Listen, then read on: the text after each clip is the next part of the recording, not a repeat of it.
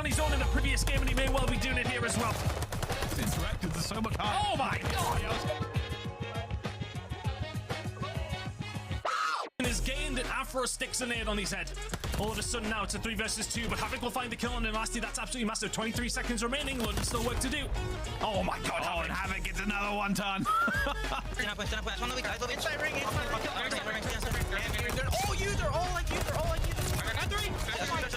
Factor one shot and one. We're good. Nice. Oh my! That guy comes on through, and it just comes on through again with the side of LAG. Nero's left all on his own. He did it on his own in the previous game, and he may well be doing it here as well. It's interacted to so much higher. Oh my god! Else in this lobby. Oh, what? Goes to work again and again. Again, the SMG's not far behind. Johnny with 1 brings it to a 3v3. Johnny just made his way all the way through bottom church. At least causes them some problems. Johnny with the 3-piece. Now forces it to Illy in the 1v3 situation. Okay. Johnny, give him the ace.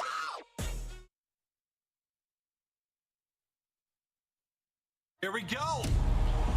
Wait. This is chaotic. Wait. Finds 1, the second, the damage is done. He finds the first, but finds the second as well. This is what he... Oh no! It's glorious, it's beautiful. You never know in a Call of Duty event what could happen. Wait. Absolutely beaming right now. And he does. He is finding all the kills, 5 in a row to walk away with all 4. That is sensational stuff. Oh my!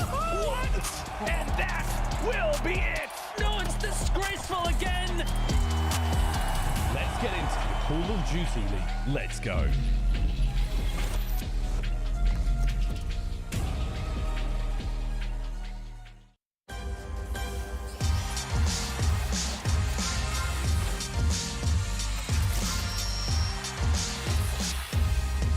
Ladies and gentlemen, with 2 days left in the Call of Duty League and also this online qualifier, I'm so excited to see how things are going to go down before we head out over to Brooklyn this week. And Let's get it. Excuse me, next week.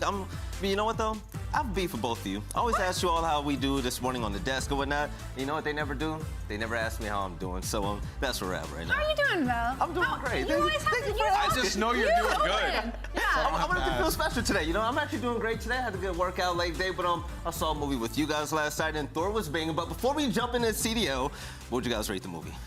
I think it was good. I'm not like a super avid Marvel follower, but like it was a feel-good ending. All right, 1 out of 10. I'll give it a 7.5. It was fun. All right, now you know what else is fun? It's the CDL points race, baby, because the bubble is bigger and better than ever, right? And also we know the top 2 teams in the standings is obviously Atlanta FaZe and OpTic Texas, right?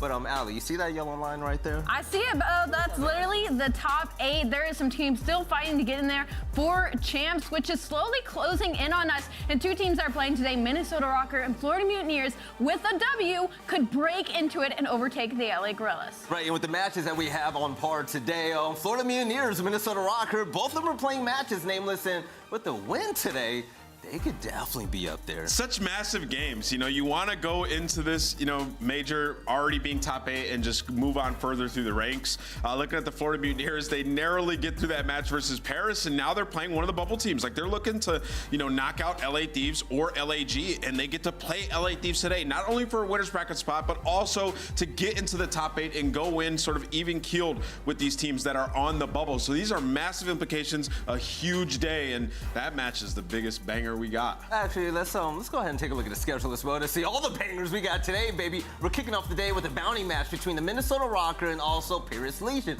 But that Mountain Dew marquee matchup of the day, we have LA Thieves, Florida Mutineers.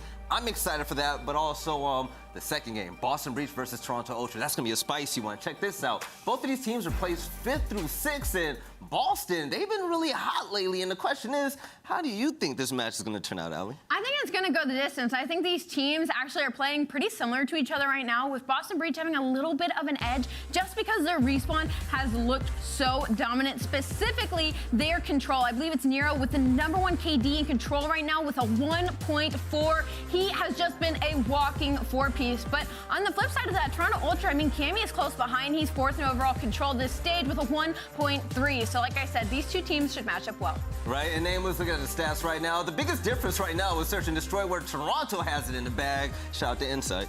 Yeah, I mean, looking at this is total season, right? So you can sort of see how the season has been as a whole. For the Boston Breach, they've looked great. There's some maps they've just been dominant on. I mean, Bow Cage, Hardpoint, Unreal, Berlin, Hardpoint, Tuscan, Control.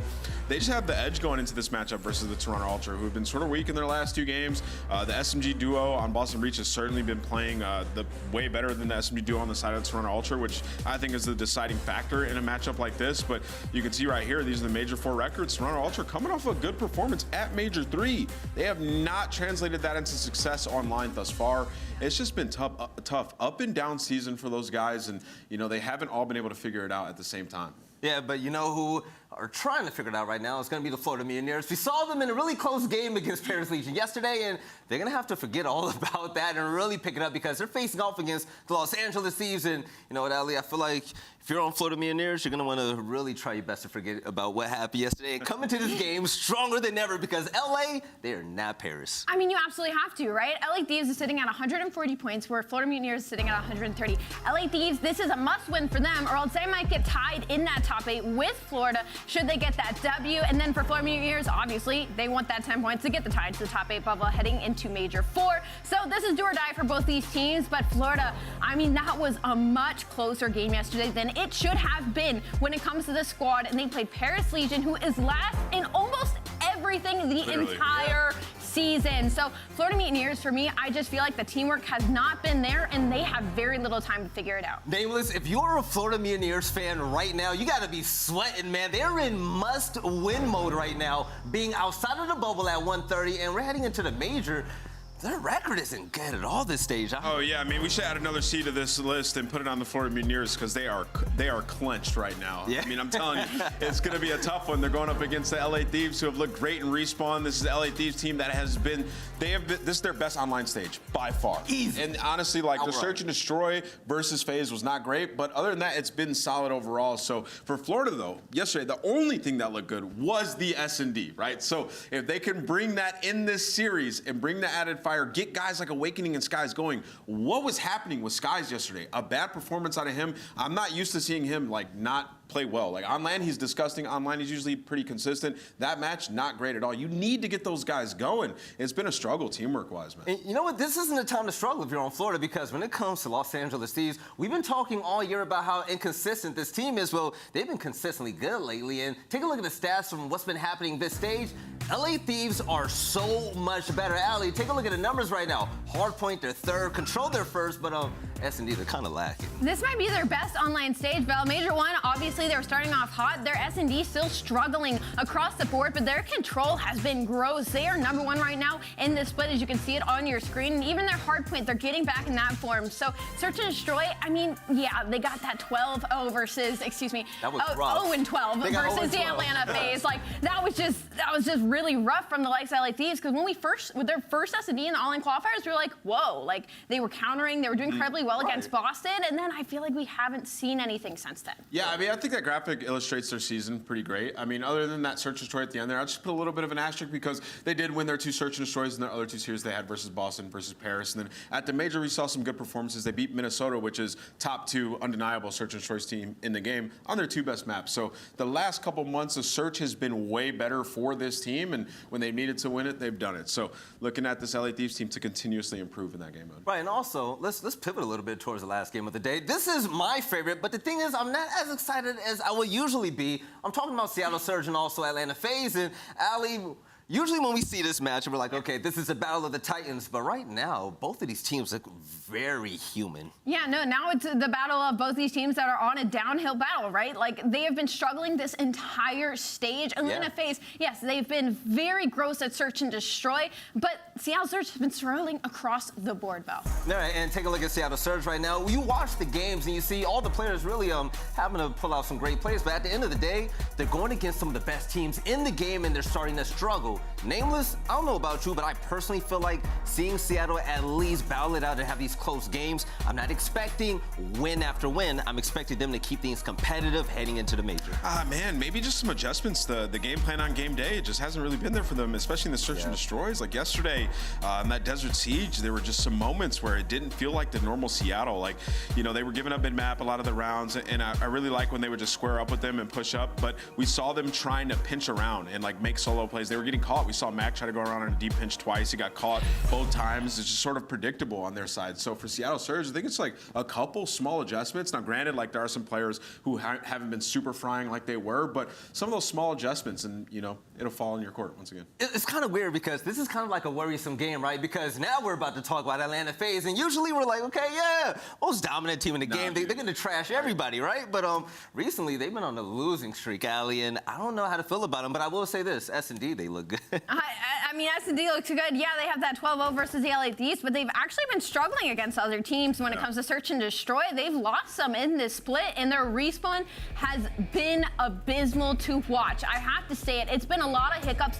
on their side. When we watch them in hardpoint, Zach Gavitu is a perfect example of that against the London Royal Ravens. It was just a couple of miscommunications, and I feel like the entire season Atlanta FaZe has kind of just been dependent on their gunning, dependent on breaking. They haven't been really focusing the fundamentals when it comes to hardpoint, and now we are really seeing that in this Major IV qualifiers, as they have an 11% break percentage now. But I will say this, they're still keeping games close, but they got to get those fundamentals unlocked. Yeah, I mean, when you look at their season overall, like they were great at hardpoint up until this point, and you know, they were always not great at rotating. They were 10th, even when they were winning, you know, hardpoints, they were 10th rotation percentage. Like these guys, but as I said, like they're not able to break hills, and I really think it's like rookie mistakes that they're making in a lot of these games. Like that one versus London, that could have went either way, that series, realistically. Like, I mean, you look at the end of that Tuscan, like literally Arcitys slows down and gets a kill on the cross, they probably win that map. If aBeZy gets that kill on Afro, or if they play differently and Arcitys in the hill with them, they win that map. So it's just like, they're doing too much sometimes and making these mistakes that we aren't used to seeing FaZe make, and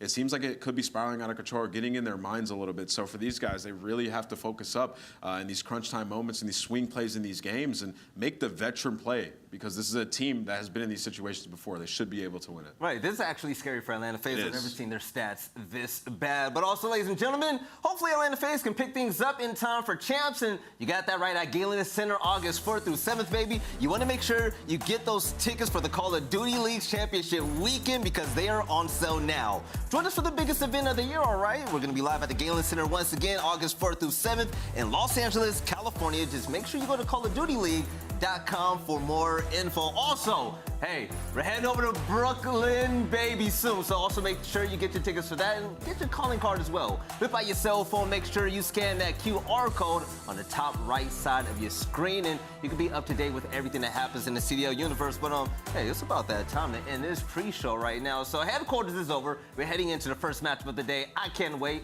We'll catch you guys on the other side to kick off day 2 of this final weekend. It's starting to feel weird. It feels a little weird. We'll catch you guys on the other side to kick things off with the Minnesota Røkkr and also Priestahh. Let's get it.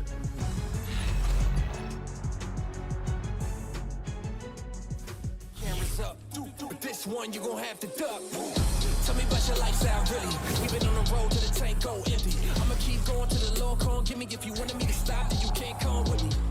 Thinking you the best, silly. We about to put it in your chest, really. And I don't think you really want problems. Think you know the outcome when you come around, dog.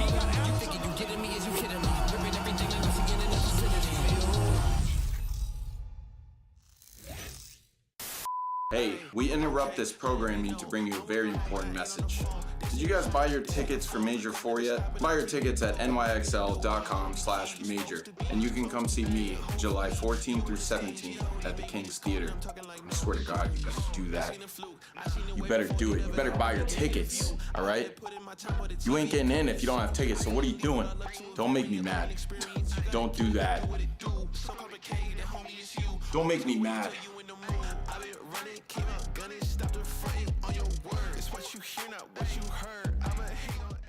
Listen up, boys. We're new in town. So grab your zennies. We're breaking into Fenway. Once you're all inside with the precious cargo, it's time to blend in.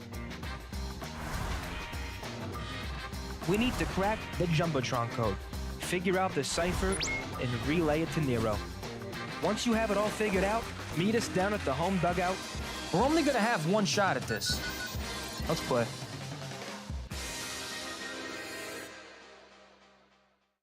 Yo, didn't you hear? Champs is running it back to Cali.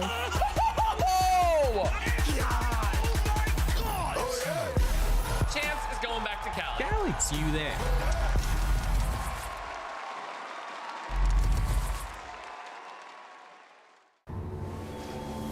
The North.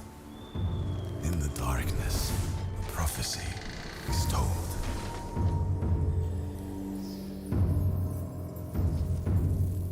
4 warriors. Confronting them like challenging the winter itself. The snow that blinds you gives them strength. And the ice belongs to them. Prepare yourself for a cold wind blows.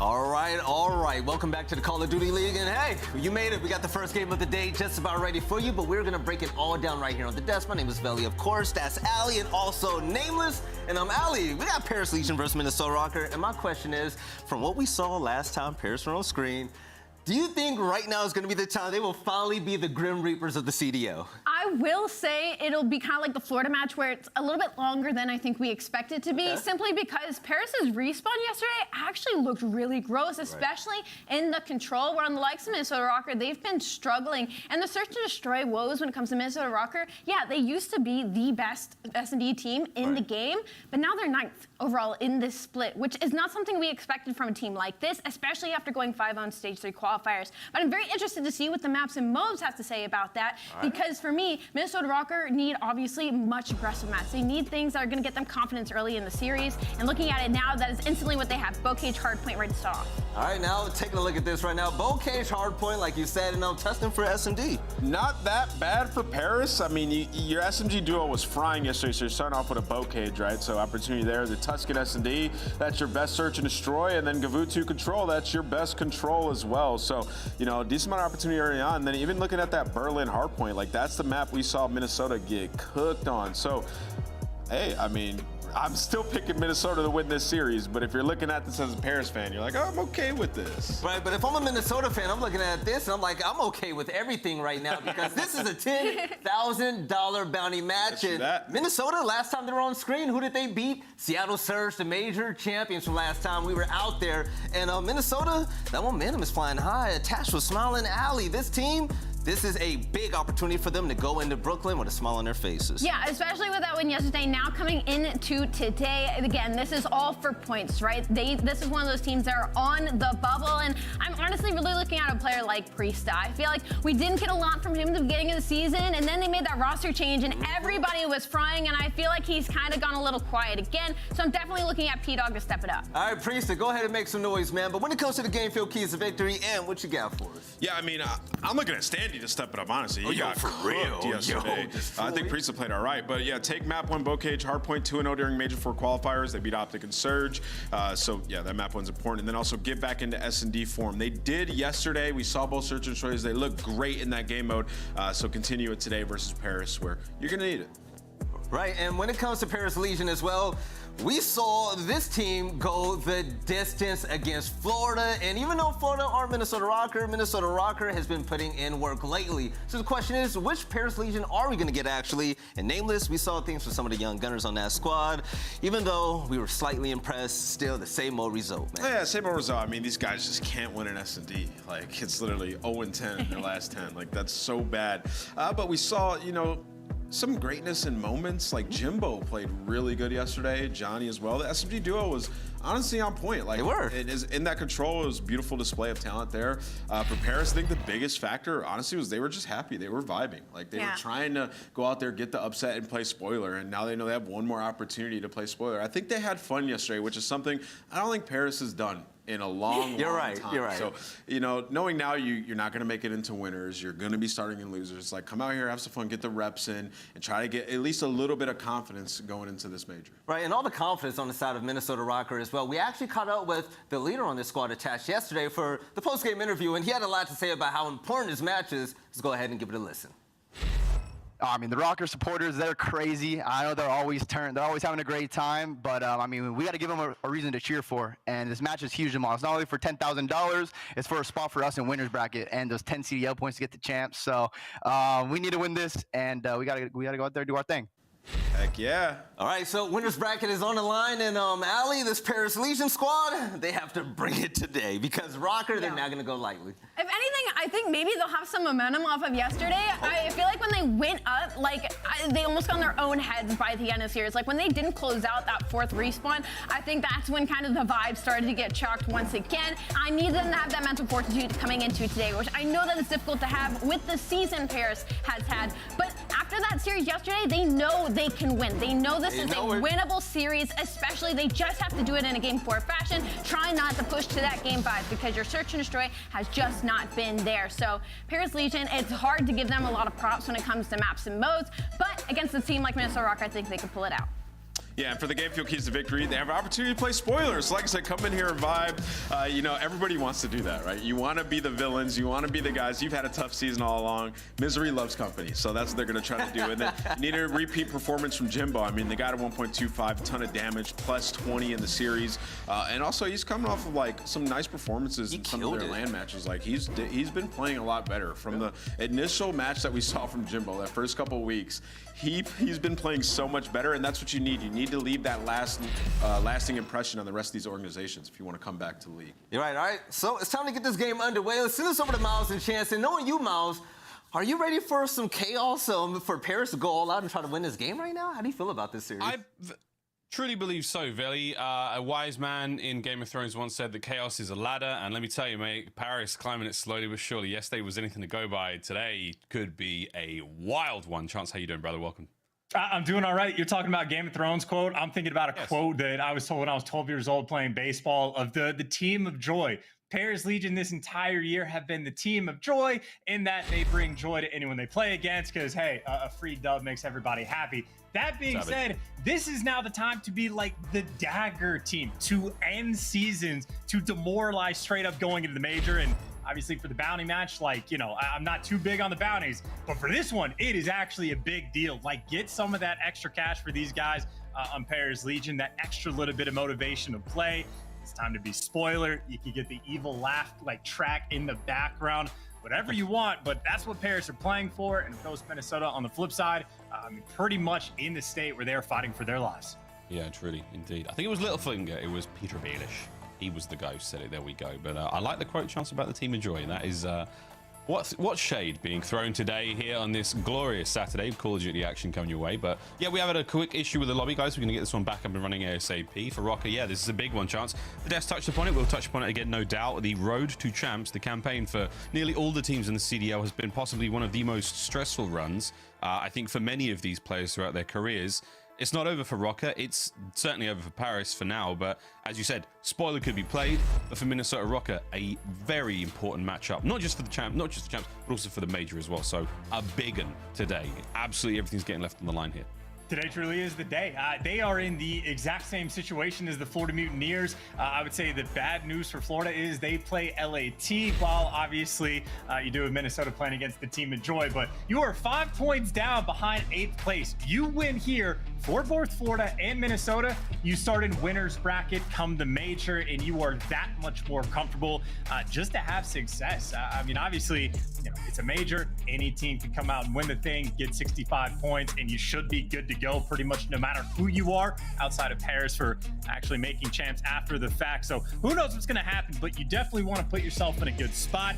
This is Minnesota's opportunity. Come out, take care of business. You've already gotten some big wins, but make sure you get that winner's bracket. And if you can just jump up to the 8th seed right before the major, even sweeter. Yeah, even sweeter indeed. Here we go, friends. Map number 1 is upon us. Paris, the spoilers, will be those trying to dive in on the point first. Røkkr win the opening fights. Trades abound, as is tradition here on Bocage. And for now, a relatively decent start out of Minnesota Røkkr. Good kills going their way. Gravity getting himself on the board as well, Chance. And Paris so far, heads up play, looking towards P2 already. Well, just to, touch on Bocage, both of these teams have played it twice. Both of these teams have played against the exact same two. Both against OpTic in Seattle. Bears are 0-2, Minnesota 2-0. So Røkkr have been taking down some top dogs on this map. And I mean, frankly, already this is one of the stronger P1 hills you'll actually see. To get 16 seconds and to keep the spawns over towards new, I think Røkkr would be happy for it. Of course, I say keep the spawns. Obviously, Pairs putting on that pressure. Yeah, pressure now on, and both angles of attack have been dealt with. Good hold there from Røkkr. We can see the hard point now flip over into the hands of the purple-clad team. Top side of the screen once again. Kills still going their way. Paris yet to find an opening whatsoever here. So this is brilliant work out of Røkkr. Backline, though, now wide open. It's the young gun, Johnny. He's in. Temps there to back him up. You have now an angle to work out. Last man done. It is over. Røkkr have been wiped. That's the break. I mean, hey, yeah, take that every day of the week. Nice, clean break. You take the time to work those spawns and pretty much have the clean break over towards P2. You see Havok, at least with the nade, is able to get a player from Paris outside the hill. And I mean, that is Paris taking extra 6 or 7 seconds to actually recover and get somebody back in the situation where they're collecting time. Johnny gets dealt with. Another player for Paris is going to fall. And I'd say once again, they're not quite on point with like the clockwork of getting people in the time. But even if it's not clockwork, you still have the lead.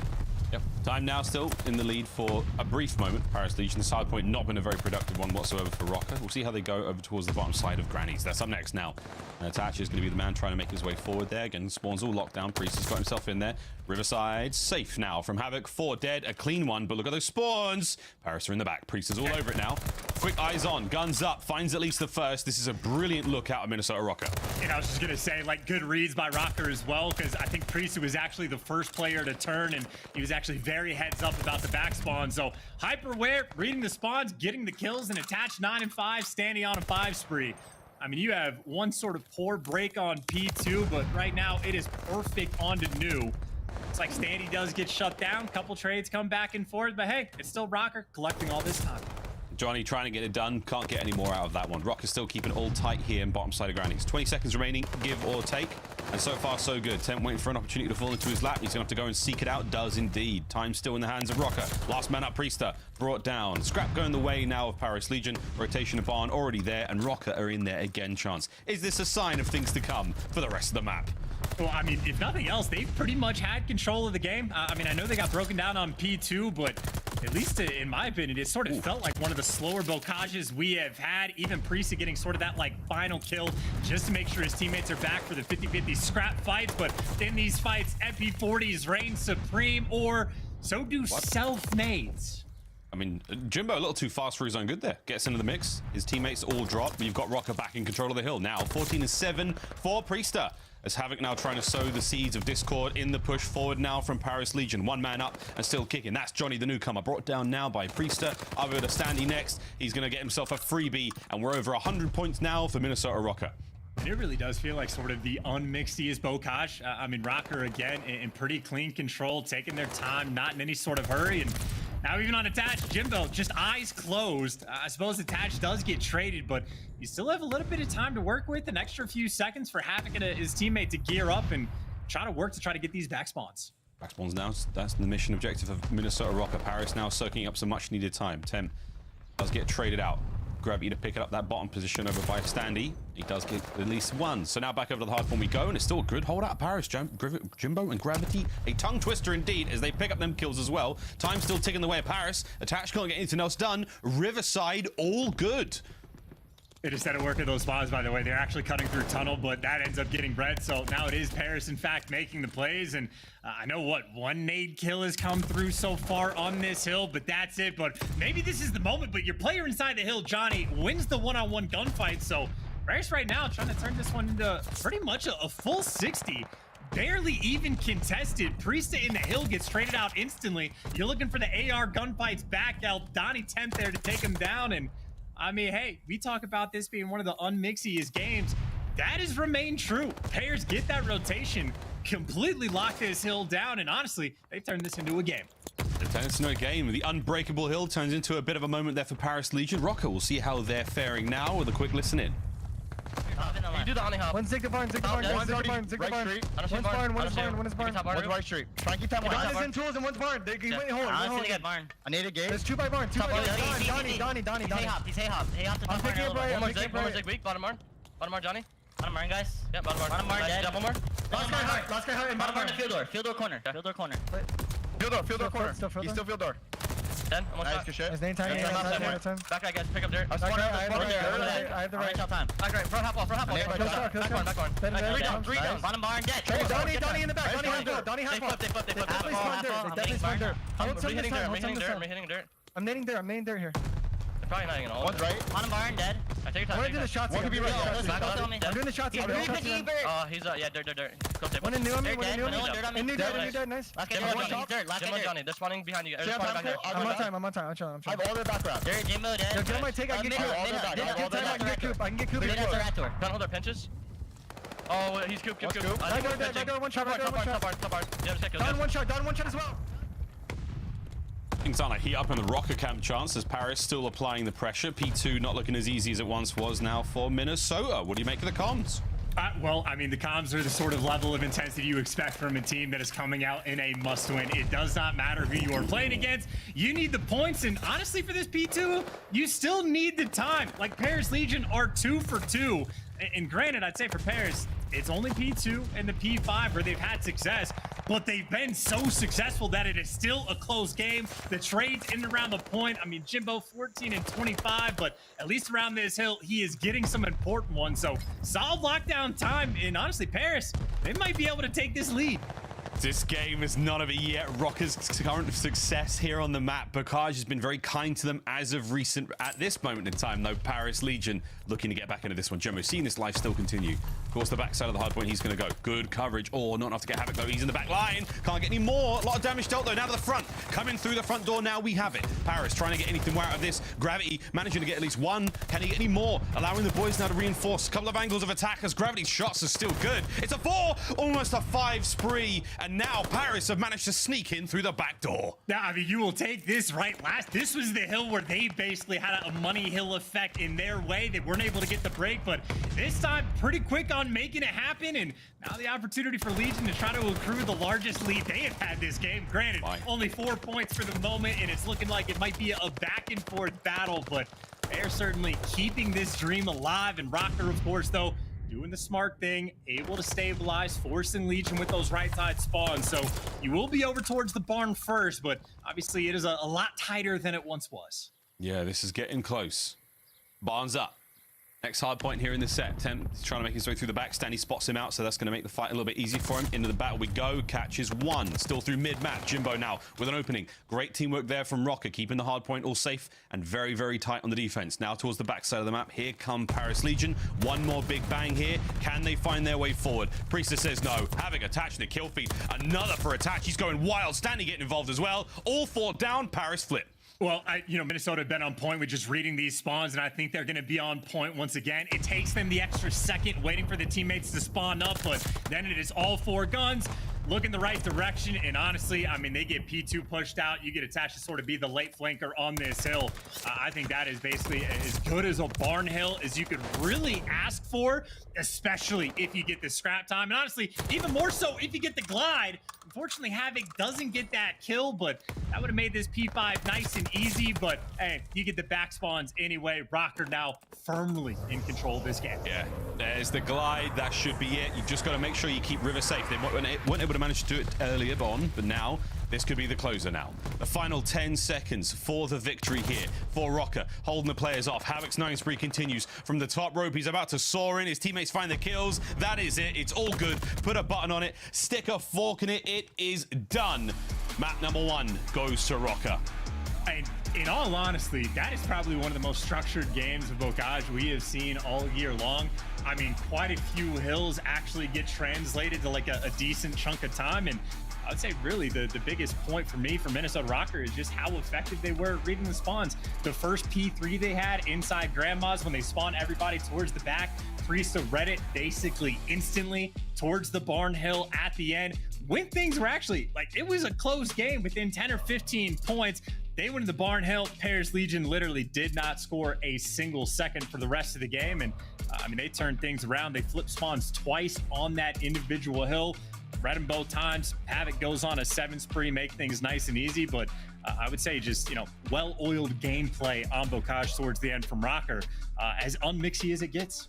Yeah, I mean, what's the opposite of a mix? I mean, I suppose it's just the fresh ingredients, and that is exactly what we saw out of Minnesota Røkkr there as we look across the highlights.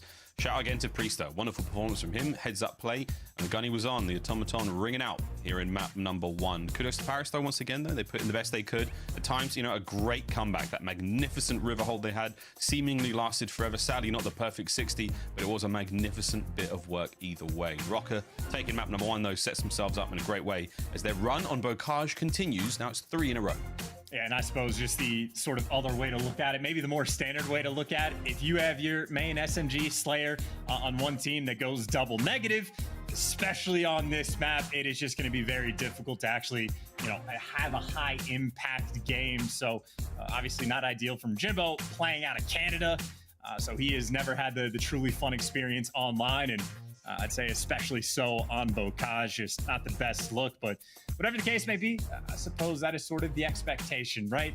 You have Minnesota, who going into this 2-0 on this map, obviously now 3-0, and the exact opposite for Paris, who are now 0-3 through stage 4. So this is how the series, at least based on the maps, was expected to start. Yep, well, there we go. Røkkr with the victory. A nice spree out of Havok towards the end. Their streaks, you name it, everyone pulling their weight.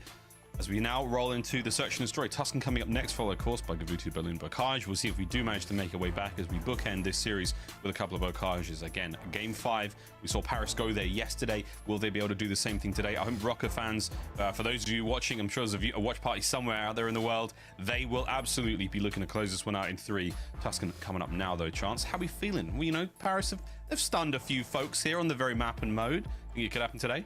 Well, funnily enough, Paris actually have a better record on Tuscan Search and Destroy than Minnesota. Obviously, both of these teams, it's a combined record with a few different rosters. However, throughout this stage, Paris is yet to win a single S&D. And I think the closest, like, the game they've had, they've lost, like, you know, 6-4 or something like that. So they've been getting bullied out in Search and Destroy. I think Minnesota, I mean, they should come out and win map 2 as well. We would imagine that. However, crazier things have happened and continue to happen here in the Call of Duty League. Minnesota Røkkr now a calm moment of contemplation before they dive into the search. A team that have been pretty clutch, got to be said, when it comes to the mode. They've had a nice run of things so far. Oh, go on, mate.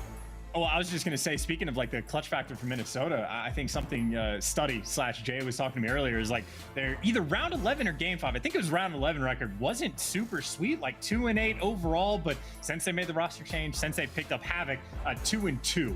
So the clutch factor, while not like crazy by any means, they've actually been just at least a little bit better, seen a little bit more of a bump. And I mean, even just speaking of like the clutch, right? Minnesota do actually lose potentially their most important series of the stage to Florida. They put themselves in a pretty bad spot where they were 1-2 record overall, but they still ended up getting their big win the other day. They got a big win against OpTic as well, and obviously are now in prime position to still go and get like winners bracket for the major. So, you know, aspects of clutch have been in the mix. Obviously, though, this is still the online qualifying portions of stage 4. I mean, what about the clutch when it comes to the earlier rounds, not having to go the distance to round 11? How about you clutch up them early ones, guys? How about you keep it tight? Don't have to go the distance.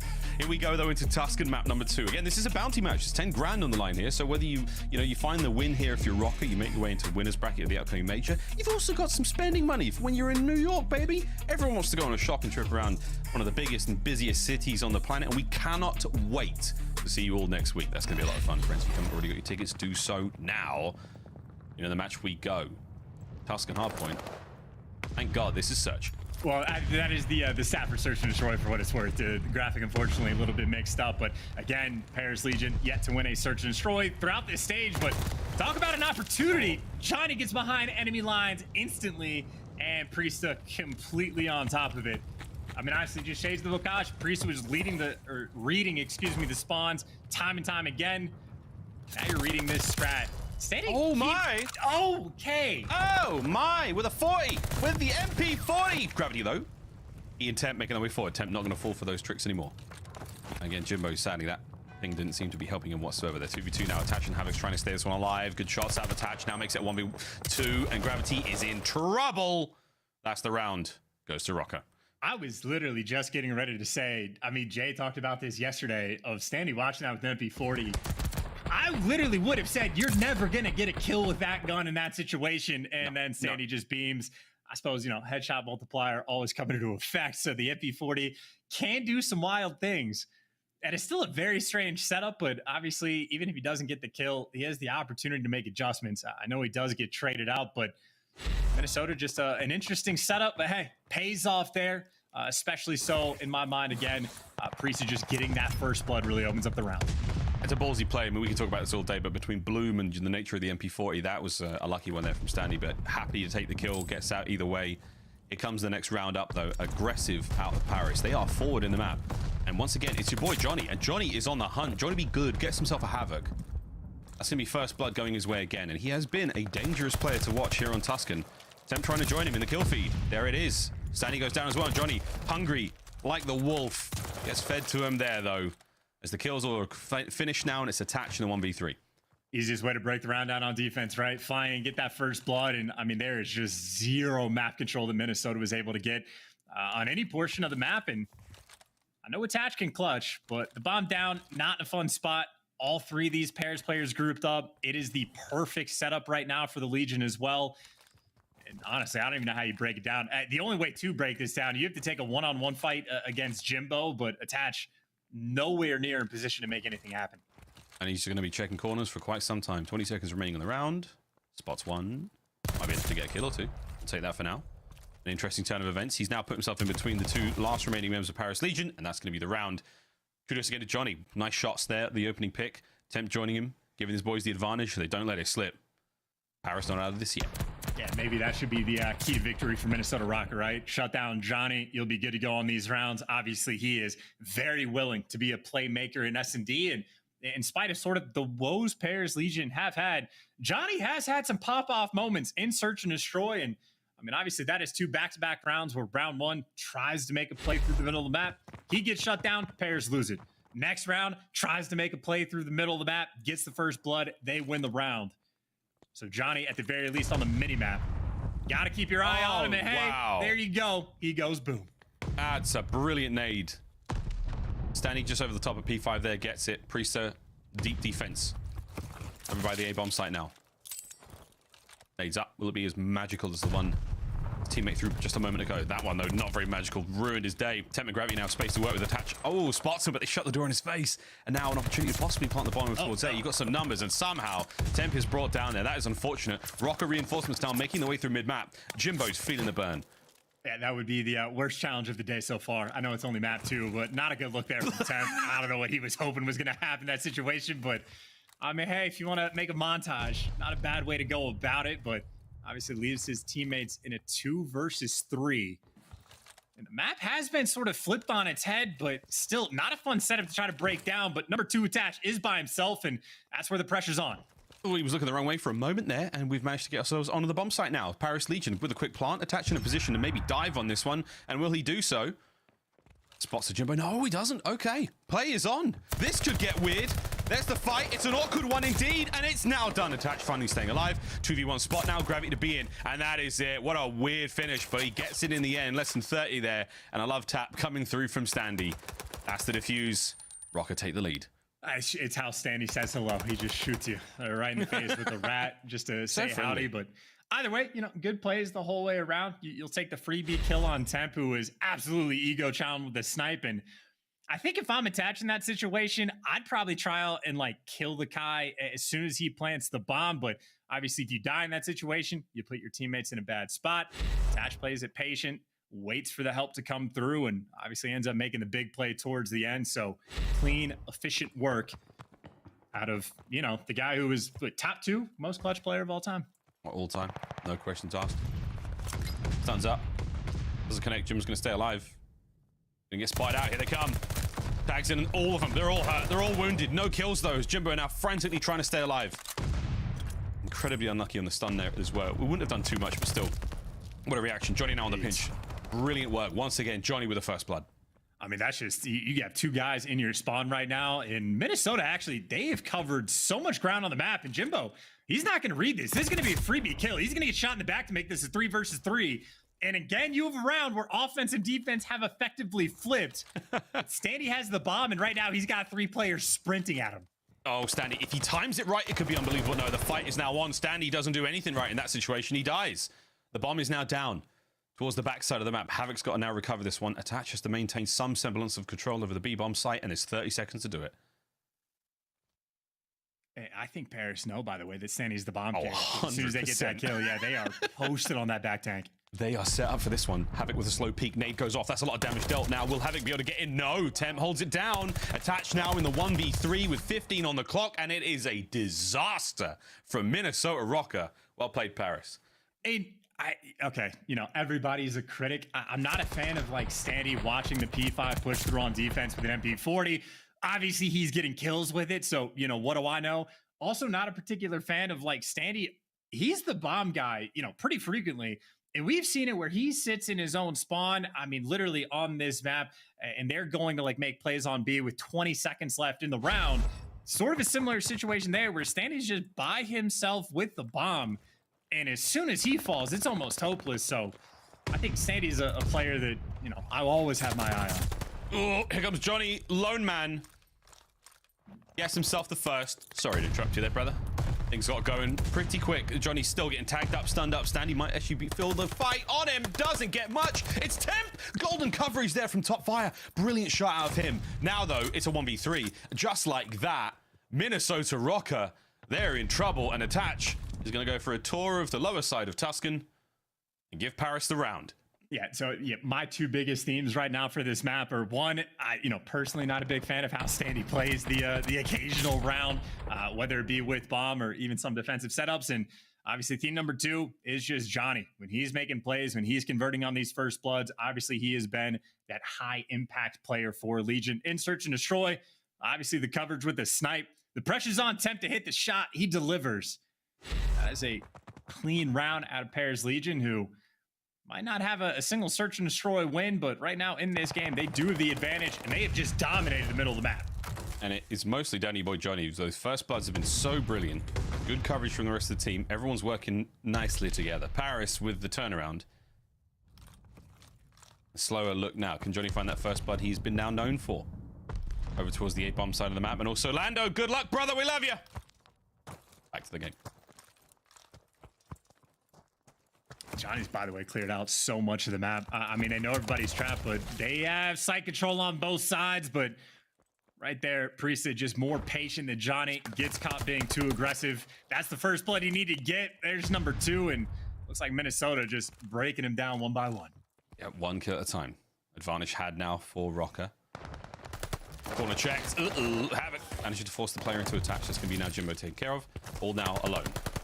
1v4 situation. He's fighting his way through him, though. There it is. The last kill coming through is about 30 seconds on the clock as well. So tough spot for Jimbo, but Røkkr played the numbers well. They tie us all up 3-3. And, you know, Miles, I'm a consistent watcher of the flank, some of the finest content out there. And I've heard one thing that's, like, been brought up a few times is a listening from Paris Legion. I think it was Paris Legion, where they're just saying, let the other team make the mistake. Minnesota does that to Paris in the round. Like, they get all of that map control. They once again sort of flip the map on its head, but then they post up and just let Johnny make the mistake. Too over aggressive, gets caught out for the first blood, and again, the patience pays off, and unfortunately, so does the hit marker. Gravity gets out with his life. No first blood just yet. It attaches at a nice game so far, 8-3. Could have been a sweet 9 there, but forward Johnny goes. Bomb being planted now quite quick by Jimbo, unlike we have seen in previous rounds. Opening advantage now going the way of Paris Legion. Here comes the fast retake now, and Røkkr are on it. They may be able to jump the bomb indeed. Johnny may get caught out in the transition now. Jimbo, good coverage! Wow, no! Standy, he's involved now. Havok's already on the defuse. That is that. Here comes Gravity, though. Oh, it's not over yet. Now it's over. There we go. Røkkr. What a fast retake.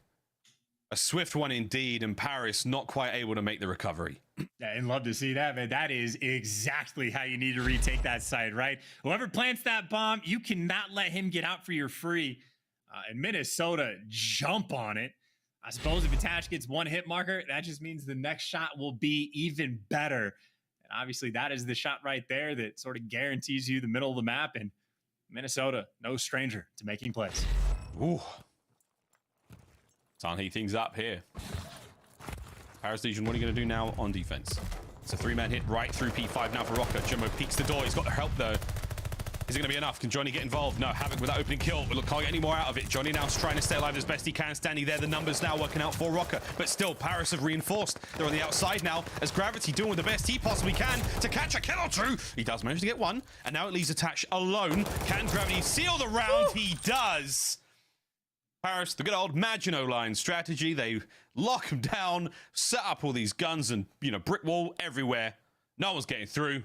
Paris of the round. Bro, I love having a little dance battle in the middle of a Call of Duty match, right? I mean, players jumping back and forth between the windows. Paris Legion happy to square up in that moment. And that is a massive gunfight for Gravity to win because in a 1 versus 1, I think Tampa a little bit too far away for at least the instant trade. And you don't want to go back to that 50-50. Not a 1v1 against Attach. That is a horrifying sight. So big plays from Gravity, big plays from Paris. And I mean, hey, you tie things up. Not a bad look. And once again, Johnny straight through the middle of the map. He has found his way into church for the 2nd time. And boom, there's the first blood. Hello. Immediate first blood. Temps popped his dead silence. He's trying to get things going. Johnny spots another. Plays it slow and safe. He may be the bait right now. Damage dealt. Here comes Priestahh. Johnny was another big one. Bomb planted now A. Johnny nearly getting another, but that's going to be now the retake situation. Røkkr down a man. Here they go. Yeah, and Johnny just did it all, man. He lets his teammate plant the bomb, but number 1 might find the angle. Jimbo instead gets the perfect read and Gravity. Guns attached down. Johnny sets him up and Paris Legion the perfect follow-up. They get the setup. I mean, they got hand-delivered a 3 versus 2 with bomb down. I mean, that is literally Johnny right there. Mr. Do-It-All, get in church. And honestly, making the adjustment. He gets read the first time by Priest when he actually pushes into church. This time, he just plays the tight angle. And, I mean, he's able to stay alive for an extra 15 seconds, even get that 2nd kill. That is as good as you could possibly ask a first blood to really get. Now, Paris, 1 round away. Then looking to break double digits in the kills. He and Attach on a bit of a race right now. Stun lands. As Johnny's once again being super aggressive, not quick enough on the trigger. Another first blood. Røkkr are now in a world of... Oh, it's a 2 from Attach. Oh my God, just get to round 11. Why not? Johnny Temp can't get enough done in that situation. Oh my God, Attach, what a nade. Yeah, dude, 1v3s running through artillery, the iciest in the 1v1s, Attach get clutch in any way, shape, or form, including the Kobe. I think he was what? He was over by roof. Chucks it halfway across the map, lands on 2. And man has 13 kills. How did that happen? It's someone's birthday. He's just delivering on the birthday wishes once again. It's someone's birthday somewhere. Hey, chat, is it your birthday? That one might have been for you. What a unbelievable round. Round 11, now we go. Attach turns that one on its head. This is going to get some very, very interesting chance. Hey, a lot of aggression coming out of Røkkr. Just for what it's worth, again, I was complaining about Standy having the bomb in spawn in these sort of situations. Minnesota, I guess, didn't like it either. So he's still playing the late flank spot. He is all the way on the left side of the minimap, like waiting for Johnny basically to show up. But now it is Havok with the bomb. So already, I'm liking the adjustments from Røkkr. Jimbo picks a different spot to hold this angle from. Round 11, it's above the door. And it's certainly in the minds of these players. The pressure is now on. Back we go. Røkkr with a reshuffle. Into the spawns you now go for Paris Legion. That is a massive opening kill once again from Johnny. Another first blood to his name. Havok now trying to stabilize. Keep something going here for the team. Gravity finds the pick though, and the trade's not quick enough. I think Attach is gonna get red. Gravity wrote that book and well done and dusted. Paris tying up the series. What a round 11 that was. Maybe a little bit too much thinking on the side of Røkkr. He trapped himself in an awkward situation. Paris apply the pressure. A fantastic round 11 recovery from them as this series just got real interesting. I mean, Paris, honestly, it seems like they were just trying to figure out what the weak link was and just attack it. I mean, Standy a couple different times. We know he likes to stay in the back of the map. And even the round before, Johnny takes him down for the first blood. In that final round, I mean, Standy just, I mean, maybe too cracked. He leaves the God spot for a moment. And as soon as he tries to get back to it, it's two players there to gun him down. So not the finest performance. 5-9 out of Standy, 5-9 out of Havok. Everyone but Attached, basically, on the side of Minnesota Røkkr were struggling. And you waste a couple nice clutches out of Attached as well. And, yo, Paris, they get that first S&D win, tie the series up 1-1. And honestly, Miles, now they go into one of their stronger control maps. Still not the best record overall, but Yavutu is very much any team in the league can win their defenses. You're just looking for that extra tick on offense, trying to force that round 5. And I'd say for Paris, there's a lot of potential now in this series. Yeah, indeed. Well, how interesting this has become and how scary this has now become for Minnesota Røkkr fans. If you're at a watch party, I recommend you get another drink right now because this control could be a real spicy one. Ladies and gents, when we come back, we find out what happens here. Map number 3, it's Røkkr, it's Paris Legion. This is the CDL.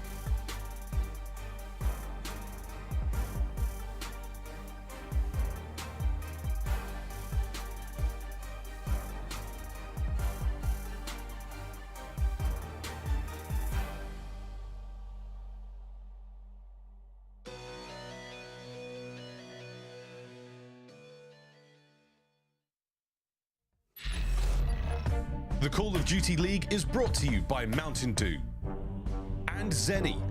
Armor your eyes with Blocks gaming glasses starting at $24 by visiting zenny.com/CDL.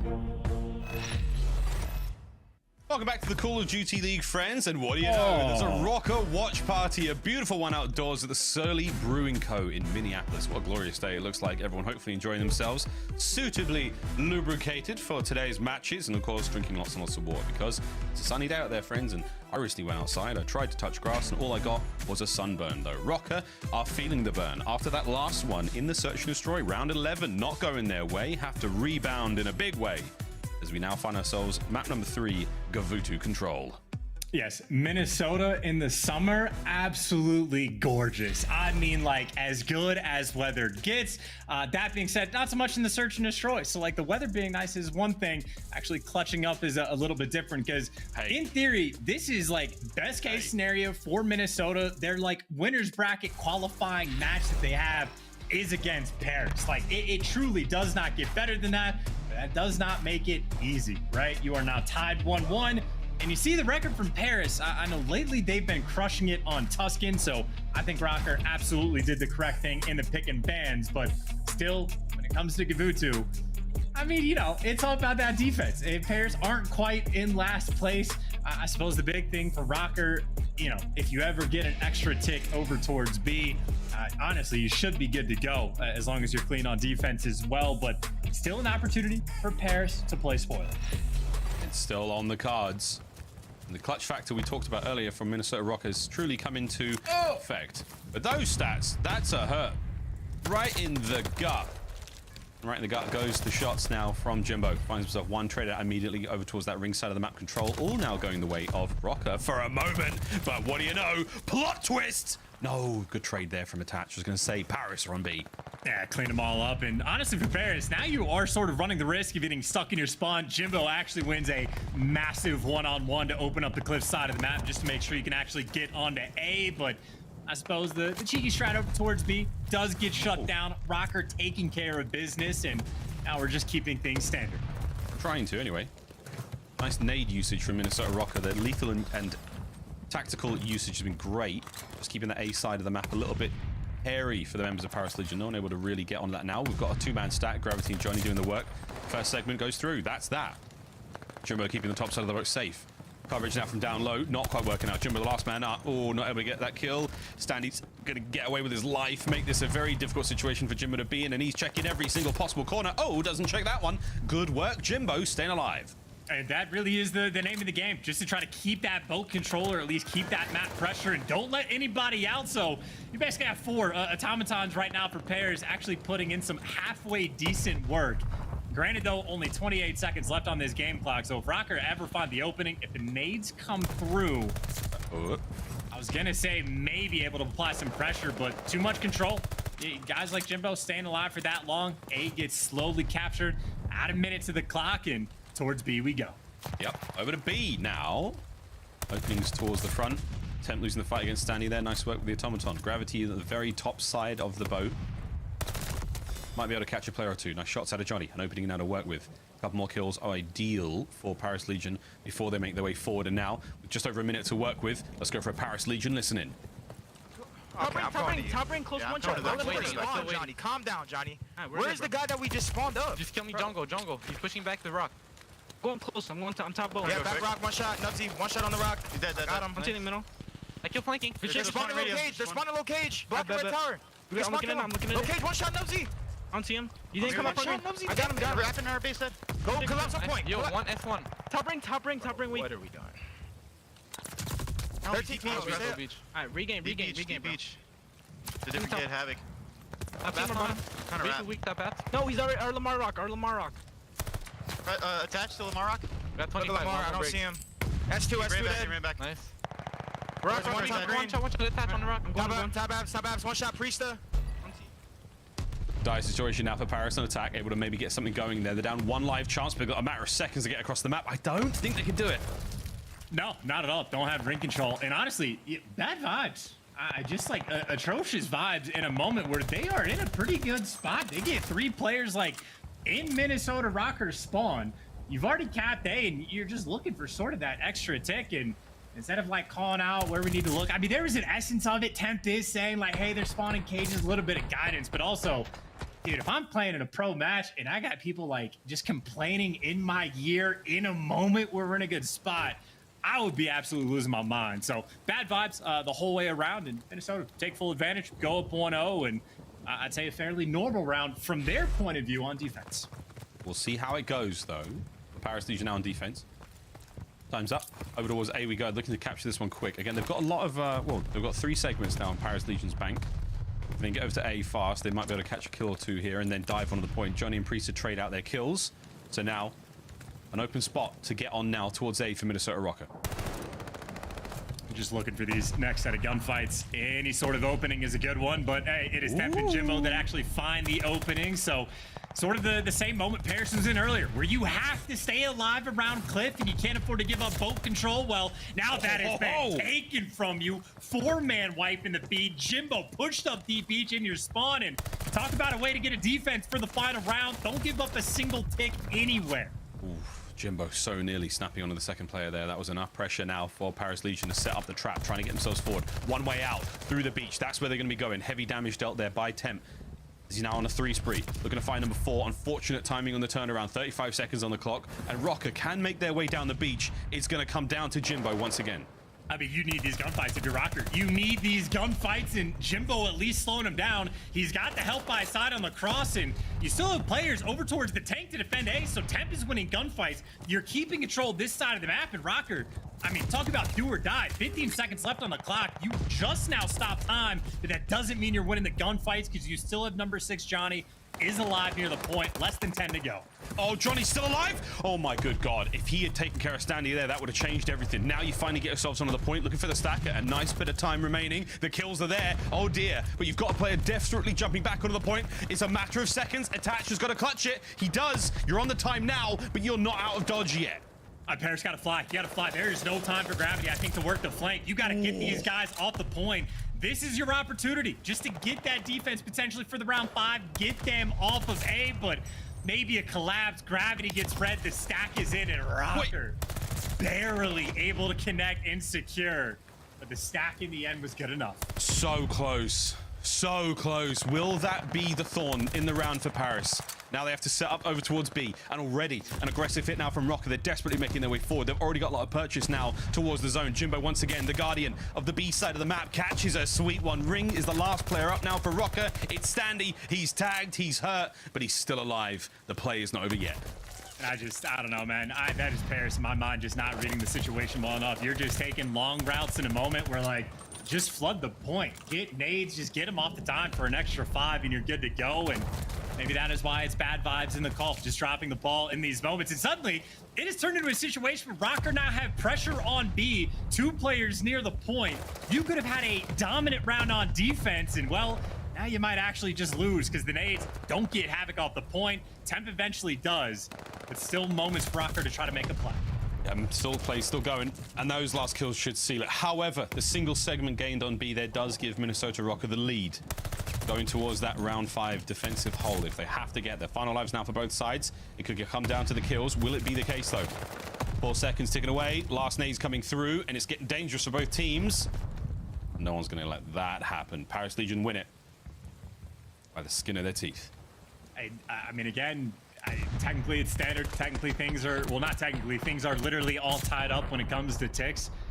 2 fairly standard rounds, but that is just, I mean, Paris, dude, I just want to see good vibes. I know it's impossible for a team that has, like, you know, 2 series wins on the year, guaranteed losers going to the major, not qualified for champs, but, like, they were still putting themselves in good moments. They nearly had a perfect round on defense. And I think now their levels of frustrations are starting to affect me, Miles. Regain, bro, regain.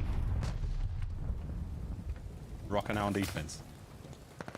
This kill's coming through now for attach. They've got heavy presence towards the ring side. That's going to be the cleanup now, taken care of over by A. 1 man left alive on a bit of a mission. It's Havok. He's being real sneaky about it. Now he's being real loud about it.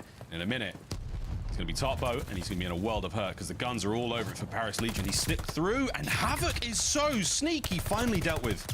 Good work on the defense there out of the opening break from Røkkr. Well, Johnny does at least take care of Priest on the flank, so you still have, I want to call it an opening. It's not like Standy's making it easy, but an opening to get towards the point, towards the boat, and I think a player steps on it for a second, forced to back away, but hey, there's 2 opening picks right now from Paris, and Standy is the lone defender. Tagged up, traded, and finally that boat control has been set in place. And I think Paris have found it. They fought their way out, making good plays, and I think 2 for 2 on their offense is over towards A. Doing a wonderful job of taking their time, staying alive, and really buying that pressure on the map. So it's looking that slow cap on A starting to come through. Oh, Tem, so unlucky. Made the right call at the right time. Just unfortunate the Priest was right behind him. He's secured. 1 minute on the clock now. Added. Life count very even. Again, Paris. Good job by them out of keeping the kills department, you know, relatively even Stevens, and now Priestahh. The man in behind. We are set up for one hell of a trap right now for Røkkr. If they can make this work, Paris could be in serious trouble. Well, Temp at least gets that first sort of intro kill, and baits out his teammate, but gets the second as well. So you can at least open up the bottom side of this map. But again, it is a long-term thing. If you never get ring control, it is still incredibly difficult to capture B. So that is where Gravity is now turned his attention to, but not for long. Attach is causing problems, and that'll be sort of the late player you have to deal with, because Attach still making plays in your base. And I mean, Johnny spawns up in the back, or not spawns up, rather, he's made his way towards the back, but Røkkr, they know that he's there. Standy's being such a nuisance to the front line as well. No one can make their way out. Uh-oh, that could be it.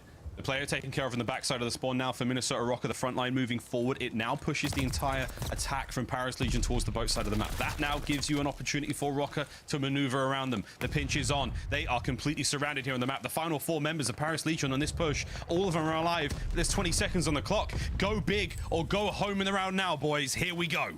They're just getting picked apart along the way, though. I mean, Priest is finding picks, and he's doing that from over towards B. Attach. Good luck trying to read what spot he's laying down. Well, Jimbo does it. But still, the problem for players now, players are going to be spawning up behind you, and still you're getting shot from ring along the way. Miles, you know it. I hate the push when you go through the both side of the map. You have to go through ring. They didn't really have a chance. I mean, look, we know on the mini-map they don't really have an opportunity to do that, but for Røkkr, well played. Kept it all together. You don't let go of ring side of the map. You don't let go of that side, you know, the whole beach side. You've maintained that control, and you force Paris into a bad spot. And a bad spot they were in. Map point now for Minnesota Røkkr. Still with a single segment advantage over Paris. So if Paris managed to win this defensive round, got to do it in a very clean way. Yeah, they also, I mean, Paris has to be on point with the kills as well, because that'll be sort of the backup plan. I mean, they have to be dominant on defense. Either don't give up the ticks on A, or make sure you outslay like crazy. And for the moment, it's looking like they're doing neither. You still have a battle over towards boat, and Attach actually gets back down by Gravity. You see Johnny causing all sorts of problems. He was able to pick up 2 extras before he fell, and right back for Paris, once again on defense, in a very strong spot. They are seriously applying the pressure now as Røkkr are spawning basically on the cliff. I mean, they've not got a solid footing here on the attack whatsoever. Jimbo taking care of the flank. Now over towards the beach side. You can make your way out. Enjoy it while you can, boys. Johnny's in your spawn. Paris are not letting them go quietly here. Johnny's not going to get another kill out of this, surely. His teammates are there to back him up. And oh my word, we are still going at it in the spawn of Røkkr. Dude, shot at the back. Johnny's still causing problems. 2 players turning around, and that is just feeding even Gravity now extra kills. 25 seconds left. Similar to round 1, where they are just trying to bully Røkkr in these moments. You talk about a heat map. There's no avenue of attack. You start going on the beach side. I mean, good luck with this one. Only 10 seconds to go. They're going to fly for it. They're going to absolutely sprint it. And Johnny's right off spawn, right into a good spot. Doesn't get the kill. Oh, my word. Seconds now remaining. Will you be able to dive on the point if you are Røkkr? Yes. 3.7. This is going to be big. No, this is going to be it. This is literally going to be it. This is going to be Paris Legion finally stringing together an absolutely dominant round. Oh, my goodness. Make that good vibes. Bring them into the round 5. You got the defense. And honestly, I mean, 2 for 2 on defense is setting up the spawn trap. The first time, they just dropped the ball. The second time, pretty much perfect. Even Gravity now is on a 5 if you're thinking about a potential glide bomb. But Paris Legion, I mean, this is as good as it gets to set yourselves up to go big in the series and to dagger Minnesota Røkkr in their final qualifying match of Stage 4. The opportunity is here. Unreal. Not over yet.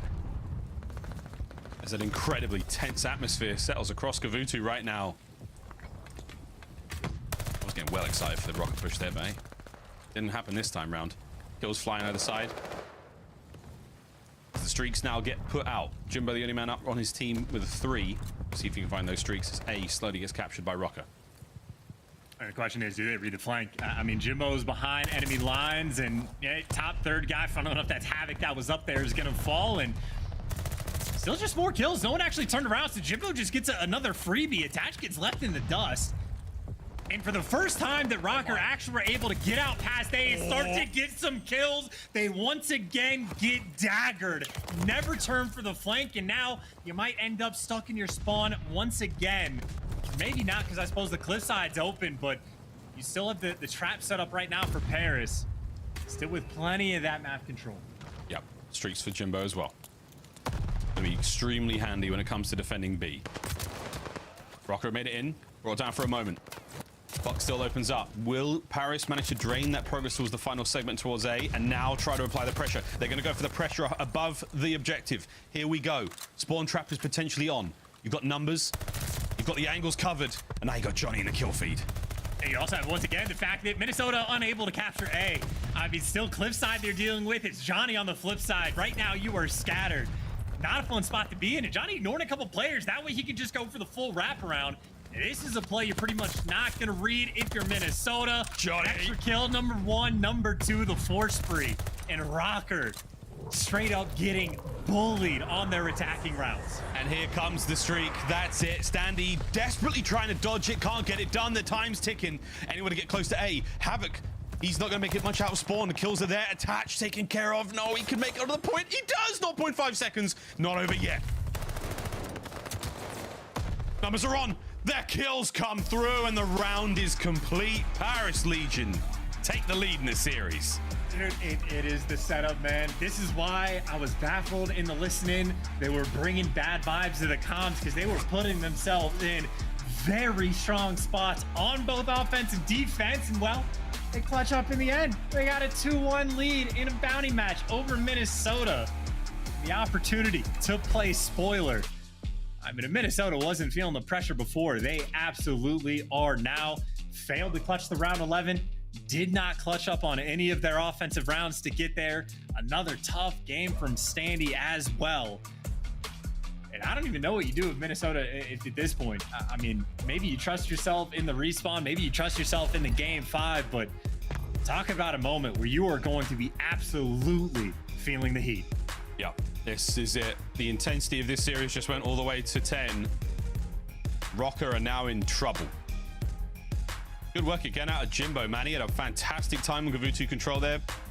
Wonderful spawn control, wonderful shots. He was really making things happen for the squad. I think for Paris, if not for what could have been a really interesting offensive round in the second, I mean, that could have been a lot easier for them if they'd managed to clutch up that final few kills. I mean, they were forced to hit through the middle of the map as opposed to beachside or ringside a lot more. Great work out of Røkkr in that regard, but man, that could have actually been a far more dominant victory for Paris Legion shots. Yeah, 100%. Round for round, Paris on both the attack and defense outplayed Minnesota, showed more life than Minnesota. Røkkr had, I mean, basically nothing on any of their attacking rounds. They had a solid opening break for the round 5 that, I mean, they just collapsed almost immediately. Never able to stabilize, never able to keep that map control, and simply outplayed. I mean, Paris truly have been putting themselves in decent positions, just never really able to convert. But, I mean, hey, now 1 map away from not only spoiling Minnesota, but for getting your 3rd series win of the year. Oh, baby, and what a 3rd it would be. An important one. We've been waiting for this, Paris fans. We've been waiting for this story to fulfill itself, and now Berlin Hardpoint coming up next. Of course, the Package was a very good one there for Minnesota Røkkr, the finest success they've seen thus far in the series. And I'm telling you, if you're at that watch party, another drink might be on the cards, ladies and gentlemen, because you are on the absolute line of that qualification cutoff point. A victory here sends you right up there next to the LA Thieves. We'll see what happens with them later on, of course, against Florida. But this is an essential victory you really want to grab right here, right now. Not to mention winner's bracket in the major as well. Oh, baby, it's all happening today. and you know, depending on who you're a fan of, you might actually be rooting for Paris. There's probably like 5 teams in the league right now that will absolutely be rooting for Paris, because Florida, who are going to be watching this series, if they see the door get open where Minnesota lose, and Florida obviously already won their series against Minnesota earlier in the stage, they can come out against LA Thieves. They win that, then they get the winner's bracket over Minnesota. So they're going to be fiending for that. If you're a Subliners fan, you absolutely want to see these bubble teams like losing games. So a very interesting moment right now, just for, I mean, the major standings, for who starts and winners, for champs qualification, and finally maybe some good vibes and the dagger opportunity for Paris Legion. And funnily enough, I mean, we're going to a Berlin hardpoint where Paris overall 2-8 on the year. Obviously not good, towards the bottom of the league. The good news for Paris, Minnesota almost right there with them with a 4-11 record on Berlin hardpoint. So neither team's strength. And I don't know, man. I've seen a couple faces out of Minnesota. Obviously, it is never chalked.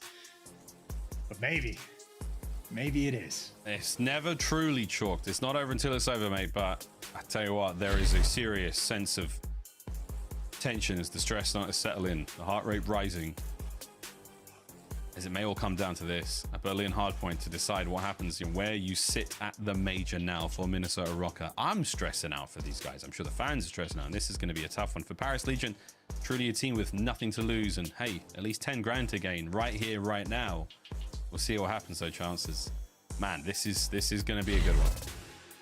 And I mean, even just for the fact that they're winning these games with like truly just poor comms, like that, the extra level of impressiveness, you know, you're able to fight through the adversity in game and out of game, dealing with bad comms the entire time. So, I mean, hey, these guys are making plays. And honestly, even just thinking about like their Berlin hardpoints, I think there was a moment where obviously we were watching in the green room miles where they just had a moment on P3 where they basically just decided we're going to lose the game right now. We're in a good spot, but you know what? We don't want it. We'll just lose and like take some horrifically long routes, make some bad plays and open the door for the other team. But if not for a couple catastrophic moments, they were playing the map pretty well. So I think right now, if I'm Røkkr, I am truly scared to be playing against Legion. Yeah, I mean, there's nothing more dangerous than Legion when, look, fate seems to be on their side right now. A little bit of good luck, a little bit of vibe change. Who knows for Røkkr? They know the importance of this matchup. And I'm seeing on the timeline as well, Mutineers are rooting for them now. They're tweeting about it. Everyone's having a good time. Except for Røkkr. And Røkkr's fans who will be certainly waiting with tremendous anticipation. Deep breaths now. Try to just regain that focus you had at the start of the series. Play with the purpose you know you've got. You've got one goal in mind. That's winner's bracket right now at the major. One step at a time, one battle at a time. And up next now, it is Berlin. Just rebuilding the lobby now, getting the players ready to go. But this is just time now to be spent. Last minute game plan. Last minute, just making sure everyone's head's truly in this one. It's a mistake or two. This stage of the game is going to sting. And I think if I'm Paris Legion, I would just try to expose Standy again, you know, or try to like single him out and bully him. I know Standy, even like recently on Berlin, has been sitting in like that 0.6, 0.7 margin. He occasionally struggles on this map, and obviously we saw it in the Search and Destroy. Paris had a couple strats to bully him down on the Gavutu right there. He was like struggling to get production, and obviously it's Gavutu. That's what happens to SMGs when you're losing, but he's the man right now. I'm trying to take down if I'm on the side of Paris. Keep in mind, it's only his second year in the league. I mean, we have guys like Attach, obviously all of the experience in the world, but it's not like there's a lack of that on the flip side. Temp has been around the block once or twice as well, but Attach right now locked in, but I mean, maybe just has to be that guy. He was trying in the S&D, but even dropping 13 was not enough. Maybe you need a little bit more out of the captain for your map 4, but whatever the case may be, it just needs to be strong from Røkkr across the board. This is as intense as it really gets, man. Yeah, and again, you don't want to see your entire season laying in the hands of one map against Paris. This will sting for quite some time for the Røkkr fans. No matter what happens at the major, madness abound. We can assure you of that, friends. Vanguard has been not short of surprises, let's say. But here we go for Røkkr. It's a great look in the series so far. a few of them, but none of that matters anymore. All that matters now is this Berlin hardpoint. The lobby has crashes. We'll be diving back into this one ASAP, but nothing matters anymore, man. The stats go out the window. It all just comes down to a single map. Try to force the game 5. You get Paris into that search and destroy. Of course, they did manage to clutch up in the round 11. If you can get to the Bocage one, I mean, that's it. You bookend this insanely intense series with almost your entire season's hopes nearly riding on it. Keep your destiny in your own hands. That's the game plan, right, Chance? Surely. Yeah, and if Minnesota get to the game 5, they should be sweet on Bocage. They have a winning record, 6-4 compared to Paris's 1-6 on that map. So if it goes to map 5, I think Røkkr could take a pretty big, well, maybe not sigh of relief, because still the pressure's on. I mean, there's enough pressure that even the lobbies can't handle it and they're crashing, right? So not a fun spot to be in. But if you get to map 5 for Minnesota, I think you're going to be cool. The bad news is we saw Standy had a 0.95 overall for the series, which is actually perfectly fine, but most of that came from the map 1 on Bocage. And now we're going into Berlin, where Standy on the year has a 0.79. So this is where he has struggled time and time again, and obviously this is where they need him the most. So that is the player I'm paying the most attention to, at least on the Minnesota side, and I suppose maybe for the sort of counterweight, the counterbalance, just to see how Johnny performs, because Johnny, again, has been a very high impact player for Paris Legion so far. Admittedly, not to any success just yet. But now looking for their third map win, or third series win, excuse me. For the extra 10K they get to throw into their pockets. I mean, it's not really their champs. Like, their Major 4 is going to be their champs, but this is the final match they have going into what is going to be their final tournament. So this is the time to, earn something. Yeah.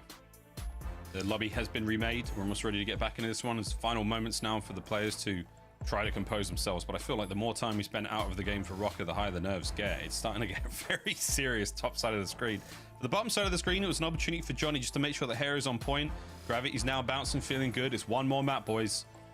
Temper Jimbo as well. Just calm resolve. Maintaining a resolute level of focus. You've just got to get one more map. Paris Legion, you feel good about that. You get yourself some cash. You set yourselves up to be that little bit more confident going into the major. Who knows what happens? It's wild, wild scenes here in the Vanguard season. Røkkr, man.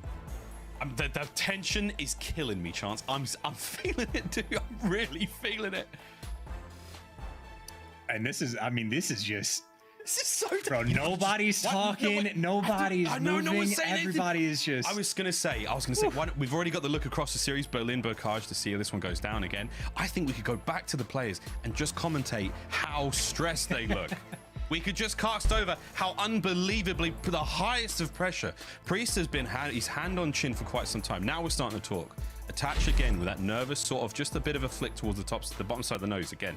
Not sure what that means. I'm not a psychoanalyst. We might be ready to get into this one, but we're now adjusting everything. That was socks being adjusted now. Fist bumps are out. This is it, ladies and germs. We're going in. We should be going in anyway, but man, the tension is there. It really is a stressful look. Standy knows in the back of his mind, the stats haven't been great. Everyone's thinking about what they've got to bring now. You're thinking about being the leader. It's attached. Havok, thinking about those routes, thinking about how big you got to go, thinking about what the other team's going to be doing, thinking about what happens if we don't win this series. Here we go. And just to continue to throw this out there, there are actually 3 players in the league on Berlin Hardpoint that are statistically worse than Standy or have performed worse. 2 Real, who has only played this map 3 times, but he got thrown into the Florida SMG blender.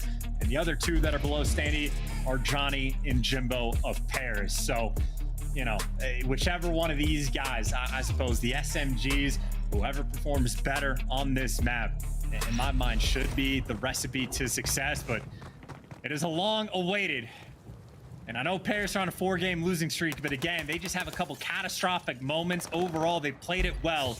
Good news for Minnesota, they start on the good side, but here we go.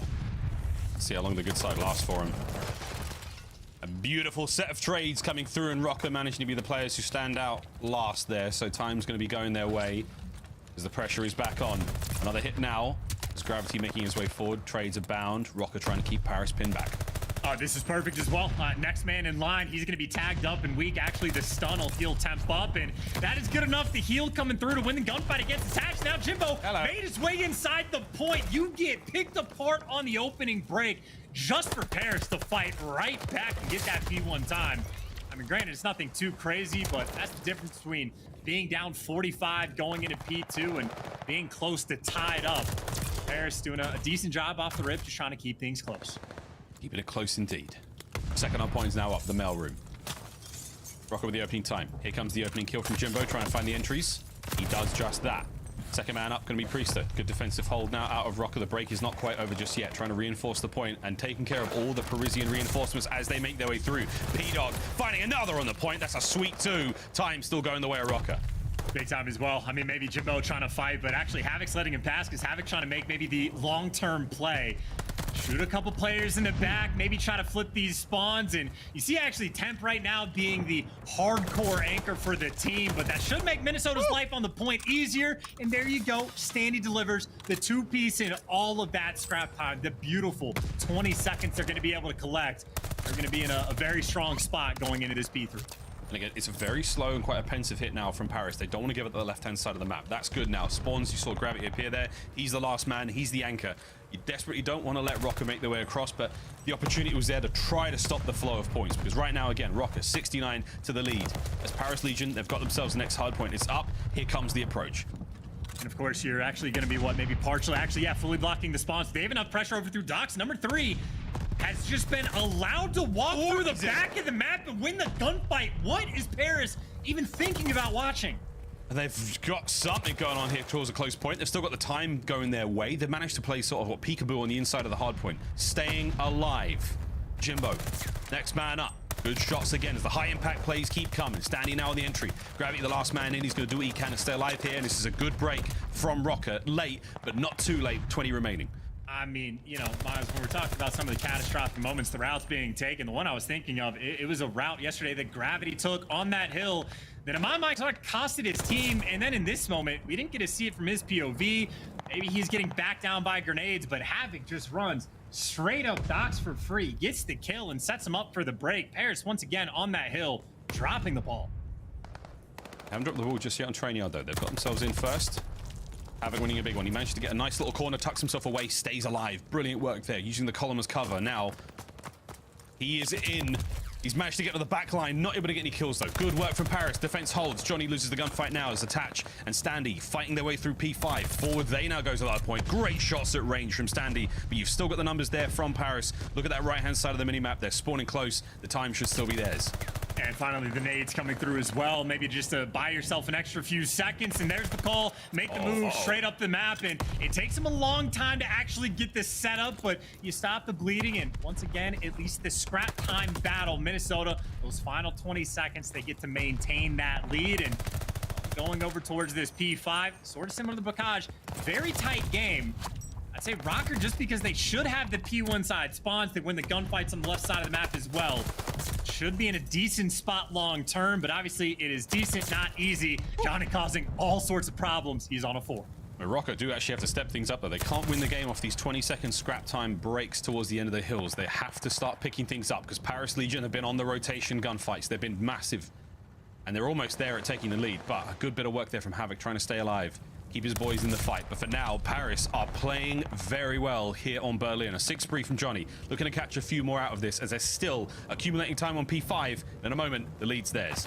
Oh, he might get shot in the back though, but he's still up. So hey, maybe this is the opportunity to get the glide. And keep in mind, while we've been watching him go on this spree and cause all of these problems for Minnesota who want the P1 spawns, this has been a massive amount of time collected on P5. So again, you talk about Johnny being a high impact player. He does get shut down, doesn't get the glide, but in the meantime, Paris have in fact taken that lead. Now we go over towards P1. It can be a money hill, but if you get this break for Legion, you will be in a very sweet spot. And Gravity, check your corners, lad.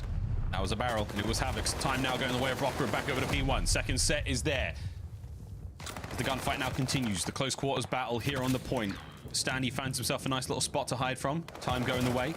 No way they check that spot, but into the fight the rest of the squad goes. Now, Røkkr looking to get the lead back, as this is tense moments here on Berlin. The second set is on us. Paris now with a bit of time. Oh my, the flank covered. It's an open field for now. Priestahh wins the foot race.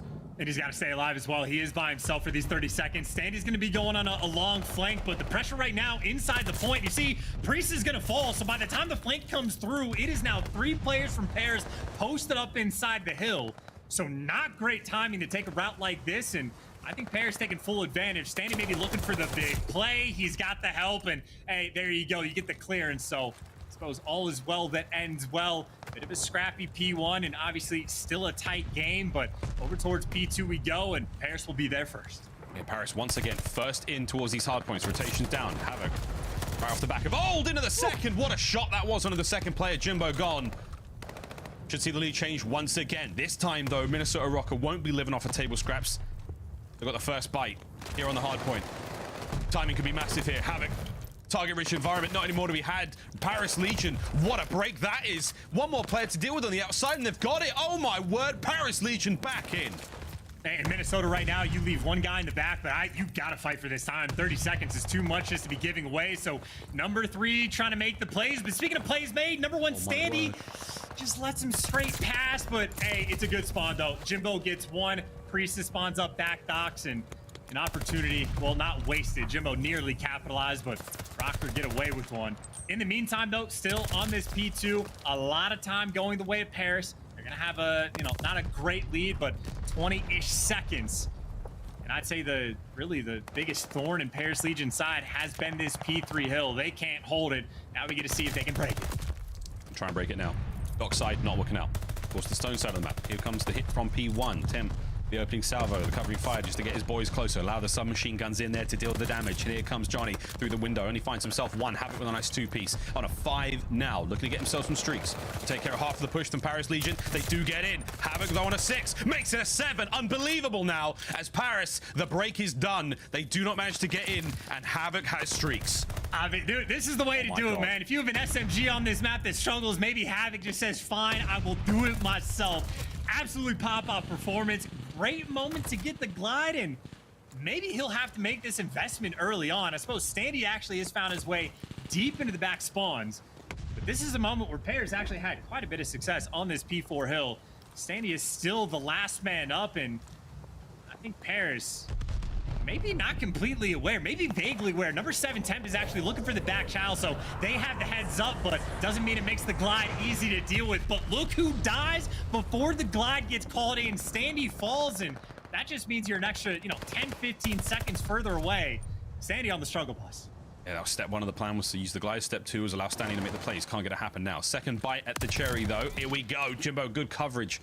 As the play's not quite done yet for Minnesota Røkkr. They've still got numbers up close, but they are running thin. And that is the back line now wide open. And Temp, good eyes on. Paris Legion continuing to hold Berlin here. This is a magnificent bit of work. A late break, not enough. Nades come through. Open field for now. Røkkr need the time. I mean, hey, 18 seconds, the nades, maybe not quite there. And funnily enough, Minnesota not collecting it yet. I think the nades, at the very least, backing them down. So good tack usage. I mean, hey, that's an extra 10 seconds right there, sort of stripped away. And long term, Paris have the left side spawns, and I'd say P5 has honestly been one of their stronger hills. Another strong one here, and I mean, you just straight up, you win the series. You get your 3rd of the year. This is it. This is a big one. This is a massive one now. Røkkr setting up for the hit. They've got themselves P1 covered, but that's all good, guys. You'd absolutely need this time as well. Temp finally brought down. Røkkr now in the hill. Time going their way. Priestahh wins a big one. Still, try to accumulate that time. That's the goal right now. As the 222 of Paris Legion, that is a very dangerous number to see if you are a Røkkr fan. Setting up now for the hit. Johnny through P2. Priestahh, will he make the read?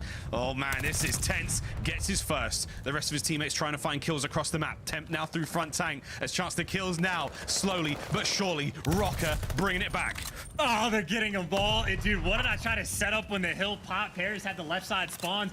They dropped that immediately. Now you get flipped out. No success on P5, and maybe stuck in the blender and attached right now with gunfights like that. Not hard to understand why. And on the roto, the next AR making the big play. Temp, the only man really nearby for Paris Legion.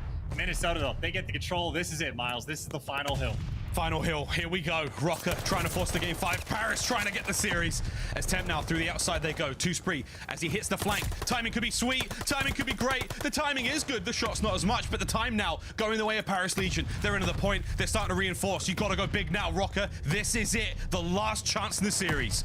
Winner's bracket or loser's bracket. These are the final moments, and they fall down one by one. Now off spawn, you're stuck in the blender. You're gonna have to flood through the flank. Havok, though, he at least finds 2 somehow, some way. Now you get the opening from the front. Minnesota making the miracle plays. It's not over just yet, though. Jimbo still trying to stay alive. Now Minnesota back in. Lead change. Tip through the front. Shots are good as Priestahh holds the line. Standy now backing him up on the outside. Final 10, and the win could be here. A big kill from Gravity, but no, it's not enough. We are going to a game 5. It is never chalked as Røkkr stay alive. And just, I mean, an unbelievably bad game. I mean, just neither team. Well, actually, no, I take that back. Minnesota wanted to win that match. Paris Legion had like 3 opportunities to make some good, clean plays and shut it down. And they just dropped the ball so consistently on Berlin. I mean, dude, when we're looking at it, you get a 3-man wipe on that final hill. Paris Legion have full control. Havok is down by like statue with an SMG, somehow picks up a double kill and opens up the break. Havok cannot get paid enough for that performance. 33 and 22, top damage, gets the glide, helps out on some of these breaks through P4. And obviously the big 2-piece towards the end. I don't know if it's possible to get a second look at that one, but might genuinely just be play of the game. So Havok is a hero, and I'd say out for that, that is just Paris consistently trying to lose. I mean, I would like to take his player cam reaction and turn it into a gif of just the most wonderful elation, as it is not over yet. We go the distance in our opening series of the day, and this truly is Minnesota Røkkr's fate is back in their hands for a moment. All they need to do is close out Bocage. For Paris Legion, they will be devastated by what they will be considering, and I know the fans are considering, a choke there on Berlin. They're 10 seconds, they had everything going right. My goodness gracious, ladies and gentlemen, what a series this is. Not over yet. One final map to decide it all, chance, and God only knows what happens now. Paris Legion, Minnesota Røkkr, game 5 after the break.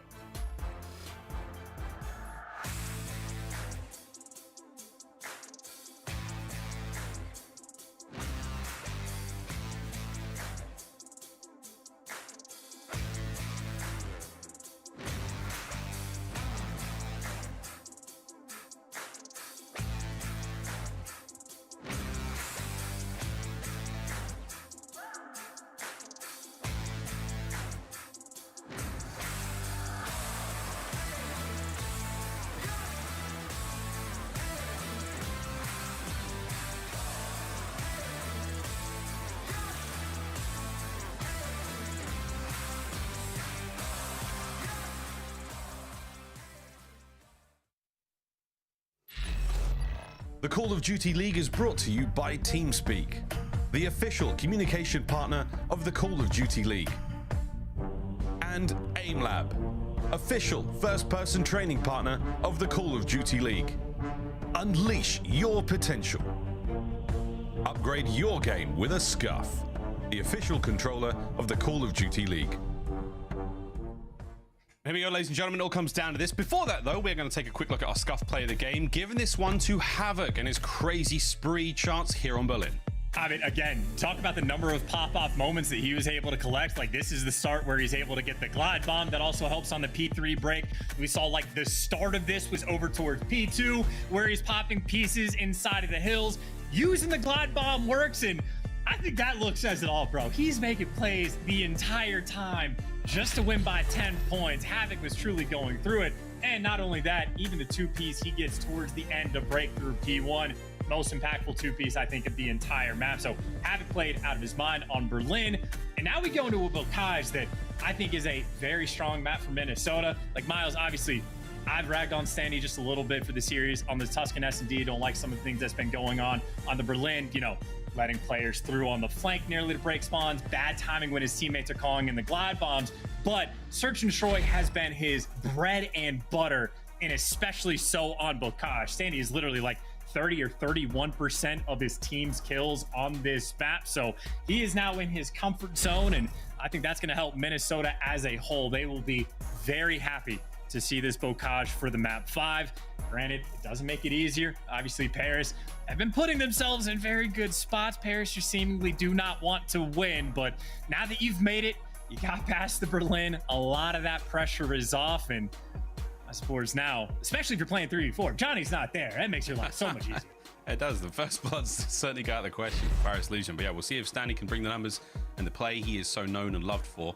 The rest of the team, though, for Minnesota Røkkr, there is a new lease on life right now. Those vibes have changed. The smiles are attached. Priest has got a little smirk going on. Everyone's feeling it. As now for Paris Legion, back in familiar territory. Every time they've won a series, it has been in a game 5. They've lost just as many, if not more. But here we go. One more map to decide it all. And again, for Røkkr, it cannot be understated how important this series is in the grand scheme of things.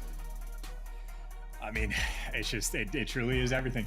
The setup potentially, well, not the setup for champs, obviously, because again, anything can happen at the major, but because there are, you know, 6 teams, I think right now in the league whose fate for champs will be decided at this upcoming major, you need to put yourself in the best possible spot going into it. So this is the opportunity for Minnesota to jump up, to get into the top 8, to get a little bit of buffer room against LAG in Florida, obviously, who each have their own series to play, but to get into the winners bracket. So it is the setup for the final, the home stretch of your year. And again, technically, it is the best case scenario to be going against Paris. Obviously, it has been a very difficult road just for these guys to get to the map 5, but they made it. They get to the cage. We get to the cage. We get to throw it all down here once more. But yeah, think of all the teams that are throwing what? As much positive vibes the way of Paris right now. I know the Mutineers are out there doing it. Subliners out there. I wouldn't be too surprised if, you know, the LA Thieves are trying to see some success there.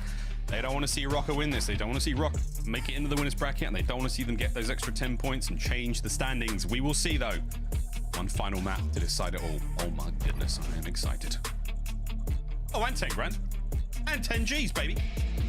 I mean, again, for everything that Minnesota is playing for, it is the setup for the year. It is the opportunity. Because again, I would say Minnesota firmly in the category of a team that have the potential to win an event, just because anyone that shows up to an event at this point seems like they have that potential.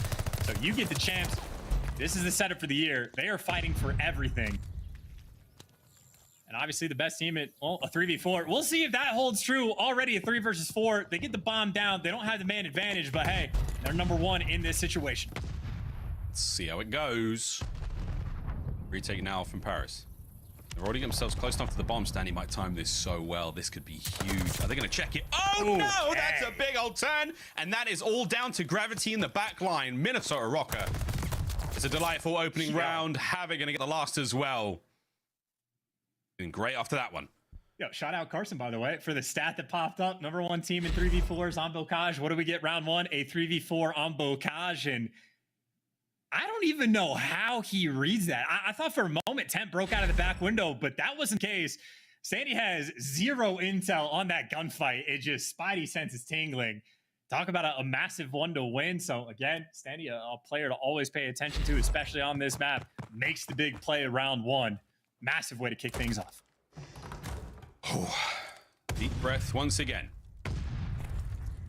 Jimbo now, bomb in hand, trying to make it towards the A-bomb site for Paris Legion. And they won't find anything. Attach might, and he does. First blood, Røkkr. The clean movement as well, just to break through that wall. Not an easy thing to do, but Attach does it like a menace. So now you get a 4v3 opportunity. So Minnesota great at the 3v4s. You got to imagine even better when they have that life advantage. And Jimbo's trying to find himself into a soft spot now when Minnesota Røkkr maybe don't have eyes. And for that, we will see if it comes through. Shots are out. Bomb's making his way through. Great timing. Catches himself attached now. 3v3, 45 on the clock. And Priestahh, funnily enough, gets down towards Røkkr. Dude, this is playing out like the Tuscan, where you just flip spawns, basically. And this might be 2 3v4s back-to-back. You're finding the picks. Yeah, Jimbo, that got the intel on Priestahh, delivers the kill to his teammate. Whoa. And that could have been the best timing possible, but instead, maybe the worst time. Not a lot of intel Minnesota are working with. And that is not the bomb carrier. And it's the Stavok duo. They might be able to get something going here. Havok, what a shot on the second. Unreal. Gravity, though, makes it a 1v1 and wins it. He catches Standy unaware. And he brings down Havok as well. Gravity, keeping the boys in it. Yeah, maybe a little hype from Johnny, or maybe just conversation for the next round. But Havok tries to make the big play. I mean, he absolutely delivers, but that is the downside of not having the man advantage. You see what was happening in the background. Gravity jumping up, breaking through the wall up top Grannies, shoots a player in the back, and, well, obviously makes that 2 for 2. So nice little clutch from Tom Gravity in that moment. And maybe the strat is don't get first blood, you know? Maybe. Good luck. Gravity gets shots, catches at least one. Trades come through. Early exit for Standy here in the round. You do manage to get the bomb very close towards the B-bomb site. No, the Jimbo, the beautiful reads. Beautiful reads. Textbook, baby. 3v2 now. Røkkr are in trouble and attach. No. Yeah. Jimbo finds another 1v3 for Priestahh. I mean, they just dominated the information game in that moment. I think Temp spotted Attach jumping up into the window to hand deliver Jimbo an easy kill. Jimbo makes the perfect read out by street. Now Johnny spots Priestahh, and like dominoes, they fall. And that is technically the first round where the first blood actually gets converted to a round win, but that is Paris just looking clean on defense. Again, they were 0-4 throughout this stage in Search and Destroy coming into the series. They got their first S&D win against Minnesota Røkkr on map 2. Jimbo, influential in the round. 2 great kills for him, help set the team up for success. They win the war of information. And now they have the lead here in the game 5. Offensive round now for Paris. And it's a heavy lean towards B. But again, on a map like Bocage, anything can happen. I think Minnesota going for a very passive setup on defense. So Paris Legion maybe going to take their time, feel out the round just a little bit. I don't think a ton of nades and tacks have gone through. I think most of the investment had been on the side of Minnesota Røkkr. So as soon as you get a little bit of intel, maybe Paris will start chucking some of those. Or here you go, Stun's ringing out, checking all the corners over by Zig. We're running out of stuff to throw at each other. 50 seconds on the clock now. Noise being made. Here we go. We've managed to infiltrate inside Grannies. I say infiltrate. It's more of a breach and clear. Havok managed to get the first blood on the Jimbo. Heavily tagged. Will Temp check this corner before the regen happens? The answer is no. And they're both regened up now. Here we go, boys. Round 2. Yeah, Havok has more help, though. You over peak, and Attach could be there from the trades on top of the tank, but Temp trying to find the opening. In the meantime, Havok just finding all the kills. Finally, he gets traded, but Temp has to dip out down low. And keep in mind, only 20 seconds on the clock. Johnny trying to go over towards B, or maybe looking for up top. They are running out of time. Run out of time, but they're able to make... Oh, no, it's done. The round is surely finished now. Temp in the 1v3, let alone the fact the bomb is down. Røkkr, you bleed out the options from Paris. The clock comes into effect. And Havok, again, what a wonderful opening from him. I think it was 3 kills on the round. Great work, Røkkr. And even just, I mean, again, you know, I know the first 2 rounds, the first bloods didn't actually pay off, but especially when that bomb is leaning towards the A site, especially if Havok is winning the gunfight on the bomb carrier, obviously that just breaks the round down. So That was your MVP on map 4, and right now Havok putting in the work on map 5 as well. It's only round number 5, and he already has 6 kills to his name. Blow for blow, though, we are leveled up at 2-2. Røkkr like these sort of more pensive openings and on the defensive rounds as well. Sticking towards the back side of the map, waiting for anyone on Paris to make the move, but Paris just as stalwart in their defense. No one letting anything through just yet. No one showing any hands. We wait. I think, yeah, no nades and tacks connecting either, so both teams playing around it. I think later on in this round, the question honestly might just be how well Minnesota read the spot that Johnny is playing at the moment. If they elect to actually go towards A, and, well, if they come towards B, gravity back L, not a fun man to deal with. And only 40 seconds left on the clock. Røkkr taking their time to make the play call, but again, Johnny is the player they're leaning towards. Do they sniff this one out? It's time to go. It's now 30 seconds remaining. Noise being made. Middle of the map is heavily populated now by Minnesota Røkkr players. On the cross, Havok gets tagged up. That stun's going to land as well. Will it heal him? No. It will keep him damaged. Less than 20 to play with now. B-bomb site is wide open. Should be able to get the plant. Should be able to add time to this one. But Paris yet to spot too many on the defense. There's one. Trades come through. Havok with the opening blood. And this is going to get mixy real fast. Well, Paris just have no idea. They're giving up the bomb plant for free. They were reading A this entire time, and they read wrong. Havok strikes again, and man advantage for Røkkr. Havok in a corner. You got to clear him out quickly, because now you're running out of time. Here we go. Shoes on the other foot now. 30 seconds. Opening salvos. Havok finds himself another 3 now in the round. This is a big one for Gravity. He's got to go huge. He's got Standy covering the bomb as well. Timing could work out indeed, and it does not. Right place, right time, and a magnificent bit of work from Havok and Standy in the round. And just another moment where it feels like they are just letting Paris make the mistakes. I don't know how you don't make that read, or why your only defender that is even possible defending the B bomb site is overcommitting and just hard reading A in that moment. It didn't seem like there was any pressure from Røkkr really on like the P2 side of the map. Havok only showed presence like bottom grannies, basically, like towards the middle of the map. So Paris just completely unable to, you know, orchestrate what was happening in that round, and all that time that Minnesota spent just hanging out ends up paying off for him. Priestahh first blood. As these teams, I mean, they are playing each other real close. Johnny has not been nearly as influential as he was in the Tuscan at 1-4 thus far. Just over a minute to work with now. And Paris Legion, with a man down, are still working their way forward, trying to wait out the ordnance being thrown by Røkkr. See Priestahh getting back down as well, and I was going to say maybe an opening for Jimbo to make a move, but not a fun side of the map to deal with. But it's not like this is any more fun. You break in straight into Havok, who for the first time doesn't pick up the 2-piece. The Røkkr still have that man advantage. Standy picks it right back up, and what a win that is. Nice stun check. Here comes Gravity as well, and Standy with the 2. Standy with a round. Yeah, I mean, this is looking like it's it to me. Miles Paris just not playing well in the slightest.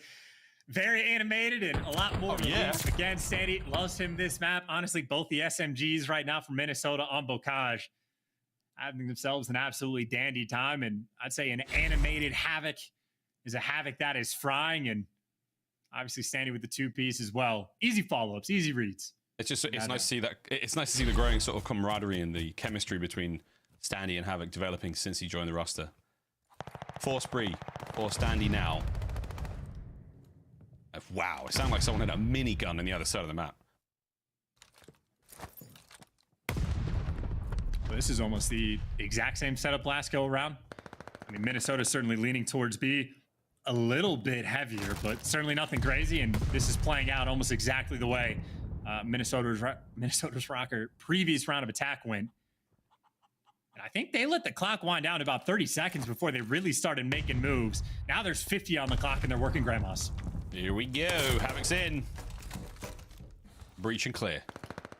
Top side of Granny's now safe. Attached getting the kills as well. The round is over. Røkkr.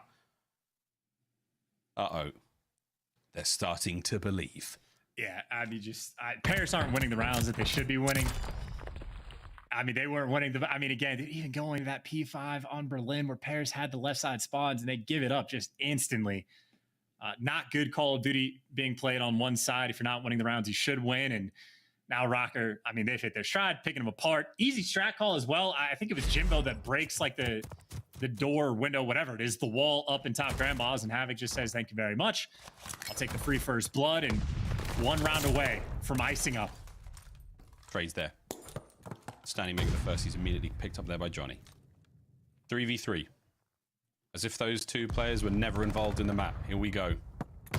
As Paris are just on the outskirts of Granny's. Temp the nice pick down on Priestahh. This gives you a lot of space to work with now as you make your way towards that B-bomb side of the map, though. However, attached, tagged up. This nade, oh my word, through the most deadly of foliage. Doesn't catch Johnny. Plant is down. Oh, and couldn't quite take that gunfight down. Could have been the opener, but does leave attached, and now the 1 versus 3 bomb down. He'll take the freebie. Good chunk of time to work with, in all honesty. And Johnny has sort of kept himself on the bomb. I don't know if Attach makes his read, and Attach is also running out of time and still one of the best headies in the game. So small window of opportunity. Paris completely closes the door. Stay alive. And keep the nightmare situation still in play. Still looking for their 3rd win. Oh, sorry, brother. Temp's patience there certainly paying off. Holding that angle, knowing full well you've got Attach trapped in the tower. There's no getting out. If he goes through the front, he's going to run into Johnny. If he goes through the back, he runs into Temp. Skycam had that covered as well there, but for now, we do remain on match point. Minnesota Røkkr. As Paris have got to rip 3 rounds back to back to do the unthinkable. And Temp is thinking about it, man. He is thinking about making this play on the flank. Priestahh on just an absolutely godlike heady in the back, and I think Temp knows. Well, if he did it before, he certainly does now, and yeah, that'll shut that play down. No making moves on this side of the map, but at the same time, this is Røkkr now, look, 3 rounds in a row on the attack, where very stagnant, happy to take their time, and in these moments, they are 2 for 2. They're looking for the 3rd. My word. All sorts got thrown at gravity there. I think that might have come from Havok in mid, but Johnny, eyes are on. Not going to let anyone get through this. Here comes the play from Røkkr. They've made their way forward. Gravity will be the man to watch this. Standy with the bomb carry. He is the tip of the spear right now for Røkkr. 30 on the clock. Hey, you need a nade to take Gravity down, or at least to make things, interesting. Ooh. If you don't have the stuns and attacks or anything, you'll be posted up, and this is not fun to try to get to this B site. Only 20 seconds left. Standy's managed to make it through. He's on the bomb. He's going to get the plant. Gravity with the first blood. There's 15 seconds remaining, but the plant will come through now. Paris Legion have the numbers. Røkkr, though. Oh, my God. What have they got? They seem to have some kind of divine purpose to drive this one home. It's a 2v2. Gravity wins the fight on the flank. All of it comes down to Attach. He's watching the cross, though. He knows Gravity hasn't actually moved over towards the bomb site, but he's got to be worried about Temp. At some point, you got to flood out and check this bomb, and maybe Gravity fans it to him, or maybe Gravity guns him down. An ace on the round. The first blood in the final kill. Gravity clutching up for Legion. This map ain't over yet. It began and ended with Gravity. A sensational round to stay alive for Paris Legion. Back to the drawing board we go for Røkkr on those offensive rounds. They took a long time to get in a position. And even with that post-plant setup, Paris, a special something keeping them alive. We go again further into the search. 5-4. I mean, this is one team, nothing to lose. I mean, they can hit something, they can make a play, or try to find some opportunity. More aggressive on the map now. Trying to clear out everything, make sure no one's playing some sneaky corner, not laying down in a cheeky spot. Maybe long-term, Standy can think about a flank, but right now you're looking for the bloods, and you are just, I mean, you're fighting with X-rays. Pixel perfect gameplay required at that sort of range, and not an easy thing to do in Vanguard. Forward Paris go. Into the guns of Priestahh. And there it is, Standy with the opening blood. An unbelievable hit, in and out. Surgical precision to stay alive as well. That is a tremendous opening kill. The bomb is directly down on the bomb site.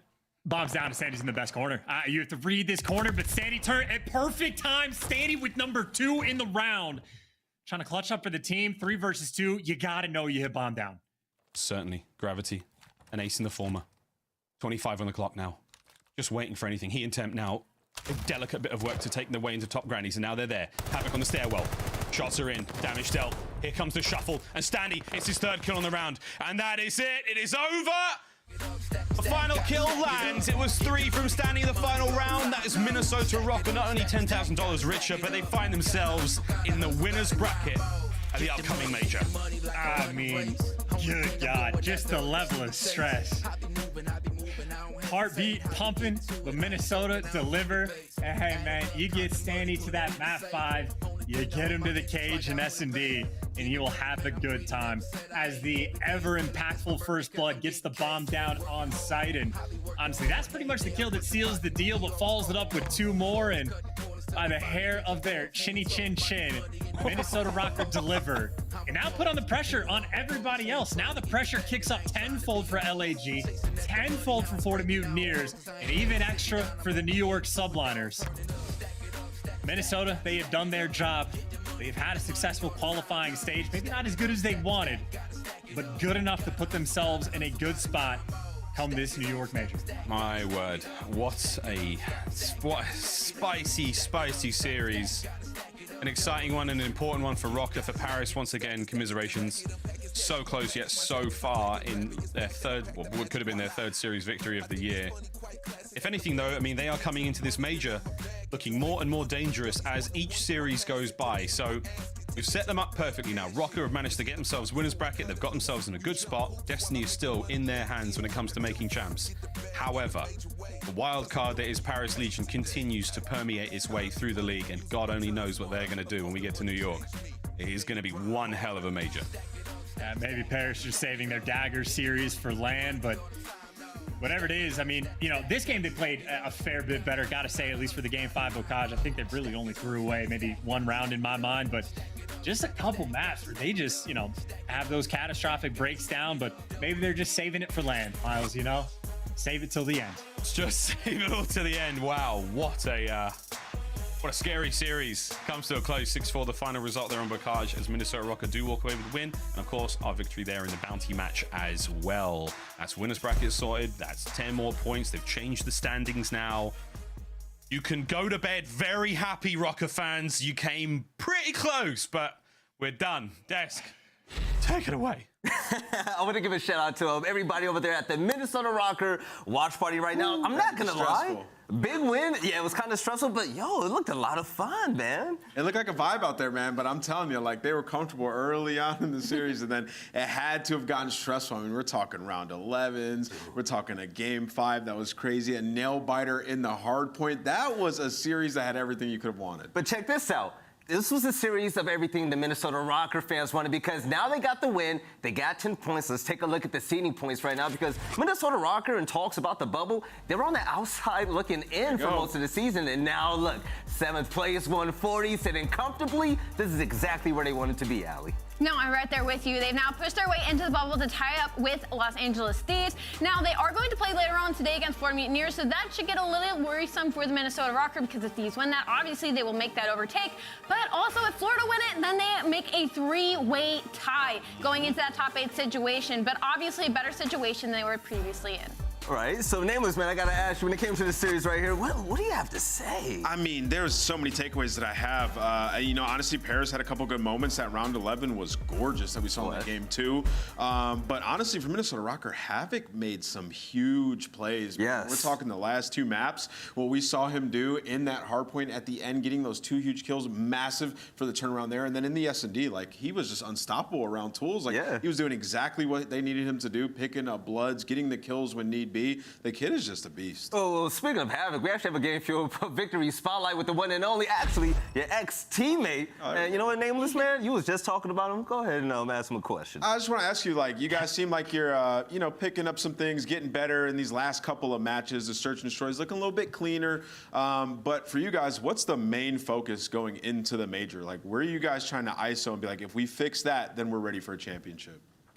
Man, honestly, we've been taking it match by match, that I don't think we've gotten to the point of like what's the game plan going into the major, because the game plan the past week has been win these 2 matches, get winners bracket. So I'm sure we're going to get in our bag going forward for a game plan going into the major, but man, I'm just stoked we secured that winner spot.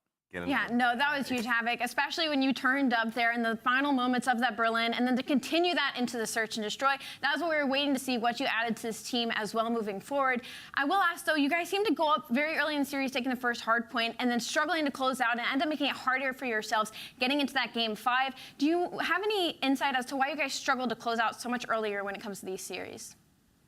I mean, the S&D, like I said, it's Vanguard. The S&D came down to a 6-5. We definitely trolled a little bit. And that was pretty heartbreaking. We had a round where we had numbers and lost, but and then going into the Gavudu control, we haven't had a lot of reps on Gavudu control in matches, and we had the tick lead, and then we just got spawn killed for the rest of the game, which is like really annoying. But I mean, we iced up when it matters, and I'm really proud of like how we stayed composed and won that series. I'm really proud of how you guys stay composed. Hey, Havok, you've had a crazy year, dude. You challenged this team coming up to the CDL to a Minnesota Røkkr team that needed some, life breathed into them, right? But the thing is, you came in, you produced, you guys are doing good now, you're in 7th place. How happy are you with how this year turned out for you specifically? I wouldn't say I'm happy yet. I just feel a huge sigh of relief right now. Just winning that. I think I'll be happy if we continue to like keep winning and really prove how good we are. But until then, it's just more of like a lot of stress off our shoulders, making it into winners. I love that answer. You know what, man? Keep grinding. We'll catch you in Brooklyn for that major. Hey, stay humble, man. Job's not finished yet, all right? I'll catch you there. Sir. Thank you. All right. So there we go. We have a hype Havok right there, and he's happy. They're in winner's bracket. They got 10 points. They got $10,000 for that bounty match right there. Allie, what do you want to say to close out this series? I just want to say, honestly, I'm really proud of the player Havok has become. Like, his story this season has been super interesting, being on, the Texas Nation team that was just destroying everything online, and then when they went on land, it was a little lackluster. He gets picked up to Minnesota, and then there's a bunch of rumors of like, all right, they're doing really well online, but what about on land? They go on land, they have a little bit of some struggles, they come back online, they go 5-0 in qualifiers, so I'm happy to see them to continue to have success. I'm excited to see what this team brings to Brooklyn. Right, and also when it comes to Paris Legion, that is your last game of the season. I will say this, though. This isn't going to be a moment to where we punch down on you guys when it comes to every player on this roster. And even John, I know you're watching from possibly challengers right now. Good luck in that as well. I just want to say to all the players out there, you guys stick it through. I know your mental fortitude must be tougher than ever, man. It was not an easy season, but when it comes to every single one of you, these situations were not fortunate, but I hope that you all continue to kill it next year. And also, when it comes to champs, make sure you get your tickets, ladies and gentlemen, August 4th through 7th in LA. You don't want to miss it, namely. Absolutely. I mean, it's going to be just the time of our lives, man. We're going to get to watch the end of this season. Everything that we're seeing is just a culmination of that greatness that is champs, man. It's going to be an awesome tournament. And like I keep saying, you could have the worst year ever. You turn up at that tournament, that's all that matters. So these teams, that's what they're competing for, man. Right, and also it's time to whip out those phones, baby, and you can sign up for the official Call of Duty League newsletter and also get a free gift farm calling card. Just scan the QR code into your email and you'll get a free code available in both Vanguard and Warzone. It's easy, and also you get a premium CDL content and updates sent straight to your inbox. There's no better deal than that, ladies and gentlemen. Moving forward, though, we have yet another series.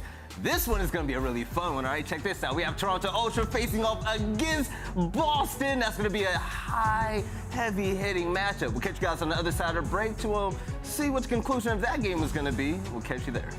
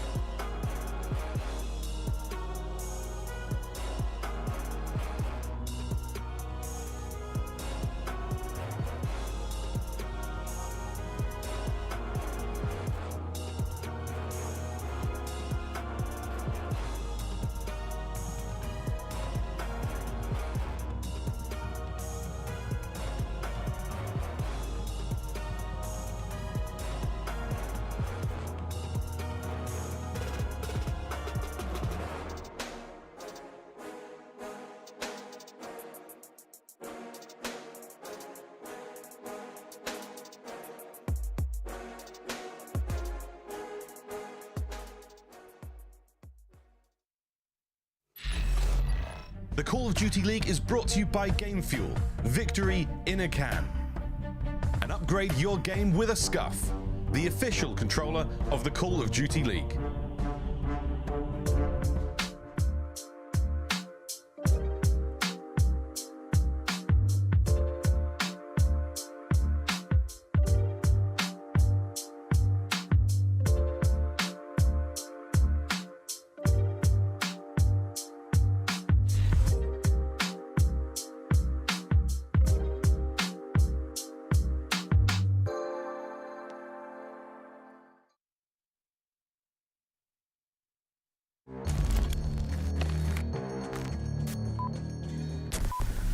Haters talking to me, tell them pipe down. Or it's lights out. Zeros on the debit, baby, all I do is swipe now. Gucci sweater 5,000. Stunning, buzzing. I be going up, no ceiling. Wow, ballin', running. Getting to the paper, I'm peeling out. They gon' know me as legendary. You in the stands, I ain't need no commentary. They gon' know me as legendary. You in the stands, I ain't need no commentary. Ain't no option, ain't no secondary. I just throw it out like a Hail Mary.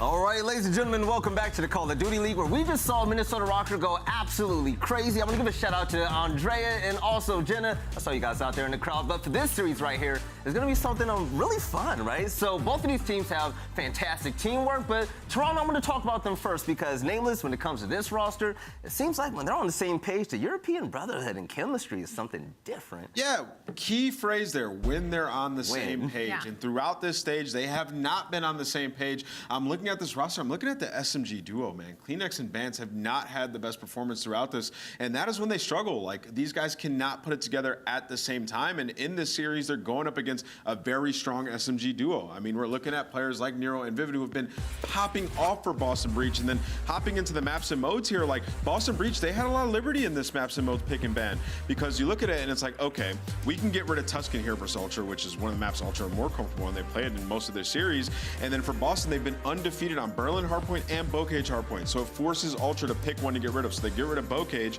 and now you're playing a Gavutu, right? Which Ultra has been terrible at all season long when it comes to hardpoint, and then you have to go into the Berlin hardpoint where Boston is undefeated with this new roster. Yeah, and to piggyback off of that, like you said, their SMGs have been struggling, so to force Toronto Ultra on Gavutu twice in this series, after adding Vivid, even though Boston's been struggling on Gavutu across the board, when we saw Vivid on that map, that is one of the maps he is most comfortable on. He pulls out an AR, and he consistently fries and takes routes when it comes to Gavutu hardpoint, so I don't hate the layout in this series. No, not at all. But you know what I do hate? This is the fact that Toronto Ultra, they gave us a big preview about how good this team could be at their own major in Toronto, and then when it came to this online qualifier, they have not been it, and recently they've gotten 3-0'd by Atlanta. It's been rough for the Toronto Ultra squad this split. I mean, their search and hardpoint has just not been on par. They are 11th overall in hardpoint in this split, and in search and destroy, they're 8th, but their control weirdly has been really good. The interesting stat about that, though, is that they have a higher offensive win rate on control than defensive win rate. They are winning offensive 66% of the time. On the flip side, defensive 57% of the time. So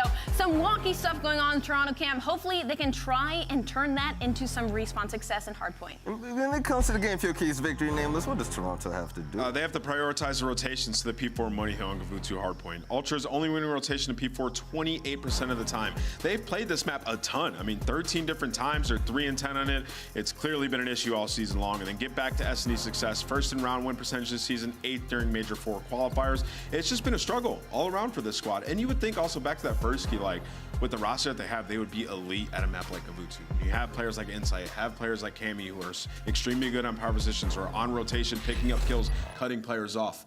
The teamwork just hasn't been there on that map. But the teamwork is going to have to pick up, because talking about teamwork, when it comes to this next team, Boston Breach, they have been so dynamic lately. Whether we're talking about what the pair that runs, what the subs, and also the pair that runs the ARs, Nameless, it seems like every single play day, we're getting something new and exciting. Listen, man, these guys are peaking at the right time. Yeah. I mean, honestly, I was really critical of this roster change heading into it, but I think adding Vivid, like, it was the right play. Like, these guys, they wanted to be more aggressive. They wanted to have more pressure and lean more into into the meta that is Vanguard, and it has worked out wonderfully. I mean, the dynamic between Nero and Vivid is so good. It's making people like TJ, his job is so much easier to go out there and just make plays happen. So they're gelling really well, and the respawn's looking good, especially in Hardpoint. They've been lights out in that game mode across a couple maps. So we'll see. This is a big test going up against a team like Toronto Ultra that I don't think since early week 1 is their last match. Like, I haven't seen them play in a while. So Toronto's definitely going to come with some fixes to their game plan this one. Yeah,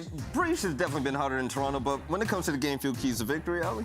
Well, count on their respawns, right? They're 5-2 in Hardpoint record during Major IV Qualifiers. We saw what they've been capable of doing again with the addition of Vivid on this roster. Everybody seems to be lighting it up, and improve your defensive game plan on Kavutu control. Last in defensive win percentage on Kavutu, 67% overall. Correct me if I'm wrong, I don't believe we've seen them with this roster on Kavutu control yet in this split. So maybe they're going to be coming in with something new, but the biggest focus for me when it comes to this Breach team is their search and destroy woes. We're talking about a team that with previous capsule on the roster was one of the best search teams in the game, and now, well, I believe they are 11th overall this split when it comes to search and destroy, so they can lean heavily on their respawns, but just that little extra oomph of search and destroy could really put them on top. Well, this is an interesting one. Like, to your point, they did play Gav twice versus LA Thieves, but LA Thieves just always cook them on different Gav. We will take that with a grain of salt, but they have lost the double Gav setup. This split so far was their worst match, but other than that, outside of that, they've been great. So we'll see. They're going to go into this match, play Gav twice, and then they will know, like, maybe we should just never play it again, or it'll be in the map pool. We'll learn. Well, O'Malley, I want to see what you know right now. When it comes to the Boston Breach and also Toronto Ultra, a team that has been underperforming, but we want them to pick it up soon. Who do you have winning this series? I'm going to go with the Boston Breach just because Toronto Ultra, I haven't seen them all on the same page yet, and I do agree what Ann said, that their SMGs have just been hot and cold and hot and cold. Cleanex can be one of the scariest on the map when he gets rolling, but he's also a very high engagement player that if he isn't going, it's just death after death after death. So I feel like Toronto Ultra's camp still has a little bit to fix before they take this series. Right, Nameless, who you got, man? I think this goes all the way. I think we're going to have another Game 5, but I'm actually going to go with the Boston Breach in this series. They've been very impressive. I can't keep doubting them. They've looked good. The whole team's playing great. Well, listen, I'm just not going to doubt Boston at all because when it comes to Nero and Vivid, I love him. I love Vivid to death. Ever since he was on Florida, he's brought over some of that, enthusiasm over here with his SMG playing. He has been lights out. I got Boston in 4, but let's go ahead and get this game started. Let's see who's casting this game.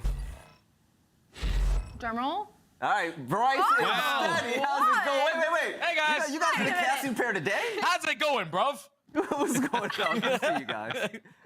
Well, I've hit the upgrade in terms of duo partners and probably a downgrade for Study, but I am kind of covering at the moment, but we're getting into this game and I'm looking forward to working with you, Jay. Yeah, bro, we're about to have an intense series right ahead of us. We've known each other for such a long time, and we expect greatness, at least for both of these squads. The way that Boston Breach have been turning up so far throughout this stage, 3-1, taking on the likes of OpTic Texas, taking on the likes of Seattle, who are most recent major champions. This team, ever since making that roster change, has been looking in prime form. And on the opposite side for Toronto Ultra, it's been a struggle for them, man. The only series that they have underneath their belt this stage has the reverse sweep versus LAG. They fall short to Atlanta FaZe, they fall short to London, and it's all because of their struggles in Hardpoint and in Search and Destroy. They have to pick it up here. Yeah, that's the real key here for Ultra. Obviously, a lot of faith was put into them after Major 3. It hasn't been plain sailing. On the other side of it, a resurgent Boston Breach. A team that we thought were backsliding all the way through the hardest schedule of any team coming into Major number 4, and they've made it look pretty comfortable as well. Taking this scalp against Ultra will be ridiculous. It's going to be tough. It's going to be tough for Boston because there's a couple maps in the maps and modes for them that just are not really in their favor. That Kavutu Hardpoint, they're currently on a 5-game losing streak there. The Kavutu Control hasn't been their best control map all season long. And even on that Berlin Hardpoint, we heard that that's touched on it. They're currently 2-0 with this roster, but Toronto Ultra, they're 6-1 in their last 7 on Berlin Hardpoint. So this is going to be tough. For me, I think that this series simply comes down to the Search and Destroy. It's been a struggle for Boston ever since making that roster change so far in this stage. They're overall record of 1-3, and on the opposite side for Toronto, a team who we thought was fairly great at Search and Destroy, they've also been struggling as well in this stage. It's gonna simply just come down to 2-5 for me, Bryce. Yeah, well, I'll tell you something. Ultra haven't looked pretty, Boston have looked pretty great, and we've been talking a lot about the points here in the CDL, of course. This is where they both sit. Boston Breach at 160 and Toronto Ultra at 150. Theoretically, in the bubble, if things go wrong for everybody involved, but A win here will make Boston incredibly comfortable heading to the major. For Ultra, it'll be a little bit of recovery. They want to get as far away from this bubble as possible, Stud. Yeah, Toronto need to get as far away as they possibly can because all these other teams underneath them are starting to get a lot of wins, falling fairly close into that top 8. You have the 7th team currently at 140, the 8th team at 135, and every other team basically 20 to 15 points out of that top 8. So if you're Ultra, you need to build some cushion. You need to get into that form that you were at stage 3 at your own major, getting a top 3 performance. It all came down to them clutching up in search and destroy and winning their hard points. They need to turn that around now. I think it's a really interesting kind of case scenario for Toronto Ultra. Like, we heard before all about how they were performing in scrims. Like, when they were on that hard point kind of loss, do you remember they just kept losing hard points over and over again? We would go into the next stage or the next week, and we'd be hearing down the grapevine, Ultra have been winning hard points. Eventually, things looked like they started to kind of tick. They were figuring things out, and at the major, that showed through. How they've backslid in the last 3 weeks doesn't make a ton of sense to me, and it's worrying that this team has somehow found that form after all the hard work, after all the controversy and everything they went through. People were demanding a roster change, people thought it would be good. Ultra got better and then somehow have lost that and have suddenly backslid. They don't want to go into this major in the loser side of it. They don't want to be in a position where the bubble could matter. Pressure will be starting to mount for a team who are riding high 3 weeks ago. They were feeling themselves all the way to a different level. They even come in here and get their very first win of stage 4. Even though it was a reverse sweep, you still get the W. They have a tough matchup versus London, who are looking in prime form, lose every single respawn there, and then the series versus Atlanta FaZe. They haven't been able to beat Atlanta FaZe in quite some time in this game. They just have to try to find some form, and I think for me, it all comes down to the SMGs. Insight and Cammy, we know what we're gonna get out of them, but so far throughout this stage, you got Cleanex, who goes from stage 3 a 0.94. Keep in mind, he has a lot of engagement, so it's kind of hard for him to go over 1.0. But now throughout stage 4, he's a 0.76. And the same thing for Vance, goes from a 0.93 to a 0.84. Both of the ARs on this team are still sitting over 1.0 KDs. But when I think about this team, it's all about the SMGs. You need to have better performances out of Cleanex and Vance. Yeah, and I think also for Ultra, like, if we're talking about their schedule, realistically, we didn't expect them to lose to London, but London look a lot better. And obviously, if we're going to be perfectly honest, we do expect Ultra to get their teeth kicked in by Atlanta FaZe over and over again. They're just a team they cannot beat. On the other side of Boston Breach, it's kind of redemption for Toronto Ultra if they can do something against Breach. Yeah, on the other side of it, if Boston Breach win this, they're definitely one of the hot favorites going into this next one. But that stat does matter there. 5-game losing streak on Gavudu. Yeah, 5-game losing streak for Gavudu, but if you're Boston Breach, the main focus has to be just your hold percentage. They are 2nd in rotation, 4th in hold percentage, but 10th on break. So they're going up against Toronto Ultra roster, who are number 1 in rotation win percentage, but last on holds. And you can see early on for Boston Breach, they find a lot of success at this P1, outscoring their opponents 5-15. They get a clean 4 down, and they're just going to lead now, Bryce. Well, they're going to try and hold this one as well, but Cammy does make that first kill. They've broken back into the TJ, hiding in the cupboard, looking to find it, but eventually Nero comes through. There are more Ultra players on the stairs, potentially looking for this, or at least the contest, and Cleanex gets nothing. So for Ultra, it all has to be this rotation, but they are going to be feeling the squeeze as Vivid on a 4 streak pushes towards green. Yeah, final 5 seconds at this P1 hardpoint. Toronto Ultra fully set up, though, for P2. To stop the bleeding and eventually get themselves back into this game. You see Boston, they are swanning over towards that backside green. Huge gunfights going on. Methodz is able to win that one onto Insight. So it's going to be an all-out battle in towards the ship. Cleanex does take down Nero, but for now, Toronto are holding. You can see there's one player who may have slipped the net towards both, but eventually getting taken down, and the ARs of Ultra are going to work. They are trying to keep them as far away as possible. Even banter it out, which is kind of what you expect, especially rotating onto this hill. He's been doing a little bit better when he does run this on this map. But right now, Ultra are getting the points, but there is a squeeze coming in from Boston Breach. Yeah, the only thing that scares me now is that Boston are still in control of the spawns for P3, but with Toronto finding those 3 kills, it's time to put the pedal to the metal. Over the rotation, it's going to be Vance, a huge one-on-one versus Nero, to at least put himself in a position to give his teammates an easier job off this rotation. Final 10 are going to go towards Toronto. They're going to be able to take this lead, but Boston Breach, with the back spawns, are going to be fairly in a great position to break this, but that's a 2-piece in the feed. Toronto Ultra holding from the front. Yeah, aBeZy taken out there with a wall bang, and he was on a 5 streak as well, something they would have wanted to keep alive, but Boston Breach just fighting from the better side. There's no real support up the top of P1, which is probably what they're waiting for here. Ultra fighting to stay alive, and eventually Bance gets 2 more. And I said he'd be playing a little bit better with it when he can actually run that auto on this map, and it's working out for him, Stud. Yes, definitely is, man. When you have 4 autos on the map, especially on a map like Ubuntu with its long-range gunfights, you can definitely see an improvement in your SMGs once they pick up that weapon. But the contest is going to be here from Vivid. And the challenge as well takes down Cammy. Great shots onto Insight. Never able to find that kill, though. But Boston finally able to get some time off of this P3. 20 seconds left. Now going into P4. This is the struggle for Toronto. They're getting outscored by 20 points on this. They only win rotation 28% of the time. But this time around, they're going to be here first. They are going to be here, but keep an eye. Vivid is all the way deep beach. The lone player from Boston Breach, and he's been spotted by Inside, and he's not going to win. Inside goes for a long-range pistol to finish it off. Has to get that one nailed in. And Ultra already, they're set up on P3, and the defenses go up. And now this is where Breach, they do have a lot of map control with Nero and Vivid finding that too, because you see 2 players from Ultra swarming all the way across the map. 10% break percentage, and they're going to execute beautifully on that P4 and flip those spawns. So they're going to be able to take this lead right on back. But now if you're Ultra, you can basically try to trap him in towards the backside and get it towards that P5. You just don't want to give up all this time to Boston so they can grow this lead even more.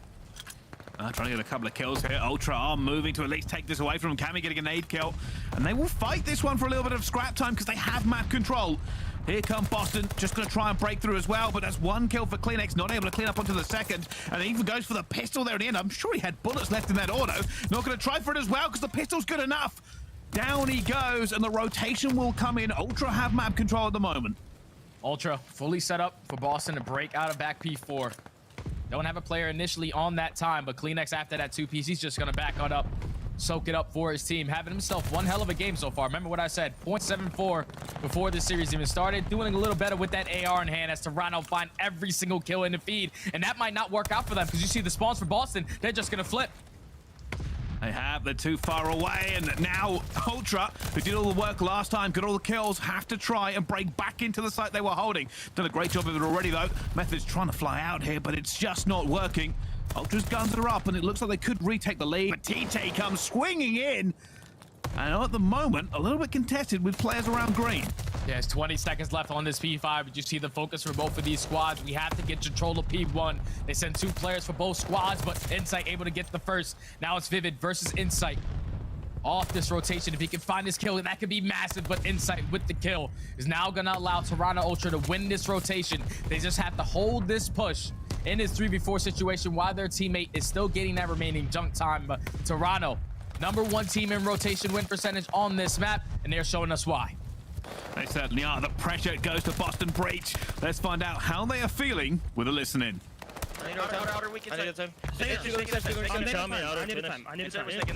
Yeah, inside. Inside's out of 5. Inside's out of 5. Top ring this. Inside's out of 5. Get a push close shot. Yep, I stunned it. I'm gonna come back and lower weak once we go. And what's first cut on me? Okay, first cut, yep. Nice, 3. Yo, he's weak and hill, It's inside. He's across the street. I don't see him. Let's down quick. Yeah, I'm going. There's side, one shot, inner, one shot, outer. Nice job. Listen, expand first guy. Okay, I'm backing up. I'm already built. Look clip for me, I'm going on RXs as well. Look clip for me, man. I got P4. Yo, 3 cliff. They're all weak. 2 of them are weak. I'm top right now. There's no one low clip on me. Okay. I'm top right now. There's 2 low clip. Mid-take maybe. He's on point. One shot. Yeah, I'm gonna 5, I think. I'm wrapping ring right now. Oh my. Boston Breach trying to break down the Ultra, and they've done so far with this rotation. It's now Ultra who have to break in from Cliff. So let's find out how they're going to do it with a listen in. Yeah, okay. In top boat. He's pushed that low. Two top boat, bro. 2 top boat. Nice, 2 top boat. Wait, I don't see him on time. Might be in the tank. I killed one top boat. Go on. Nice. Let's get boat, Simp. I'll see it. Top boat. Weak top boat with nade. Okay, he's going left. Dead. Nice, shoot time. Get that time. Okay. Then hit me though. I can shallow. Wanna spawn? Close oil already, bro. Already close oil's in, man. Okay, bro, he's behind me. S2. Nice. I'm going to Weak on hold. Weak down. He's going top of the tank. To Jimmy. I'm in the corner now. I'm in the tank now. Okay. He's on hold. Could be ring. No, we can get up here. Front green. No, already top ring Nero. Already top ring. Absolutely in ring, bro. TJ's slow now. I'll see you. Nate time. Already used my nade. I missed. I don't see top ring absolute. Top ring absolute. Look for the guy on ult, okay? He's just absolute. He's absolute that guy. Nice, good shot. No worries, go. Wait, On time, One's on ult. Yeah, Nate time and let's play him for quick. Play him quick. Yeah, we'll play spawners. I'm playing spawners. In the rock. Nero spawn dead. He was it. I needed it. Wait, yeah, one's front green, do it. And Zin's gonna be in the back. Front green. Absolutely. I'm hitting a pinch. I'll see you in the back of this. Yeah, I got time. Okay, yeah. Slide, Jimmy. Nice, the nade. I feel the right. He's one red tower, Nero. Nero's red tower as well. Nice. Look at red tower. And Toronto Ultra's comms right there. Same exact thing every single time we go into a listening with them. Calm, cool, and collected until they had to turn up. When they found those 3 kills, they were able to execute that break on towards P3 and then eventually take this lead. Now you see what that does for map control. You have full control set up for that P4, which has been the struggle for Toronto Ultra all season long. And now it's again the rotation for Ultra. Can they hold? The pressure's already here. Vivid's in a good position, looking for Insight straight away, but Insight shuts him down. Having a good game, but Methodz does find one towards Cliff. It's made Ultra compress into this puck around the site. They haven't got as much breathing room as they would want. The trades will matter. Bans gets a first on the Nero. Methodz gets one back. Bans gets a second. Just holding there at the top, eventually going to go down. But Ultra do not have the numbers. They are coming off that respawn. They cannot let a player get back towards Dark. Methodz on the full streak. He goes down to Cleanex, and somehow Boston Breach have broke in. This is massive from Boston Breach because if they can trap Toronto in towards the back and get this time, that's exactly how you want to execute this play. But Cleanex finds 3 in the feed. Last player on the point is going to be TJ. He gets taken care of. So the final 20 should go in favor of Ultra, but Boston, they're still going to put pressure on this. They know that they're continuously spawning in towards the back. Even though they're not getting time, they're maintaining that map control to set up properly for that P5. And it's Methodz doing the work. We haven't seen Methodz on Gavudu hardpoint do quite this well in a little while, but he's back on 4! Okay! Shutting him down. That's a 5 streak from him, and Ultra are trapped with nowhere left to go. The spawn is in for Boston. They are in the lead, and they are gunning Ultra off this map. Such a close back and forth game. Boston fully set up for this P5. You see the routes coming in from Ultra. You have Bans, you have Insight all the way through P1. They're able to find that initial kill, so now the pinch is going to be here. But Nero, the player that has been stepping up for Boston Breach ever since this roster change, finds all 4 kills in the feed. Spawns do flip, but Boston in full control. They are, and Ultra going to have to rely on their nades and their teamwork. Cleanex finds 2 as well, but Boston have 3 in and around here. Cleanex finds 1 player off the point. That's going to be huge. They've got to be careful here because Boston will be looking to go towards P1, but they're not going to give it up quite yet. Inside gets the final kill. No one from Ultra has gone to ring. Boston are there first.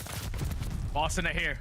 They're properly set up. They know that all of Ultra have to force their way in to the backside of P3, but Methodz and Nero combined for 2. 2 players up closest to the point. Cleanex and Bans, but Cleanex, he does at least find 2 to stall his team, to allow them to eventually get back into this play, but the cutoff man in TJ finds both players all spawn, and Cleanex is trying to do everything he can to just stay alive, man. He's going off.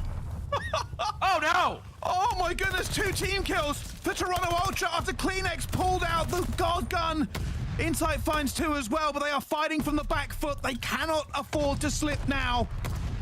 Ultra have control, but Boston are here. 6 seconds is the difference. In goes the first player. Insight doesn't get him. Looks for the second. Doesn't work. And Cleanex is still staying alive, but he's going to go down as well. Last player is Bans, but there's too many against him. He gets gunned. It's game over. It's Boston Breach to take the first hard point.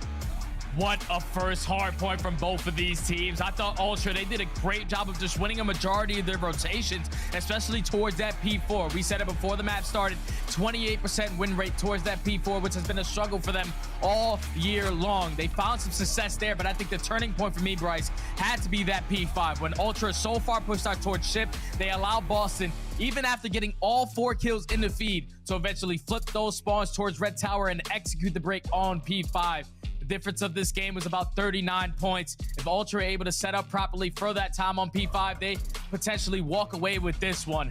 But Boston Breach, they clutch up, they show up at P1, they struggle with their breaks on this map, but they do it at the right time to close out this game number 1. Now go up 1-0 in the series. Yeah, I gotta say, well played to Boston Breach for that one, and I think Cleanex obviously had a really good late game. Insight was the man for Ultra pretty much the entire way through. Cammy having a little bit of an off game that could have made the difference, and I don't want to focus too much on that last P1 Because while we saw CleanX do fantastic work, Ultra somehow managed to get 2 team kills. And that's not even saying, hey, they lost the game there. They were already behind. They were already in a bad position. They couldn't win it on P1. They would have had to reply on a complete flip as well. So Ultra were already partially into the bin. But it's just not something that you're going to be happy about, that kind of going against you, especially considering CleanX was doing so well to hold that by himself. Yeah, CleanX is doing everything he can, especially with that last rotation towards P1. He found an opening 2-piece, and then even with his teammates getting 2-piece off the middle of the map, he finds another 2 to stall more time for his teammates to get into the play. But like you said, the team kills are not going to help in that situation. Such crucial moments in that final hard point. When you allow those team kills to happen, you basically give Boston Breach the man advantage. It's been a struggle for them. A 5-game losing streak on this map, number 1, but finally they end that losing streak. They go up 1-0 in this series, and like the Des touched on it, if they lose both Kabutus, they're probably going to get rid of it. But seeing some success earlier on, glad to see them put that now into their map pool. Yeah, and that's kind of what they needed. But I got to say this, I haven't been a fan of Boston Breach on Kabuto Hardpoint in quite a while. And I think that was probably because of Methodz, right? Like, I don't want to single out the player, but Methodz, when he was great at it, they were a devastating force on that map. He kind of fell off a little bit. He wasn't able to win the gunfights. It put his teammates in a bad position. This new roster, this new honeymoon phase with Vivid, whatever you want to call it, he's found his fire. He put up great numbers that map, especially what you expect him to do. Hold the angle, hold the power position, let his teammates do the other work. And when that worked out for him, you could even see like Cammy wasn't really being able to get any gunfights going for him. And it's only things like Insight that kept Ultra in that game for as long as they did. CleanX pulling up 2 pieces where he shouldn't do. Vance, even in the comms, calling out the plays. Like, there was a lot going well for Ultra, but it just was never quite enough. Yeah, I think honestly, all it came down to is that they allowed Nero to get hot. At one point in the game, he was like 9-17, but I'm pretty sure he ends the game positive. And that was a play that I really wanted to focus on. When Boston made this roster change, with Capsule on the team, Nero was around like a 0.9, probably a clean 1.0. But now that you had a player like Vivid, it does wonders for a player like Nero. Now that you have an aggressive SMG right next to you, he's been putting up insane numbers so far throughout this stage. Throughout stage 3, the guy was sitting at like a 0.93. But so far in stage 4, a lot more comfortable with this team. A 1.1 really was the turning point for him to turn up in that map, number 1, for Boston eventually close that one out. Well, here's the kind of the rub moving forward. We said at Boston Breach, we kind of expect them to take that at some point. Even with the negative stats, we said, hey, this is where it is for Boston Breach. They'll probably end up taking this hard point. Going into the Search and Destroy, though, is the more interesting thing for me. Desert Siege is a weird map for Toronto Ultra because they either look dominant on it, coming through players like Insight, or they just kind of play a little bit scared. And the game that kind of comes to memory for me is that last game they played on LAN versus Atlanta FaZe. They played a little bit timid, a little bit held back, and they lost it. And obviously, they can't afford to do that today. I do feel like a lot of Ultra strategies when it comes to Desert Siege relies on how they are feeling. Like, if Insight is getting pushed away when he likes watching those long sight lines, they kind of almost lose control of a good portion of that. Yeah, that's the biggest thing for me, especially like you talk about in the series versus Atlanta FaZe. They just didn't play with any confidence. They allowed Atlanta FaZe just run all over the map. It's like they started off hot and then just slowly but surely started to calm down in the game and just let Atlanta FaZe run away with it. You see the stats from TJ. Also, another guy who's been really comfortable with this roster change. And that map 1 puts up a 1.17. And you have Insight, 1.48. The guy was going off on that map number 1. He slid a little bit more out of Cammy to at least try to get that win, but now you have to bounce back in the Search and Destroy versus a Boston Breach team who, with this roster change, have been struggling in this mode. Well, already starting off for it, and Bans tries to get that first kill and just cannot catch Nero and will be taken down by Vivid for the first blood. And that's going to be so frustrating already. CleanX looking for a trade here. Insight managed to get one back for a 3 versus 3, and TJ trying to thread the needle onto Insight, but hasn't found it. So now into 3v3. Vivid still puts himself in a great position in towards top palace, but it's looking like Toronto Ultra, their game plan is to slowly attack towards A. Methodz on this map, you see it 1.27 on Desert Sea Search and Destroy. A very impactful player, but bomb is going to get planted for 3v3 situation. 40 seconds to work with this Boston. Well, Phoenix is going to see a player there and somehow just snaps onto Vivid. Now down to Methodz. A 1 versus 3. The nade gets the first one done. Where are the rest of these players? A little bit of time to work to, but not a lot. He knows where inside is going to be. He's looking for this pick. He knows where he's coming, but he's been stunned and taken down. Ultra didn't give him an inch. Yeah, right there. Even after Ultra getting first blooded, they slowed the game down. Inside eventually equals up the numbers at a 3v3. And it's got a lot of information towards that train side to know what is defending A. We plant this bomb. You back up towards your spawn. They take down the one player, put it in a 3v2. And at that point, just all about the communication. Inside spot methods, you hit him with the stun, and then you have CleanX on the flank through bottom planless to eventually close out that round. Ultra 1-0. Well, a little bit of confidence boost after the way they lost that hard point, but see what they can do. And TJ trying to catch the player crossing. That'll be Insight. Very familiar position, but he already takes down Vivid. And TJ's going to try and pick him up, but the nade's already hitting him as well. Ultra look like they are hitting the hard counter here, Stud. Yeah, Ultra right now with that first blood, they know the play that Boston are trying to set up. Inside also some great shots to at least back down CJ for the time being. But right now, Ultra have a lot of map control. If you're Boston Breach, you're just playing for some information, potentially playing for a pick, but Bance, it's your time to strike. Makes it a 4v2. And he's waiting. TJ's going back out towards the side. Method's going to try and make his own play towards A, and he catches Cammy and guns him. He just evaporated. Yeah. But now if you're TJ, just want to take your time and play for some information. Takes down that player into Bance, but the trade is going to be there from Insight. Now Methodz left in the 1v2. So far, 1v3 for Methodz and a 1v2. This is Mr. Clutch for this Boston squad. Can he find him, though? He knows where Inside is. He's going straight for it. He wants to get this player down, and Inside's going to see him and just gets to the gunny faster. And that's Ultra 2-0 up. Was looking a little bit nervous for them there as they got it back to a 2 versus 2, but I will say Insight was looking very confident. The amount of times he reached out TJ with the sniper. He's certainly not playing scared. Yeah, that's the thing for Boston Breach is that they definitely did their homework on how Toronto set up on their defensive end. They know that Insight likes to play outside towards deep trenches, and somehow, some way, he still finds 3 kills on the round to secure it for Ultra. So for Boston, at least in your attack, you don't want to give up that first blood. If you're Vivid, you want to kind of slow down in these situations, because even on Florida, he was in a majority of these rounds getting first blooded or first blood. Well, they pretty much picked them apart there, and Boston Breach now in a great scenario. CleanX's going to find one, going to find a second, though, brings it back to a 2 versus 2, but he's going to go down. Bance gets him back into a 1 versus 1. Oh my goodness, all the kills in the kill feed. And Bance going for a plant here on the outside of Bomb. The 1v1 Stud. 1v1. 40 seconds to work with. Nero. Don't think he was able to spot Bance. And Bance puts himself in a great position, but he's just going to hop this bomb. Bance has to check it. Bance with the positioning, able to clutch up the 1v1 versus Nero. That was a 4v2. Yeah. Great round from CleanX, especially to just aggressively push through bottom palace, even up the numbers. And then even when he dropped, Bance was immediately there for the trade. Rotates that bomb all the way towards B, gets it down, puts himself in a great position. And right there, Nero commits towards the bomb. But like I said, Bance, with his positioning towards that trenches, has the line of sight to close out the round. 3 clean rounds so far from Ultra.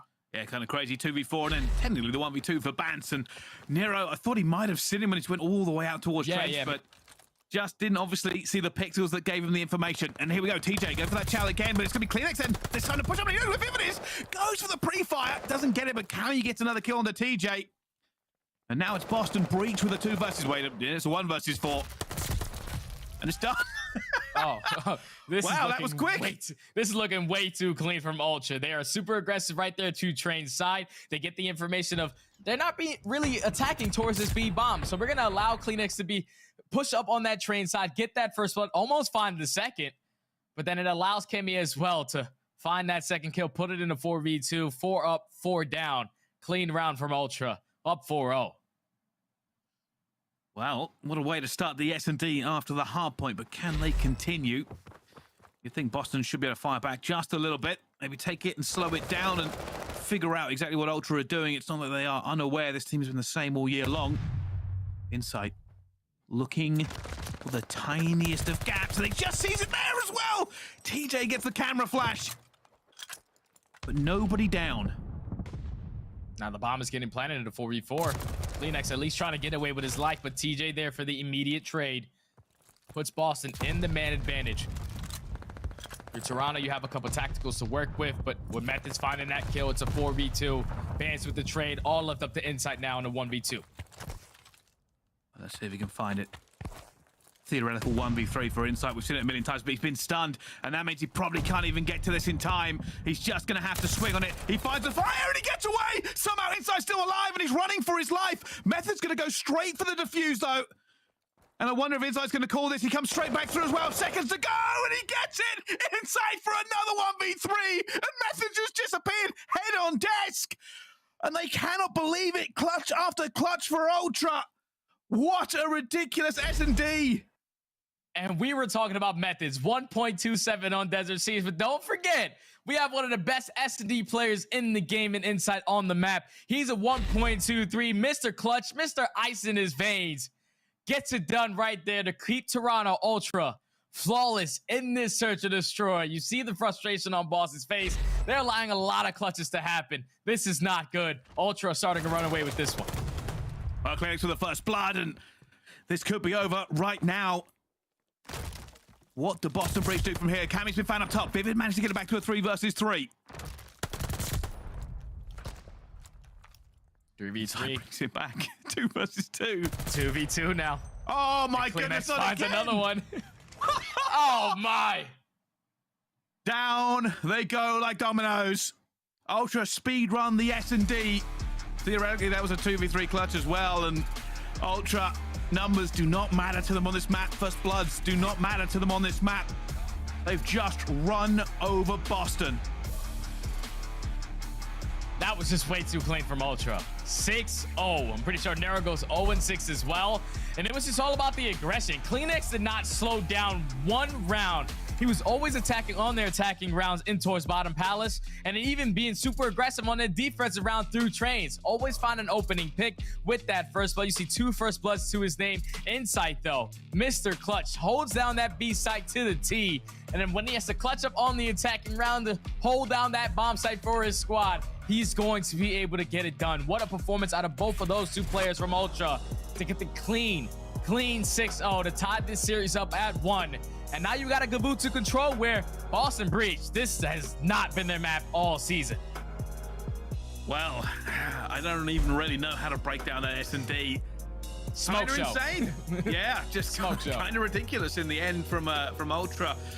The worst part about that is, right, the worst part about that S&D for me is that Boston had the advantage over and over and over again, and somehow they overcome it. Obviously, Insight is, I think statistically, last time I checked, he was behind another player, but he basically just has about as many clutches as you can here that he can win several S&Ds by himself. Obviously, we had CleanX doing well, the teamwork going from all these teams, but that S&D was so fast. We are going to go to the control, and we'll find out what happens in the rest of this series. Do not go anywhere. Toronto Ultra versus Boston Breach coming up right after this.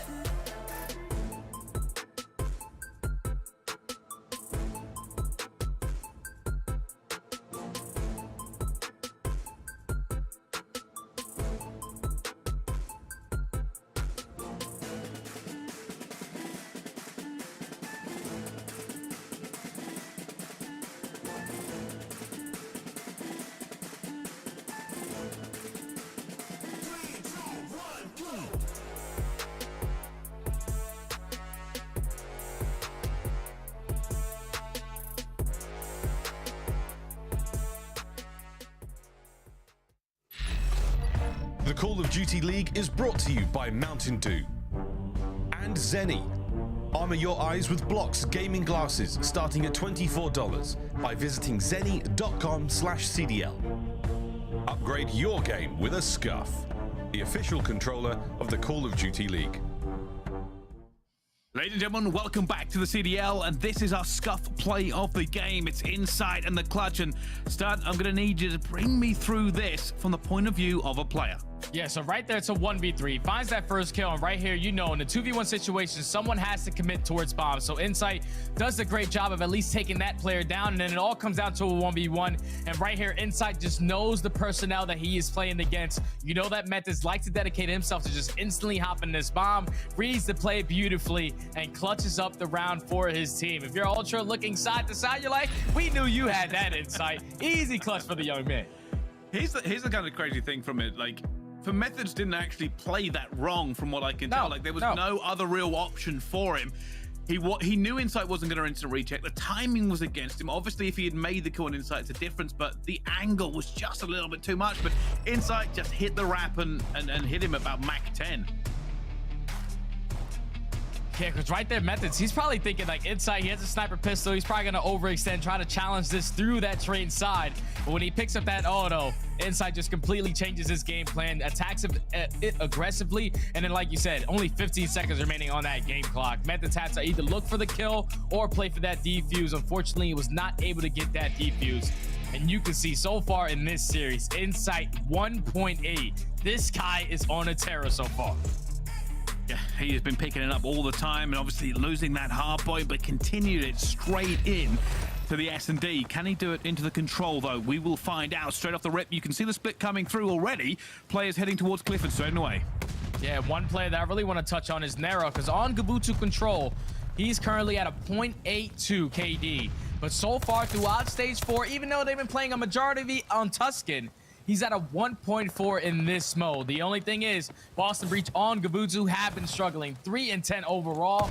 They are 10th in offensive win rate at 11%, and then last in defensive win rate at 66%. A struggle for them. They need to try to turn it around here. You can already see Ultra setting up for the kills here. Just slowly but surely trying to get that first tick in towards A. Cammy set up on Propane. Looking for Nero, who he knows coming, and Nero beats him to the gunfight. It opens up a gap, and he bangs Bance out of the boat. Unbelievable, that first tick has not come through. Nero is tearing his way through Ultra. He's inside, and he tries to gun him, but not quite. At least the confidence is there. Nero finds that 3-piece, so at least relieve some pressure on towards A. And look at the map control right now that Boston Breach have. There's only one player from Toronto Ultra pushed up towards this ship side. There's 30 seconds left, and they still don't even have one segment complete.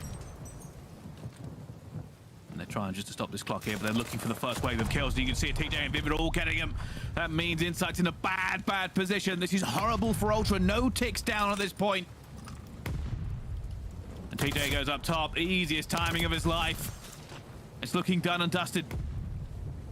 5 seconds left. Boston with map control. Toronto Ultra all trapped in their spawn. Closest player to the point is Cammy. But that is what you call a flawless defensive round from Boston Beach. They put themselves in control of this control to start us off this game. If they just go out and complete that A point, they're going to be up 3 ticks. They don't even have to worry about B, because just in case they get to that round number 5, they basically already solidified that defensive round.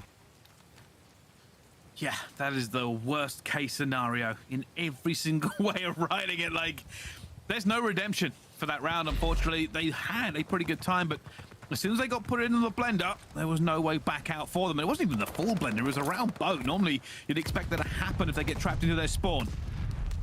It's an interesting jump. I haven't done that myself before, but Nero on top of the boat now, looking for these first entry kills. And if you're Toronto, you need to have the same exact round that Boston Breach had. You have to respond with a great defensive hold, and them winning their initial gunfights off the rip. That's going to be a clean 4 down. Now Boston Breach all spawning in the back of their base. This is going to allow Bance to start free roaming through the back of this P4. So he finds his first kill onto Methodz. Should be able to find this second, but TJ is able to get the trade. 50 seconds and counting. And Boston Breach are finally able to touch that 8 point. Well, they've got taken off with it again. Insight staying alive and just takes Methodz down. It's Insight again. He's heading threes on a 4 streak as well. Got to get that reload in. Bance cutting them down off the respawn. Nero finds one, and he finds a second. He's opening the door for his teammates, and Ultra want to slam it shut. They do not want to give a tick away and bring this back to an even game. They're doing a great job of doing so. 30 seconds left. They're trading the kills effectively towards the middle of the map. Now it's all about locating this player in TJ, but Insight not missing any shots. Able to find that kill. They retain map control, and what's looking like a great defensive hold from Boston is going to be an instant response from Ultra and Insight. Remember, he's a 1.8 before this map even started. He's just boosting stats at this point. How is he not winning a gunfight? 4 seconds left. Boston in spawn. Maybe a Freudian slip there, but I tell you something. 2 rounds of control have passed, and there's not a tick in sight. I don't think that's ever happened, especially on a Gabutu. Like, we're talking about a team who is 10th overall on offensive win. That's going to be Boston. But then for Toronto, overall for them, they are 4th on their attacking rounds, and they could not find any success. So now at this point, it all comes down to who's going to be able to complete this A segment, because neither one of these squads have a segment completed. And I think right now, if you're Toronto Ultra, you're sitting a little bit more comfortable because you're outslaying as well. Well, can anybody break this deadlock? Can anybody find the edge they need? Ultra and Boston square up again. This time Ultra on the attack. Cammy's gone all the way through. He's looking through C1 for somebody. And at the moment, his teammates haven't made any kills. TJ does make a team kill, gives him a little bit of opportunity, but Cammy might get a bit of bad timing. He doesn't eventually find it versus Nero. Looking for the player inside. He finds Methodz, but they're both weak, and the wallbangers are coming through. They're just throwing everything at each other in green. Nothing's hitting, but Ultra are in the boat. Yeah, but with Cammy putting himself in that position towards green, now this frees up this boat positioning for his team to eventually work towards their first progression at A. But as long as Boston keep killing in trades, they should be okay. But Cammy winning that one is now the first tick of progression finally is going to come in for Toronto Ultra. Boston not going to give this one up easy, as they still have a lot of bodies on this side of the map. 3 kills in their favor. Last player on point is going to be Cammy. The pinch is here, and that's a clean 4 dead from Boston, now with 45 seconds left. And again, at least 1 tick has come in for Ultra. I didn't think we'd be counting it in that sort of low numbers, but you can see they're trying to get in for this second here. Bant is on. There has come a chow already through, and he is going to win the gunfight. But more players from Boston stream into this point. They're refusing to let this go in any single part, but Bant stays alive. Nero towards the bottom. They are fighting tooth and nail just to get ticks on the way. And I think right here in this situation, Toronto Ultra have a lot of map control. The second tick is going to come in for Boston Breach. This is your last attempt to try to break it, or they're just going to set up around it. Toronto close out this A segment. They're able to find 2 kills as well. And look at number 5 on your mini-map. Vance is already on that B point. He's allowing his teammates to get that close spawn towards top ring. And instead of hopping that point, he's playing for that map control to cut off man. He's going to see them. He's going to see them. He's waited. He's going to take down Nero. He's looking for it back. Cammy gets one as well. It's huge, but they got to win the gunfight. Inside with a nade. Does take down TJ. And Ultra are waiting for this, but the flank from Methodz, it could be everything. He finds the first. He looks for the second, but that rock is just not giving it to him. Methodz has control of top ring, but Inside doing a great job just finessing his life around this B point. You get on it before you allow them to complete that first tick of progression at B. But now 9 to 9 in lives remaining. A minute to work with. If you're Ultra, they eliminate Vance out of their spawn. First job done. Now if you're Boston Breach, you're fully set up on the map. All the way pushed out towards B side. You have somewhat of ship control. It's going to be difficult for Toronto to try to get out. So where do Ultra hit this? They're looking around boat to begin with. That's where the first feelers have gone through. Clicks has been found. TJ flying around the boat, but Bant's already got one. Inside gets a second. Down on 7v7, and that's a third coming through. Ultra streaming up towards the map, but they have to make another wave of kills. Oh, and Methodz drops as well at top ring. He was going to be the safety net for Boston Breach, as Toronto Ultra are going to set up this pinch to the backside. Nero is able to spot him, but Inside 21 and 8. Not slowing down. No more respawns for Boston. No more respawns for Ultra. Cammy finds the first, and eventually they get on the point. They're looking for a Methodz, though. Guns him straight back off of it. Bant's actually going to go for the chow. Says, hey, Methodz, I've got you at 3 versus 2. It's a big gunfight. Nero wins it. And they're not close enough. Boston Breach hold on to it. And the truth is, it doesn't matter by how big of a distance you win. The numbers are this. They are 2-1 in the lead. They have an attack, and Ultra only have 3 ticks. They just need to get A to take it to kills. Yeah, if I am Boston, I'm fully committing towards a B push, because you know how impactful that one segment can be if you can complete that B segment and then eventually close out that A capture. Because right now, Toronto, they find themselves up by 3. And they're also outslaying. So as long as they hold strong, exactly the same way that they did in their very first defensive round, they should be okay. But a lot of trades going down in the middle of the map. Boston already have control of top green, and they're already on A. Actually, I really love this from Boston. They've just pushed out completely and tried to get as much map control as possible. Lost a couple of gunfights. They're going to consolidate by getting that first tick on towards A and holding down both. The reinforcements will stream over cliff as fast as they possibly can. Inside, going to come through and try and do something against Methodz. Finds one, but not the second. So now you see the progression for Boston starting to go up pretty quick as 2 players are going to be on the point. Bance unfortunately cannot find the 2-piece. So the second tick is in, but none other than Cleanex to break their setup. Find every single kill. Last part of this player pushed up is going to be TJ. He's trying to be kind of a nuisance towards the mid tank. He's going to be the opening player. Methodz does find one, but TJ on the pinch. He's able to allow his teammates to eventually get back on this A point. Vivid, great shots to find that 2-piece, and they should be able to close out this A second. Yeah. They're not gonna go back for that one, Ultra. It's too close towards ending. There is too much at stake. And they're already losing kills all over this map. Vivid screams! And Bance has just disappeared! Full Thanos off the map! And Boston, they were able to complete that A point. Now 1 minute and 40 to work with, up by 3 lives. They basically need to start slaying because they're both tied in segments. But it's all about the map control. Vivid going to be the player slowly working his way through the flank. But Bance is at least the player playing for that information. Can't win the gunfight onto Cleanex, but this allows his teammates from the front side of ring to now fight for that map control. That's actually a really big win there for Bance. He does manage to take down Methodz before they can secure anything. Inside looking for the Nero player. He knows he's there. Unfortunately, he doesn't get the kill either. And Cammy hasn't got the cut. Ultra are back in spawn, and they do not have the kills. It's only going to be Cleanex who could do anything here as he tries to flank. As that tick starts to tick in. Flank gets read by Cleanex. As Methodz takes him down, the first tick is about to be done. Van's trying to do everything he can. But unfortunately, he gets taken down by Nero, and great break from Toronto Ultra, but keep in mind, they only have 6 lives left. You have to try to play perfect. You need to secure this defensive round so you can have defense going into round number 5.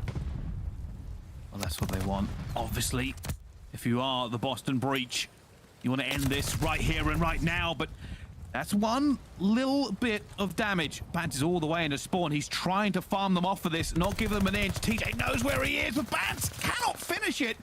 And now he'll be hunted. No more respawns for Ultra. As Vivid takes down inside, they're able to get on this beat point. All of Ultra. It's time to hit your teammates. Trying to get these guys off of this segment. You cannot afford to lose this round. And I'm pretty sure even if Boston do not close out this round, they have been able to outslay in this game. So they secure that defense, and now with that first tick of aggression at B, they definitely have it. It's all on Toronto. They find that player on the pinch. Bance goes massive with that 2-piece, and now this might be the opening they were looking for. Oh, they managed to get it. They managed to get it. Somehow Boston have held Methodz trying to do something, but he's been taken down as well. Bance has gone all the way through again. And with 13 seconds left to go, it's a 3 versus 3. Defense may be in the pocket for Boston, but the game is still in the air. Vivid looking for Cleanex. That's the first win. 1.5 seconds left. Can he even make it? I don't think he can. Boston did enough. Okay, I was trying to do quick smash right there. I'm pretty sure Toronto find themselves about 78 kills. If you're Boston, if you did a great job of just outslaying in this round, you will be able to secure your defense, and they've done exactly that. Didn't Boston get an extra tick as well? Yeah, they also got that tick. Yeah. Oh, yeah, I totally forgot about that tick. They didn't even come down to the slaying. Boston have defense. Now they have to hold strong. They're the last team on this map on defensive win rate. Keep that in mind. Well, let's see. Let's see if they can hold. Already lost the gunfight towards it. TJ just making sure nobody gets through P1 at the moment, and that may be timing, but yes, he finds Cammy. And the kills go down. The last thing Ultra want now is to be thrown into the blender in spawn. Yeah, Ultra have to try to get out, but so much map control right now for Boston. You have to take down TJ to do a great job of doing that, and Bance also wins his one-on-one towards top boat. Vance also earns himself a glide bomb as well, so that could be so impactful towards the later half of this game. There's only 50 seconds left. Ultra just trying to fight for every inch they can get, but Boston keeping it right in the kill feed. 3 down. Last player up is going to be Insight to sneak his way on to B. Going to stall some time for his team as he try to attack towards A. It's a clever play from Insight, but he loses the gunfight. If he'd won that, it would have caused Boston to commit more resources to holding it. And Bance sprints down towards Beach. Are they going to find him? I think they are. And down he goes. 28 seconds left, and Boston are putting the seal on this game. And you have a glide bomb to work with. Your Bance, you have to invest this now just to allow your teammates to get out of their spawn. Finds that opening kill onto Cliffside, but with only 15 seconds left, you have to go. You have to be able to stop this clock. They're looking for it. Klinex finds one, and Nero's weak, and he knows he is. Klinex finds the second one. They're waiting for these players up top, but no time remaining. There is no room for error here for Ultra, but they've already lost it. Cammy finds one, and he has to jump in solo, and the gunfight versus TJ. He dips out of it. There is no reinforcements near, no trades. Cammy goes down. Insight last alive. That's a gun, and that may be everything in this one as Boston Breach take the control. The defense, the one tick was the difference in the end start. And now they're 2-1 up. 3 and 10 on this map. Have not found a lot of success for this squad. Last in defensive win percentage. And they come out and they shut out Ultra in 2 defensive rounds. Not even allowed them to get 1 segment done. Let me tell you, man, this roster change for Boston Breach, without a doubt, has been the best roster change out of all the teams that we have seen make moves. As they come up, they're winning maps that they usually do not win before. You have Vivid putting up 29 and 25, 18 non-traded kills. The entire team just playing so damn consistent. And Boston Breach, I thought at least the Kabuto hardpoint and the Kabuto control was going to be a struggle for them. But obviously their respawn so far with this team has turned it around completely. Now find themselves up 2-1 in the series in command. Now going into a Berlin hardpoint where with this team, they are 2-0. Well, it's not looking good for Ultra. Insight has been a fantastic player for them. Everywhere else is just not working. And they're going to just be very, very sick. The one tick makes the difference. That one little push, everything they did to hold on that last defensive round, it all means nothing.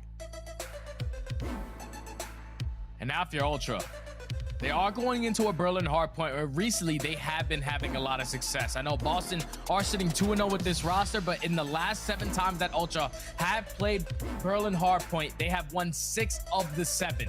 So that's going to be great for them. They have to have a response here. And if it comes down to it, at least in my mind, Insight is playing out of his mind right now. It has to be on everyone else just stepping up, especially Cammy. Didn't have a great map number 1. Obviously, a team slaughtered them with that map number 2. But even in this map number 3, you're supposed to be the AR duo with Insight. He's putting up 31 and 19, and you're almost -10. He needs to start to step up in order to force the game 5. Yeah, it's kind of crazy, and I don't like singling out players, but I will say maybe the difference for Toronto has been, like, when we went to Major 3, Cammy was having a very good time. Not so much at the moment. Maybe it's just kind of the change of arena. Maybe when he gets back onto a LAN environment, it'll be a different story, but Insight has been stepping it up for Ultra. He just needs his teammates to be up there a little bit with him, and we could have a different series. Boston Breach, though, only 1 map away from putting Ultra down and having an incredible record in the face of everybody saying this is the most difficult schedule you can have in a split. Yeah, that's the thing that stands out for me is that Boston, as soon as they make this roster change, you're probably thinking, wow, they have such a tough schedule. You have to beat the likes of OpTic Texas. You have to beat Seattle. You also have to run through Ultra.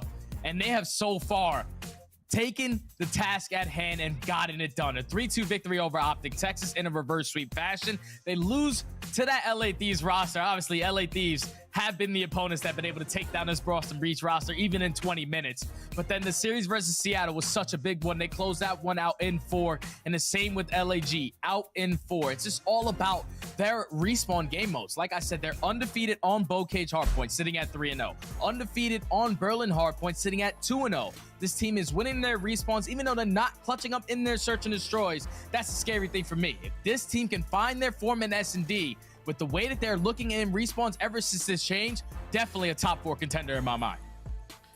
Well, we will see. Obviously, before they can get there. There is one more map potentially to play against Toronto Ultra, but you are right. The story of Boston Breach is a complete reversal. Essentially, last split just not very good. Not at all. The Ultra Not at all. very, very quickly. In fact, I'll be perfectly honest with the people at home here.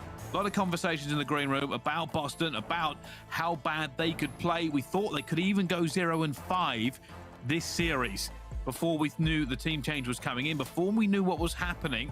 The way Boston had been playing, it wasn't a pretty story. They have not only completely changed that, but basically are looking to lock up champs and everything else. If they had gone, by the way that we thought we would do, they would be sitting, I think, about 10th or maybe 8th, somewhere around that sort of region between those two teams, but they're nowhere near.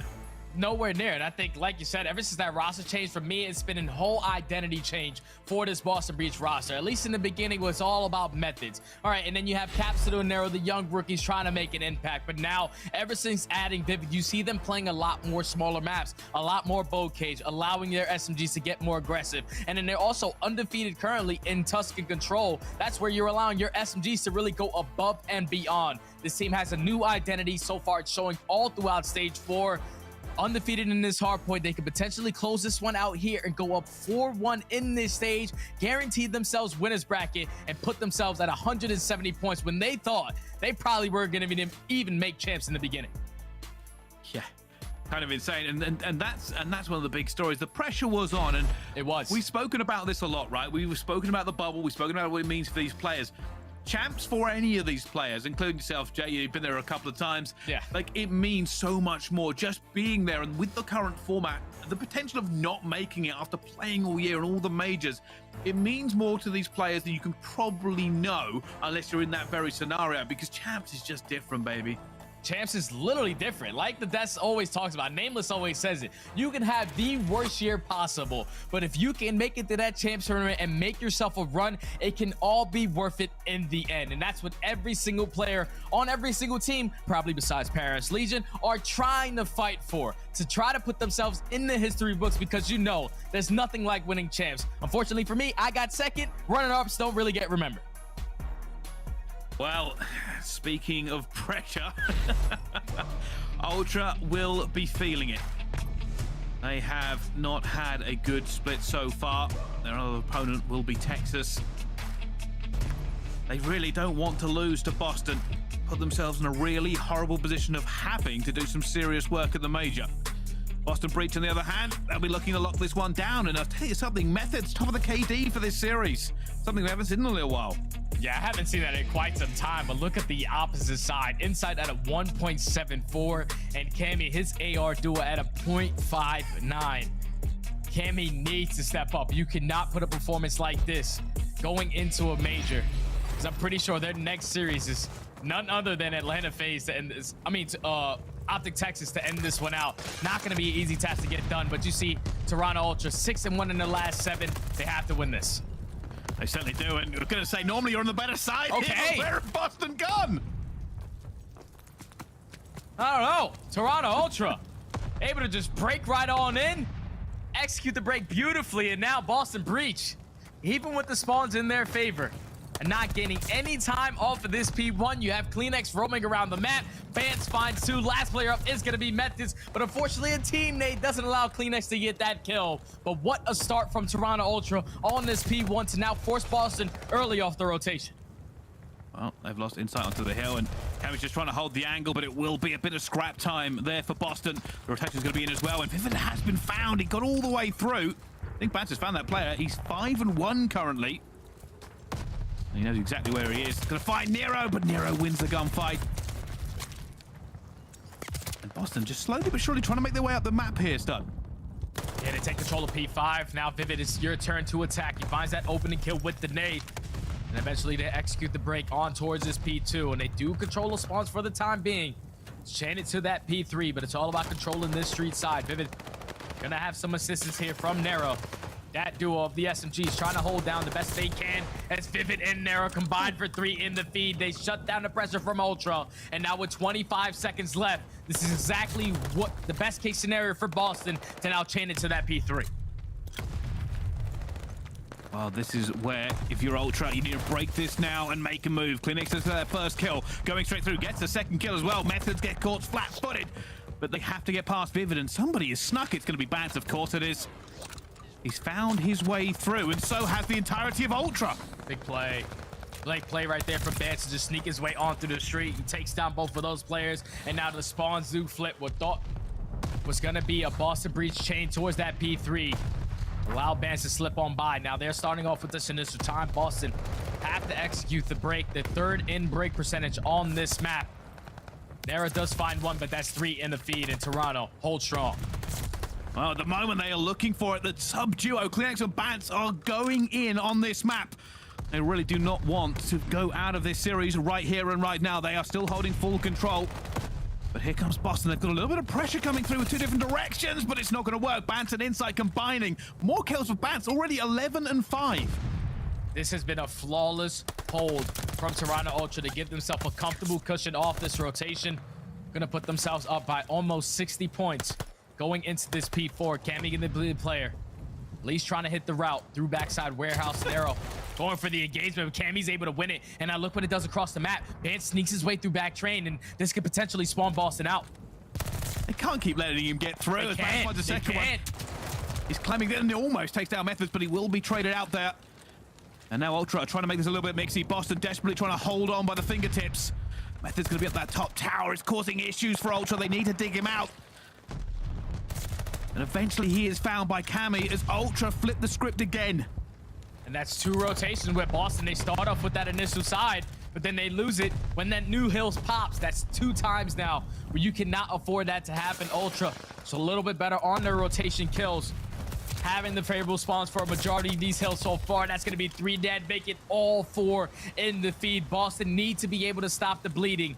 And now they're going into this P5 where not a majority of these squads like to play for a lot of time, but if you're Boston Breach, it's all about keeping this map control, keeping this side of the map so you can eventually chain it to that P1. Already, look at the players coming in from Ultra. They've gone for that fire push already, and they've managed to get it. So important when looking towards P5, and they're doing the work. Boston have to react to it. They know they need to dig this out to secure the spawns for P1. The time is starting to climb, but Boston at least keep some map control. Methodz towards train side, able to find that opening 2-piece. You just cannot allow anyone to slip through that street side. It's all going to be on TJ. A couple players in front of him. He does lose that gunfight to Cammy, and with Cammy winning that gunfight, spawns now flip. Now, if you're Boston, you have to make sure that you're controlling it, but okay, they go right on back. They spawn at top plat, and now this allows Ultra to take control of that P5 and get some good time. Yeah, they already know they don't have anything they need for it, so they'll probably try and soak a little bit of P5 before they hit this. But already, Cammy trying to make his way through the back. Nero looking forward. Bats actually goes for the reach out, but it's Cammy we need to keep an eye on. The lone player here could make a difference.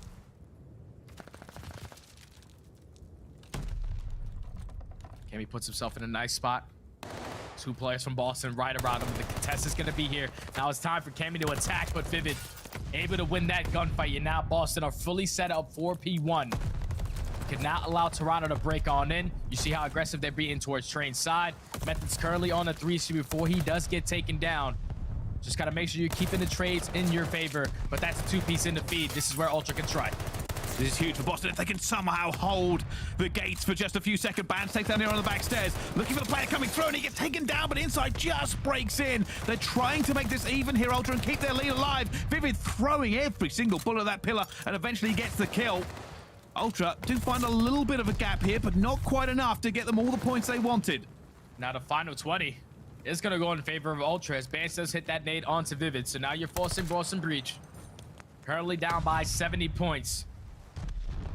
Try to execute a break on towards this P2. This is the way that they got back into the game the first go around. But with Cleanex finding that too, at least puts them in the man advantage. Spawns do flip. Boston now towards warehouse.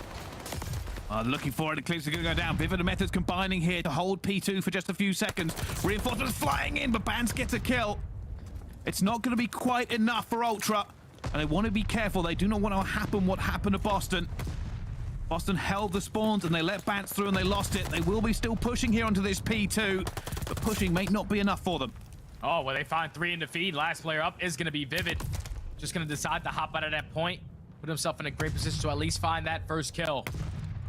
Now Boston Breach. Know that Toronto is still on the favorable side. That's going to be 3 dead. Last player up is going to be Methodz. Toronto attack this from top middle P5. And best case scenario right now for Ultra. They get this remaining 10 seconds and they have the spawns for next.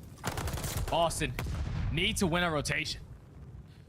They really do. You can already see Ultra. I'm going to try and farm this a little bit from this position. Bance is going to be here looking for the players. Finds him eventually. And now they'll slowly but surely back up and try to hold every single position. Bance actually going to play a little bit of a dirty route here. Should be able to find the player already going through. And he does. He finds Methodz, knows exactly where he's going to be, but they've got to be careful. Already you can see Boston going to be in the point, and Vivid finds 2. Cammy finds another one. It comes down to the trades, and Vivid does win it. It's still the spawn for Ultra, but they have to get back in. You have to go. You have to at least hit this time while Boston is not anywhere near this point, and they do exactly that as 3 go down on the feed. Now it all comes down to a 1v1. One player attacking through fire is going to be Methodz. 30 seconds remaining. Bance is able to win a huge one-on-one. And Toronto still in control of the spawns. This remaining 20 seconds is so big as Cleanex finds 3 in the feed with the AR in hand. Final 20 going to go in favor of Ultra, and they breach that 200-point mark. They do. It's down to Boston. It's down to Train. They really want to hold here some glimpse of hope to get back into this game, but Ultra are feeling it. They are challying gunfights across the map. At the moment, it's Boston to hold as the point flips. Can they keep Ultra at arm's length? They need to get some good time here. They need to at least get some good time here and also at P5 so they can get themselves back into this game, but it's going to be all-out pressure from Ultra through that trade side. They've at least find the first before he gets traded. And now with that opening 2-piece for Ultra, this might be the plan of attack. A team nade comes in, and now Boston are not getting any time. TJ has managed to get through Ticket, and he should be able to find some kills here because of it, but Cleanex finds another 2 towards it. TJ eventually finds 1, keeping this site neutral for just a second. So Cleanex is just throwing bullets over the map, and it's hitting everybody at the moment. And while it is going to be a flip for Ultra, it may not be the flip they wanted at that point. But if you're Ultra, any seconds that you can get to close out this game is a lot better, because you know Boston Breach, they have to work 2 times harder to make sure they get some good time to not allow Ultra to win off of this P5, but also control the spawns for that P1. Cammy having himself one hell of a bounce back game, sitting at 30 and 18, finds himself on another 3 spree, 19 points away from Toronto Ultra forcing game 5. They're waiting inside. He's waiting, and a little bit of bad timing. I say that, and somehow he still wins it. They're coming through. Oh, I don't understand. I don't understand what is going on. Ultra are winning gunfights. I just don't expect them to be winning. And Boston know they cannot allow Ultra to soak on this. They cannot allow them any seconds. They desperately fight for it, and Boston does a good job. But the spawn comes in for Ultra. Oh, super aggressive right there from Boston. Even though they found every single kill, this is not the way they wanted to play it. Now they have to focus on the spawn. Methodz does find 1 Vivid with the trade. So now it all comes down to a 2v2. Final 15 gonna go in favor of Boston. It's gonna put them down by only 50 points, but Toronto Ultra, they win their engagements off the rotation. And now, if you're Boston Breach, you have to try to break this P1 or it's gonna be all over. Look at how far Ultra have pushed out. They have taken all of the map control away from Boston, and Boston now have to just sprint towards this next hill. They cannot afford to slow, but they make the kill. Just gonna be inside left. He fights one on outer, but there's a pinch coming in. Boston flip. Boston take control of P1. The light is still alive. They're staying alive a little longer. The spawns are there now for Boston. Now you can be aggressive through train side. But you want to stay alive. Don't allow a player to set up on this pinch, and it's going to be Cammy. Might have just got some great timing. Through middle stone steps, he's playing for that player off spawn. He's allowing his teammates to win their engagement in towards the point. But with him getting taken down, it's now time for both of his teammates to win their gunfight. Bance finds that opening 2-piece, and Toronto should be able to close this one out. Well, they're looking for the last few points, and inside gets 1, and that will be the game. That will be Ultra winning a hard point. And it was Ultra the entire way through. They didn't win rotations, and then they did win rotations. Kind of crazy, and I know, Jay, you're going to hate me for this, but I have to say, Bance made some outrageous plays. It's not about the KD, but he did both.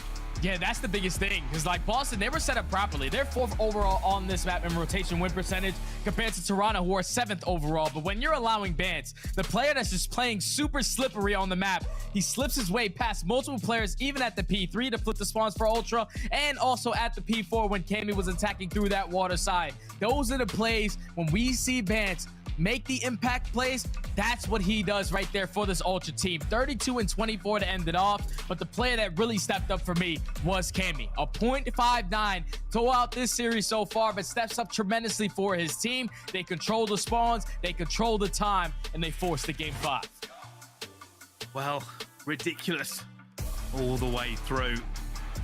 I don't know what's going to happen. I don't know how this one ends.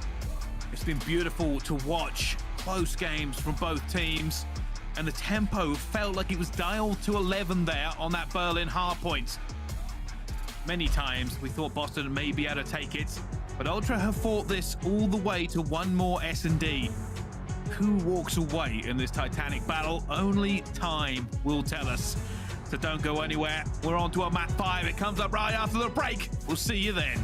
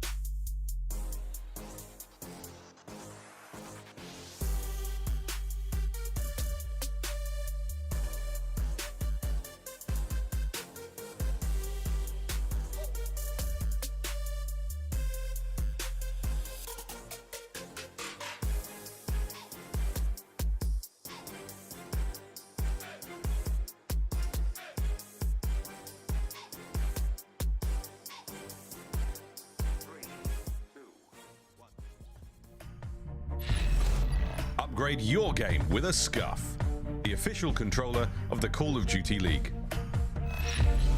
Ladies and gentlemen, welcome back to the Call of Duty League. It is time for a game number 5 between Boston Breach and Toronto Ultra.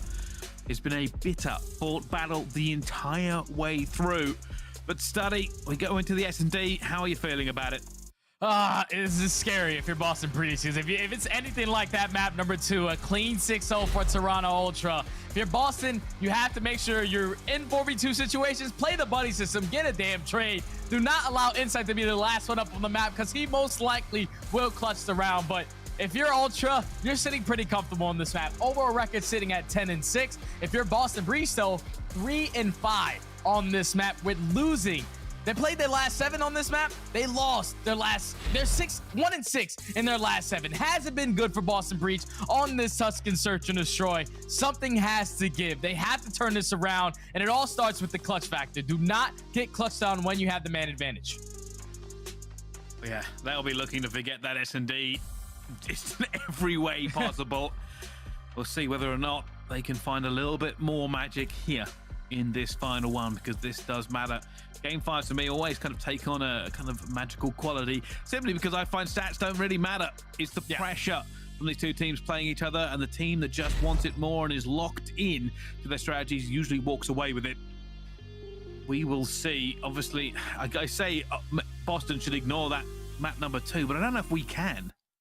No, you can't. You definitely cannot, because that map number 2, if you don't lose it the way that you did, you potentially close this one out in 3, because they clutched up on that map number 1, they clutched up on that map number 3. But now they find themselves all the way into a game 5. Ever since this roster has been formed, overall 1-5 in this mode. They need to try to find some success here, because a 4-1 extra comfort in that top 8 for champs puts them at 170 if they get this win. And I'm pretty sure if Ultra get this win, they actually pass up Boston for that 5th spot and move Boston down to the 6th.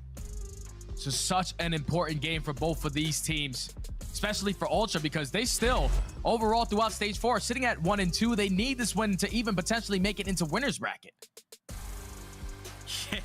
Yeah, they do.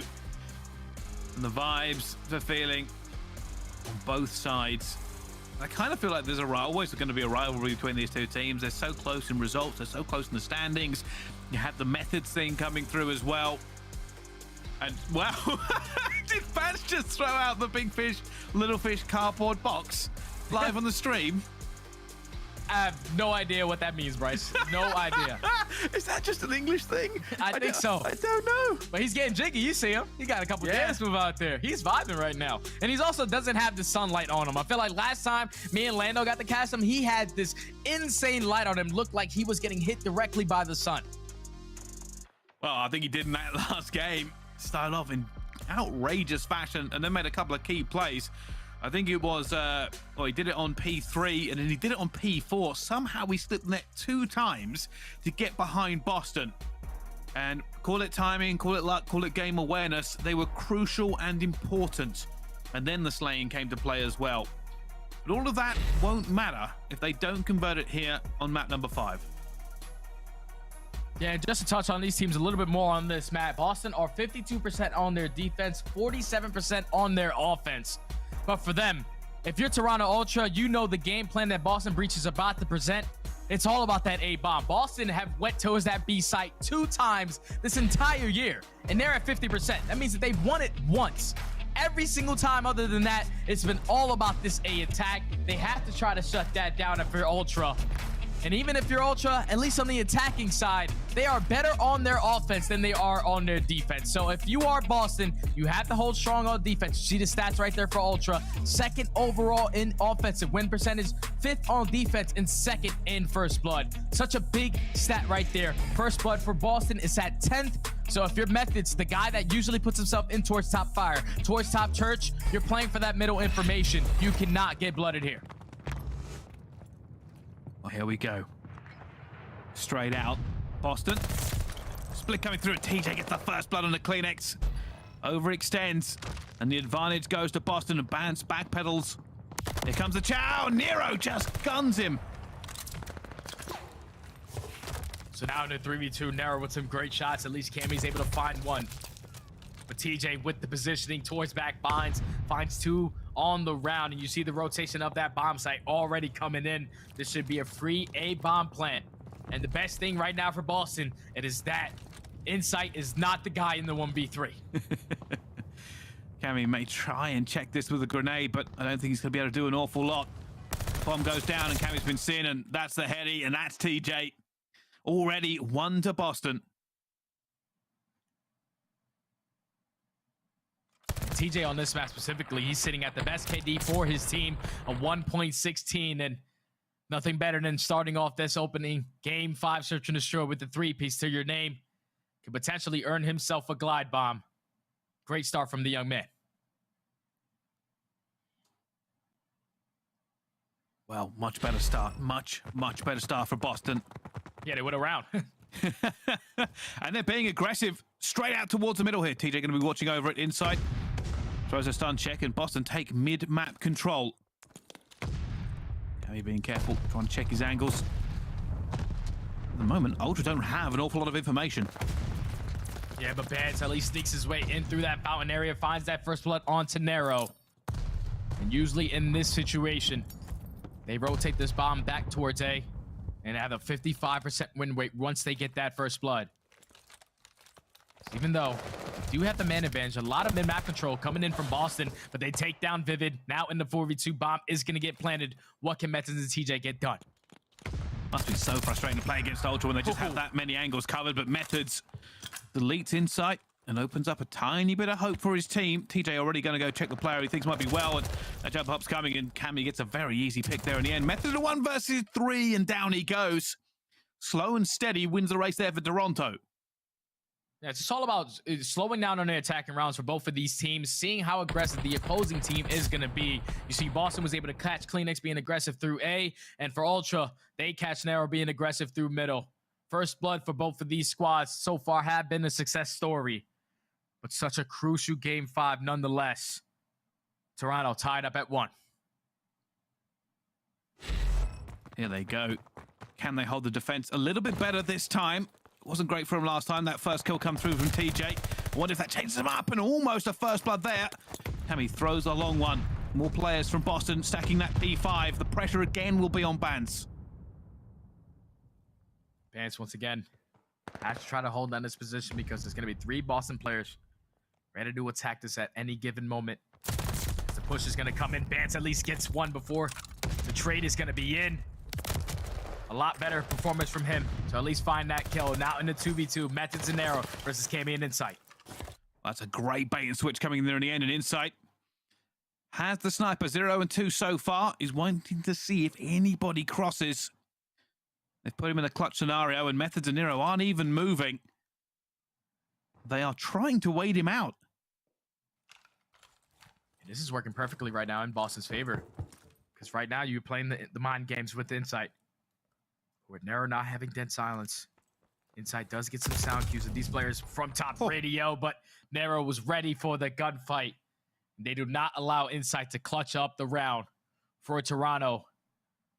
It's great work from Boston. That's 2 rounds now where they have attacked towards B. And keep in mind, before I said, before this map even started, they've went twice towards that B site. So far, 2 offensive wins for them when they initially attack towards B, get the trades, and eventually have been able to close out the round. Boston now up 2-1. Yeah, and I think the most important thing is I think Nero is making the difference. Obviously, Bant did better that time, but Nero just went full send and sprinted at him before he had an opportunity to reposition. He actually even managed to dodge the stun that was thrown out reflexively to stop that exact scenario. And taking out Bant's completely opened it up.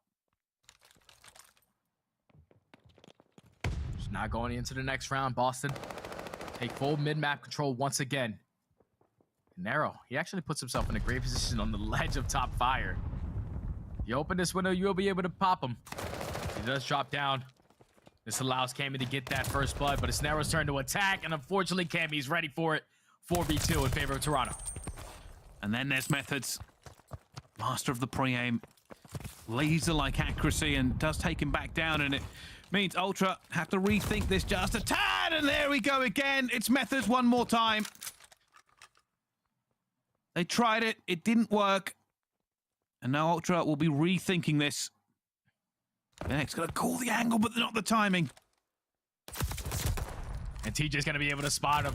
TJ takes down Cleanex, and now all up to Insight in the 1v2. Doesn't commit towards the bomb plant towards A, but Methodz puts himself in a great spot. Even though Inside finds that kill, Methodz is the guy to clutch up that round for Boston. Even in the 4v2, he makes it a 3v2, finds a second onto the player in Bance, trying to cross that bomb towards A. And what a round right there from Boston. All Methodz. Finds that pick on the Cami. He goes for the retail after getting 2 up and just repositions every time he needed to. Sometimes slow is better. And Methodz just held the angles. It's 3-1 to Boston. Vivid hasn't yet got a kill, but it hasn't mattered. This time, Ultra going for very different gravy. They've gone straight through it, but they've lost the trade. So now in the 3v2, Boston, they can play this exactly the way that they want to.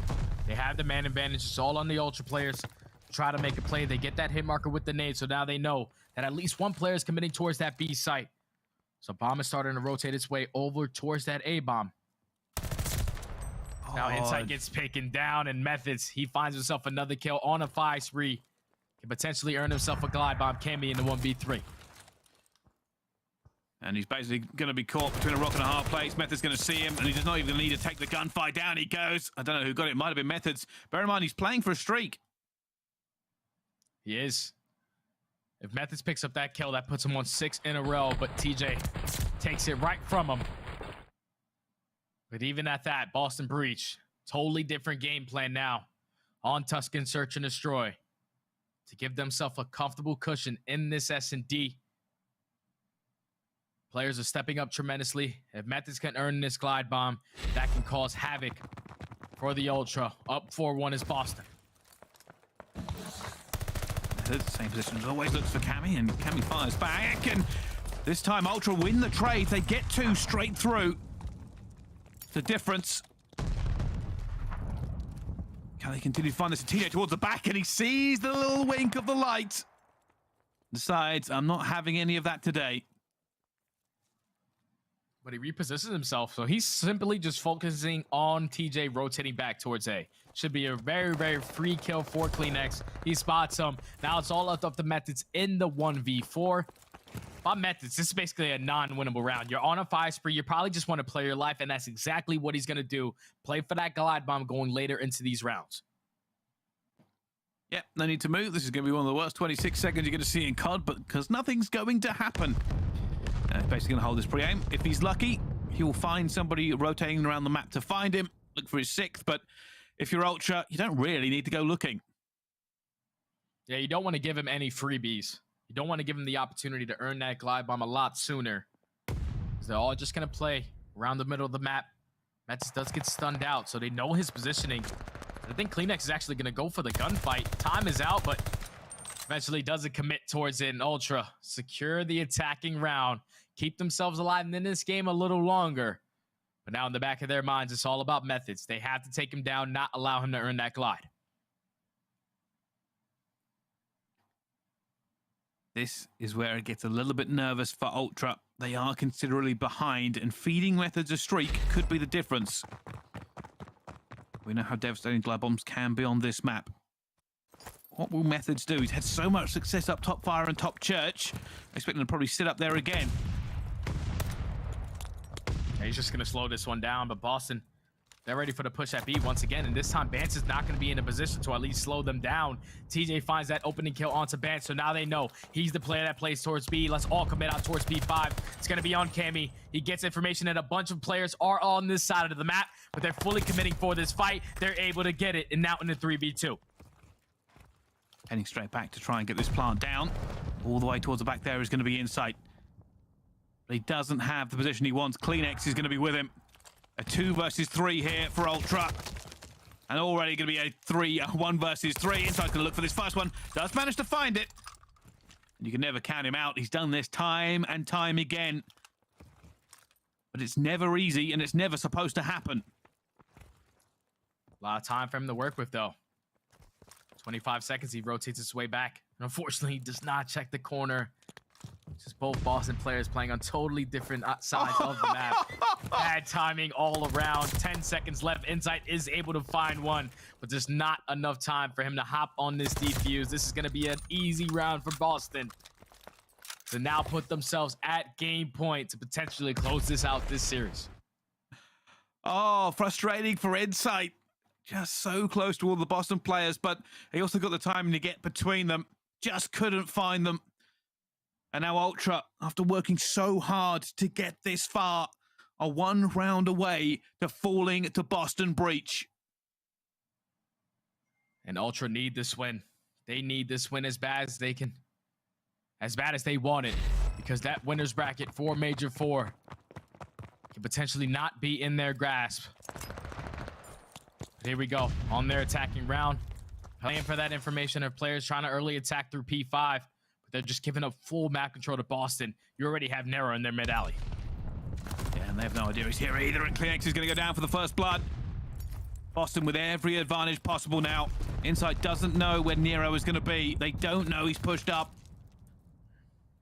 It will prove problematic at some point, and TJ is going to take down Insight. Vance and Cammy left alone to try and salvage this. Vance finds one. Down to 3v2. 45s to work with. Vance and Cammy have to try to keep Toronto Ultra in this game.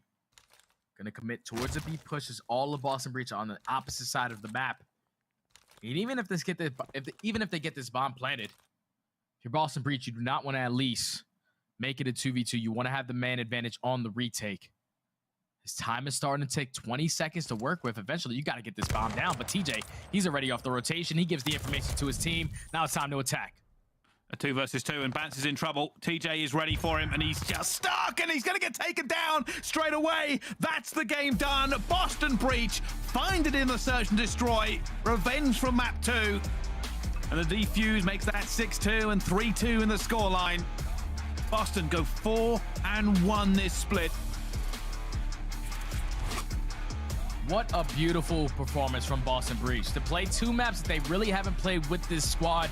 Gabutu Hardpoint, they clutched up. They were 0-2 with this roster going into that. They win that one. And in the Gabutu Control, even with the roster change, they have not seen success on that map all year long. They hold Toronto Ultra on 2 defensive rounds to not completing a single segment done.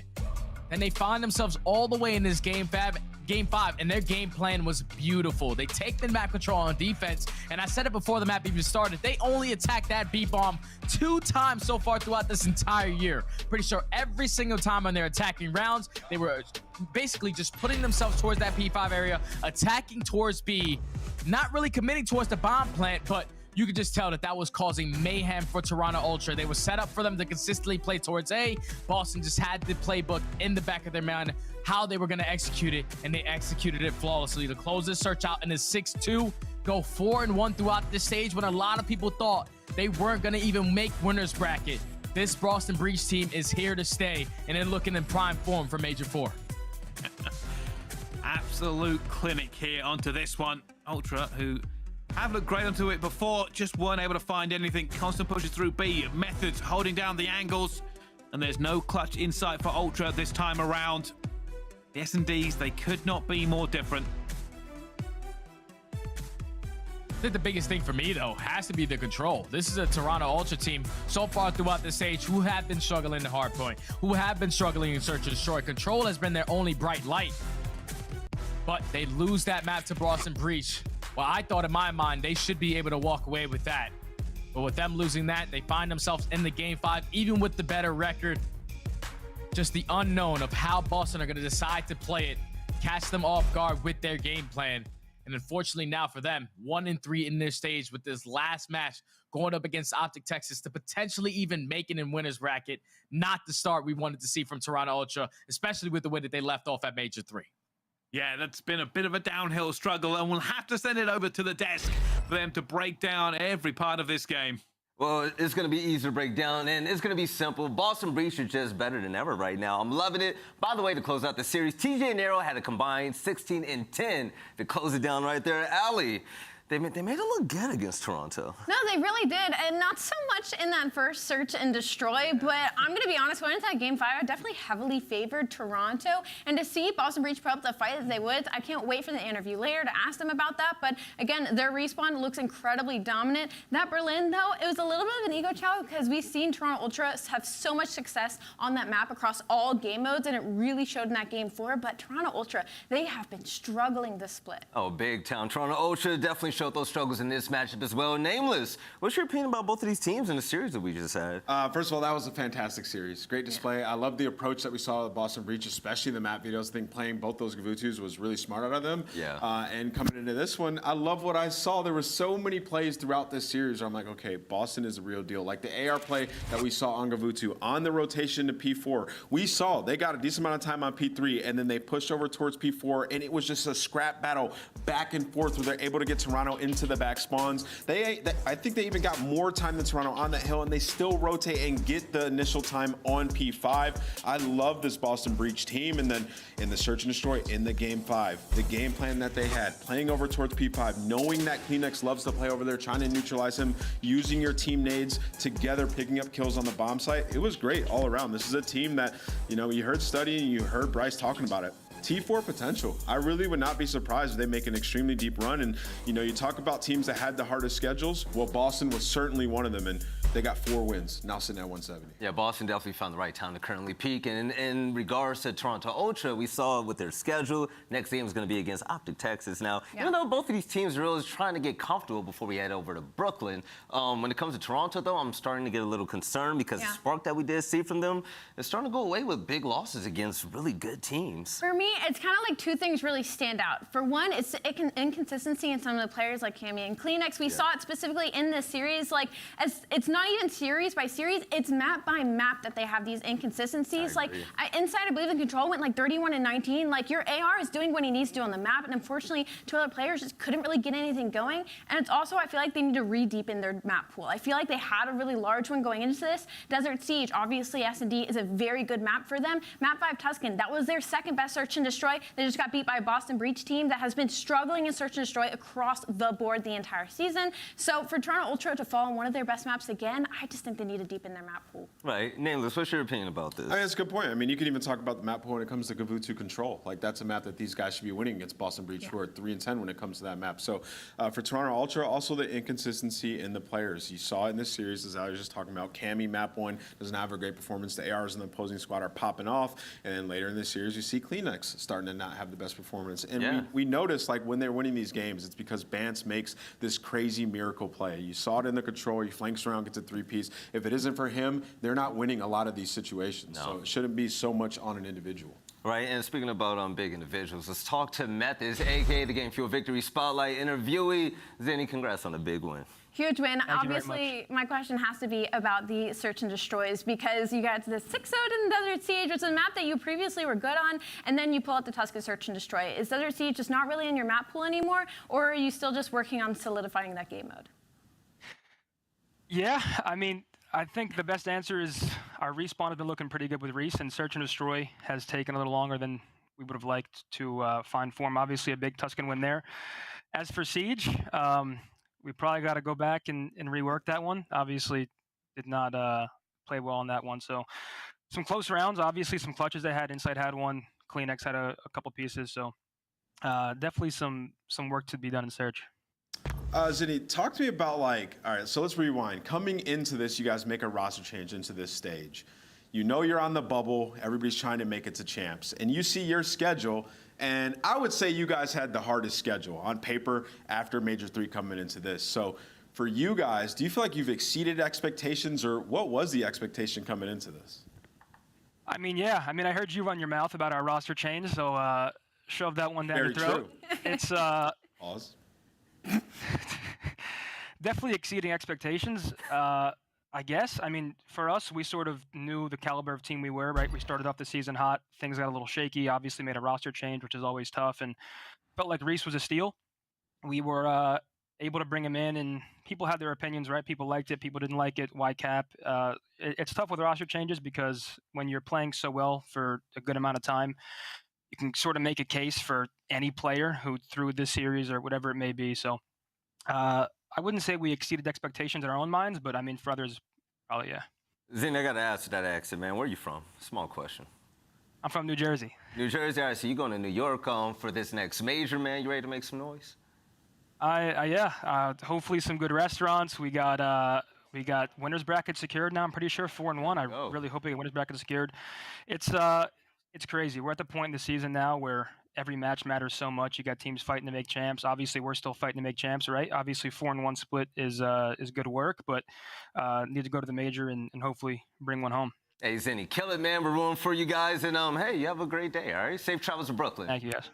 No problem. All right, ladies and gentlemen, let's go ahead and take a look at the points so far. See where Boston Breach currently are. With that win right there, if my math stands correctly, they're sitting pretty at 170 points, looking really comfortable. But the thing is, not too comfortable. They are still in the bubble, but heading to Brooklyn and with the performances that we've been seeing lately, I mean, Ali, I feel comfortable betting my last dollar on Boston to make it to champs. I mean, he said it perfectly, where like maybe not exceeded their expectations, because obviously they're the ones day in and day out putting the work, but for me personally, definitely exceeded mine. Like the wins that they've had maybe the toughest schedule lineup. Of course, I hate saying that. I hate saying, you know, oh, you have a tough schedule. Well, to be the best, you got to beat everybody. But that 4-1 this split, to be in the bubble, going into winners bracket, heading into New York, that is huge for this team. Right. All right, ladies and gentlemen, we have another game on the way. It's going to be a really fun one. We have the Los Angeles Thieves, who's been looking really good at this stage. They're taking on the Florida Mutineers, a team that has been struggling, but they're still trying to find their mojo. The question is, will they do it in time for champs? We'll find out soon, and we'll catch you on the other side of this break.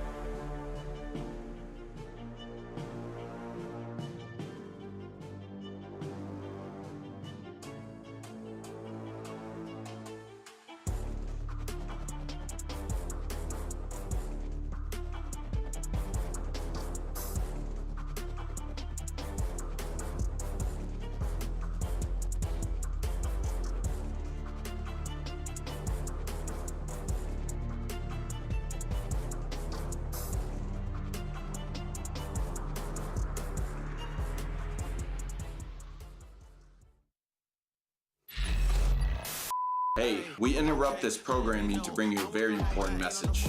Did you guys buy your tickets for Major 4 yet? Buy your tickets at nyxl.com/major, and you can come see me July 14th through 17th at the King's Theater. I swear to God, you better do that.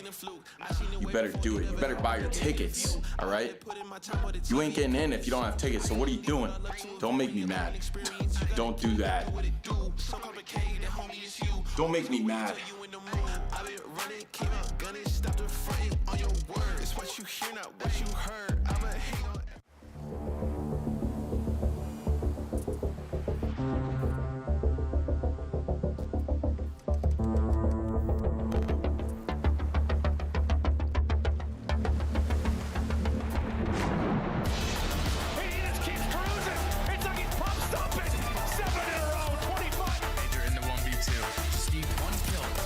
Maniac. Hold him off for the time. 2 hill. Not expecting the angle out of the rookie.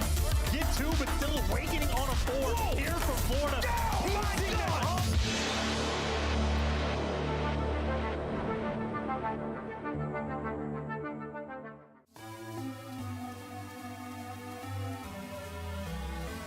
For the rugged. Been a little too nice to y'all.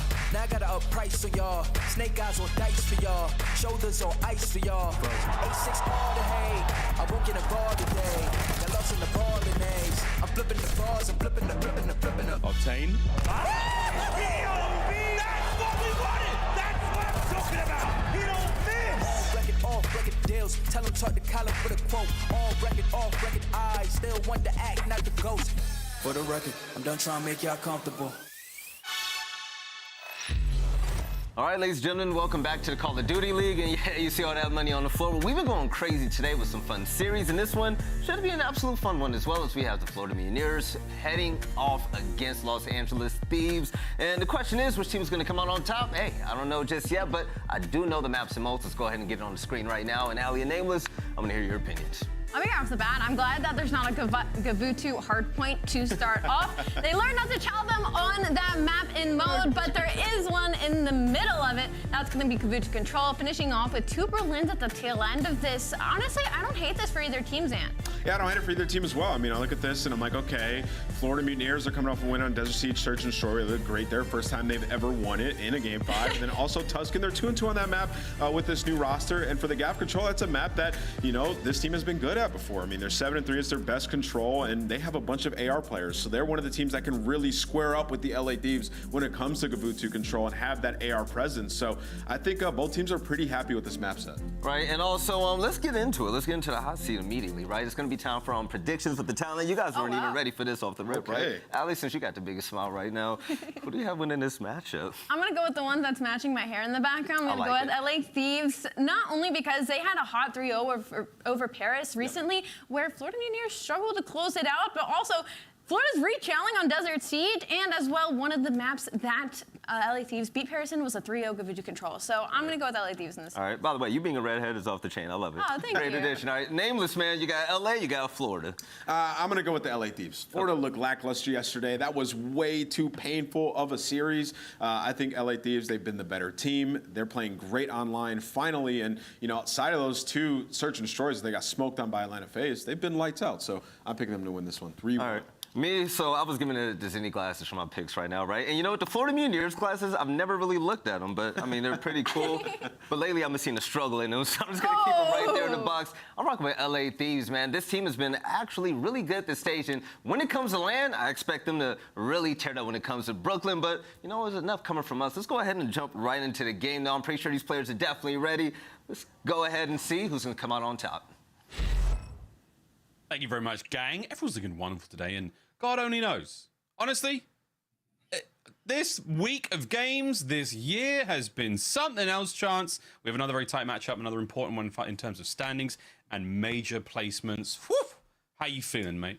I'm feeling all right. It's an interesting matchup. I think, as stated, right, like making predictions at this game at this point of the year seems like impossible. Like, you do it if you're forced to, if you get asked on broadcast, but like otherwise, man, Who the hell knows? But the situation as it stands, whatever team wins this gets winner's bracket like for the actual New York event. Obviously, if LA Thieves lose this one, they still have an opportunity tomorrow to secure it, funnily enough, against the New York Subliners. But I would say right now, so much more pressure is going to be on Florida in this series. Obviously, they were tied with Minnesota Røkkr, who got their win earlier today and also secured their spot in the winner's bracket come the major. So you have teams like Minnesota making gains. Like all of these bubble teams and performing at least like moderately well, and quite a few in good spots. Florida needs to join them and, well, maybe get a couple of yawns out, get the energy flowing just a little bit right before this map one kicks off. But make no mistake, they're feeling the pressure.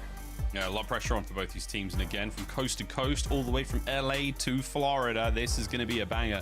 The LA Thieves, of course, have had an extremely up and down mixed season here on Vanguard. Looking to secure themselves a spot at champs would be an ideal situation to find themselves in. And for a team like this, for an organization like this, I mean, the expectations are sky high, Chance. Absolutely. And, you know, I suppose a good thing for like the LA Thieves squad is they've like sort of overperformed like on land. Like online where they've struggled, they always come out and do better once the majors actually kick around. But at least in terms of purely this series, your Mountain Dew game fuel keys to victory is keep the respawns going. And honestly, that should be where they dominate Florida. I know Florida, like their S&D has been solid, very much on the struggle bus in the respawns, and I think the maps that LA Thieves were able to get through, pretty quality, especially that Kavutu for the map 3. And obviously, well, we'll see the Tuscan on the map 1. They've been fantastic at breaking the hills when they need to be broken, so it is pretty much all about the respawns in my mind for the LA Thieves. We'll see if the respawns come through to a solid bit of fruition for them. LA Thieves gearing up, getting ready to dive into the fray once more. And it's all smiles across basically everyone in this matchup. They're all ready to rock and roll. The pressure not as tremendous as I suppose the Røkkr Paris series, but over towards the Florida side, Chance. And just, I don't know, man. Like, you know, they dropped Vivid, and now Vivid is over here having all of this success, while Florida right now, again, just in the midst of feeling the heat. Obviously, a ton of talent that they have on this roster, but I still think the problem they have had all year long is like your main SMG, right? Vivid, when he's playing for the Florida Mutineers, was struggling. Two Real gets thrown in the mix, also struggling. So the system that they have, not always ideal for your main SMG, and unfortunately for Two Real, at least at the moment, is the guy that is having to feel that pain. But obviously, we talk about the respawns for the LA Thieves. Maybe the S&D can just be these guys. Path, I know they finally won like a Bocage S&D for the first time of the entire year in stage 4. So maybe looking at that 2-5. Obviously, if you're on point with the First Bloods on Desert Siege, well, if you start converting them, you'll certainly have more success. And well, obviously, you need the slaying power either way. If you're sort of like high impact, you know, superstar talent kind of players are dropping 0.8s, you're definitely not going to have a good time. Well, there you go. The game fuel keys to victory. Mutineers got a lot of work to be done again when it comes to the slaying. We'll think about that Desert Siege when we get to it. But for now, it is almost time to get this Mountain Dew marquee match underway. Everyone's looking comfortable, ready to rock and roll. Speaking of, our Mountain Dew featured player today will be Awakening. The man has been an absolute titan ever since his debut in the league. Yeah, boy's an absolute monster. Hasn't had the most, stellar success here on Vanguard, Chance. But you know, when you see his name in the kill feed, boots be shaking. Absolutely. I mean, again, #1 team kill percentage in the league. There is no questions. Awakening can slay, and he can slay with the absolute best of them. So no questions in the kills column for me, like in the slightest. It purely is just about the team play, because again, the system, the SMGs have not thrived. I mean, honestly, speaking of the SMGs, Awakening even tweeting out yesterday, you guys think I want to run the MP40? So it is just a team where like no one is having a great time with the MP40. And I mean, maybe in that sense, good news that a map like Kavutu potentially comes through. Obviously, LA Thieves are fearsome, but maybe it's a situation where the more automatons, the better. But I know that has been sort of like the focal point for Florida all year long. And storylines be damned. Again, if they get it, you get the 10 points. You are then tied with 2 other teams, like all in that like 7th and 8th place. Like, talk about being on the bubble. And obviously for Florida, if you get this win, not only are you like right there in that top 8 margin, winner's bracket for the major, and storylines be damned. If you make something pop off right at the end of the year, I mean, that is where you want to be successful, right at the very end. Yeah, who knows, man? I mean, whatever happens at the major, whatever happens in this matchup, Florida Mutineers can get something going. Who knows? LA Thieves, same situation. They've been so up and down. So many moments where you thought, like, wow, these guys are great. They've been remarkable performances, record performances. Remember that series against Boston Breach? What, 20-something minutes? One of the fastest we may ever see in the league. So much promise here. There's so much expectations for both of these squads. Sky high indeed. We'll find out who's going to be delivering today. Florida Mutineers, LA Thieves, almost ready to get into map number 1. aBeZy has almost got his headset on properly. Almost. He's trying, man. I'm not sure if he's trying anymore. I can't tell if he's meditating or singing or delivering, I don't want to call it a hype speech, delivering some sort of motivational talk to his teammates.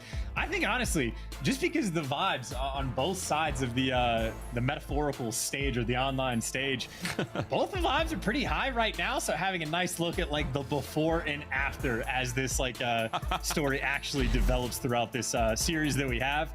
But I'd say LA Thieves, it was literally right from the kickoff classic, like this level of energy, always having fun, enjoying each other's company, and throughout the struggles, through thick and thin, they have stuck together.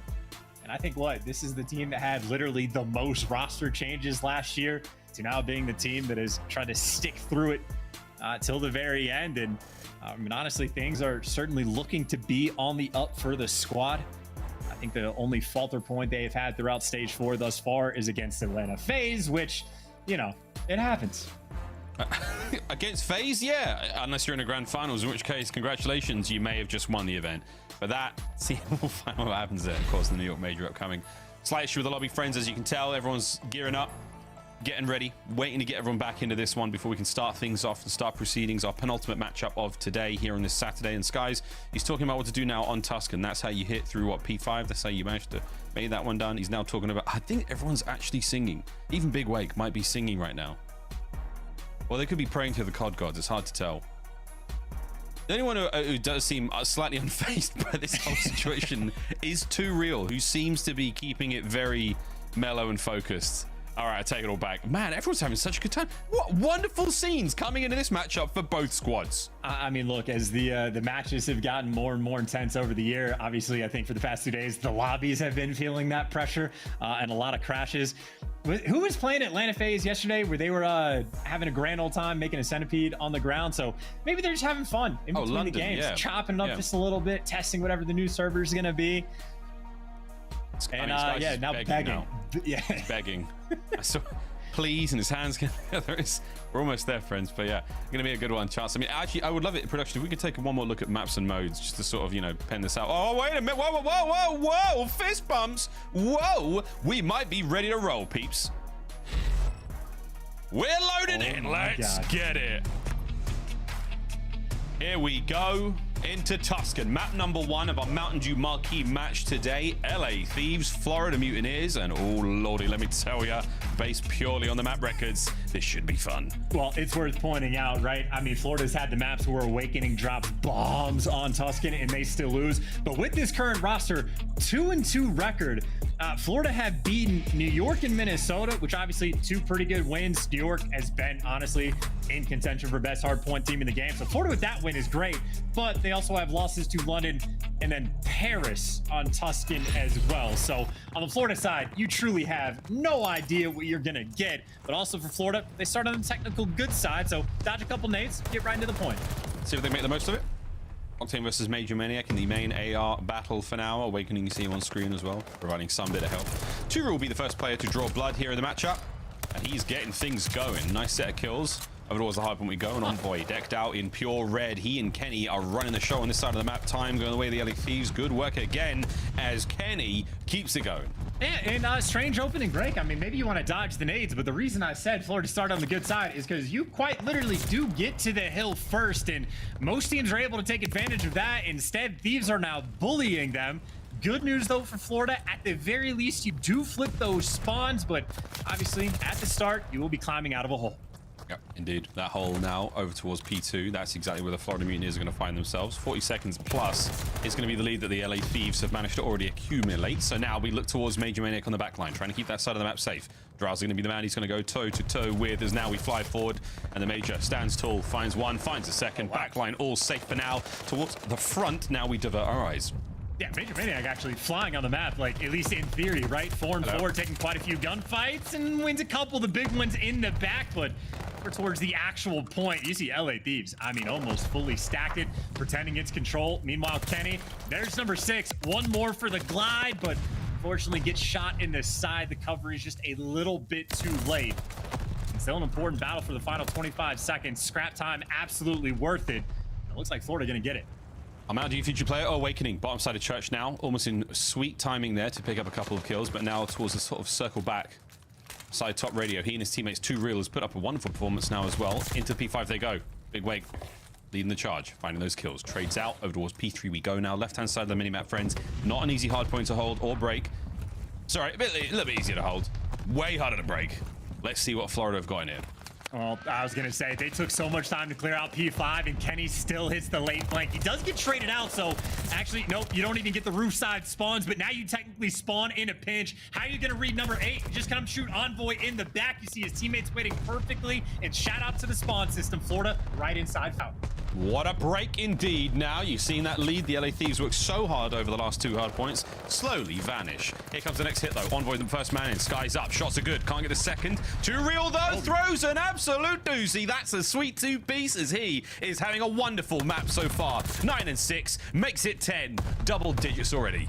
This is as good as it gets as well. Again, I pointed out 2 Real right now. Stats basically at the very bottom of the league, including players that have come to substitute in just for a short amount of time. So, you know, he's able to get his groove going. Florida should have a fantastic time, but funnily enough, that is 2 hills where they either win the rotation or break pretty much immediately. And still, because of how bad P1 was, you're still losing the game.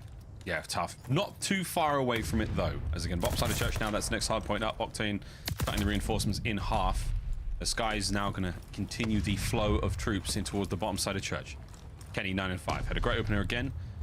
Now towards the front side of church he sits, but there's no one hit. On the wrap they go now. This could be a tremendous play out of Kenny. The timing could be sweet, and it is. The pinch is on. All that's left is Skies at the back line. Yeah, Kenny over here just trying to make moves. Does get gunned down, but his teammates should be secure in the back. Let one pass because they know where the spawns are coming through. Drazah can only get one before he gets traded, but I think right now it's what? Kenny in 2 different situations being just like the hyper late flanker. And I sort of like the moves on the map and all of that just to set up maybe not the scrap time, but certainly the rotation over towards New. So Thieves end up fighting it for just long enough. Plenty of space on the map right now for this start of P5, and if you're able to burn these nades before they get nearby, I mean, you can hold this time down. Yeah, not an easy hard point to break without grenades. So we can see how we go for the Mutineers. Forward they roll. 2 Real, nice tags. That was a lot. Here come the next players on the hit. Wind up, fly through. That's the name of the game right now. And 2 Real, unfortunate timing on the hit. Sky's going to be there. Awakening just been turned to dust right in front of him, and that is it. Kenny, Drazah, you name it. Fresh off spawn, clean holes out of the Thieves. And look at the reads too. Number 2, Drazah, he turns for the late flank, but do you check the fullest of full flanks? It looks like that will not be the case. So Major Maniac does get a freebie, and this is the moment to get right inside of P5. And honestly, execute it to perfection. You take the long route, you make the time investment, you got to make sure you get the break, and well, Florida delivered. So maybe another hill where they do at least a decent job on the breaks, but it is certainly P1. Florida got costed the hardest. It is now P1 where we turn our attention. It is Major Maniac laying in wait, gets that intro kill. A fresh set of hard points now upon us from P5 to P1. Let's dive in with the Florida Mutineers for a quick listen in. Drazah me and you. I have I need help. How much? On the box. I got double nade, son. Yo, watch my you, Joe. I have I have the nade mid. Yo, when I shoot, there's side. Stay out south. I have your slide. I'm looking you for you. One's behind you. Help me, you. One give me our side. You. Let's shoot One shot you. I'm making you mid. They're mid. Yo,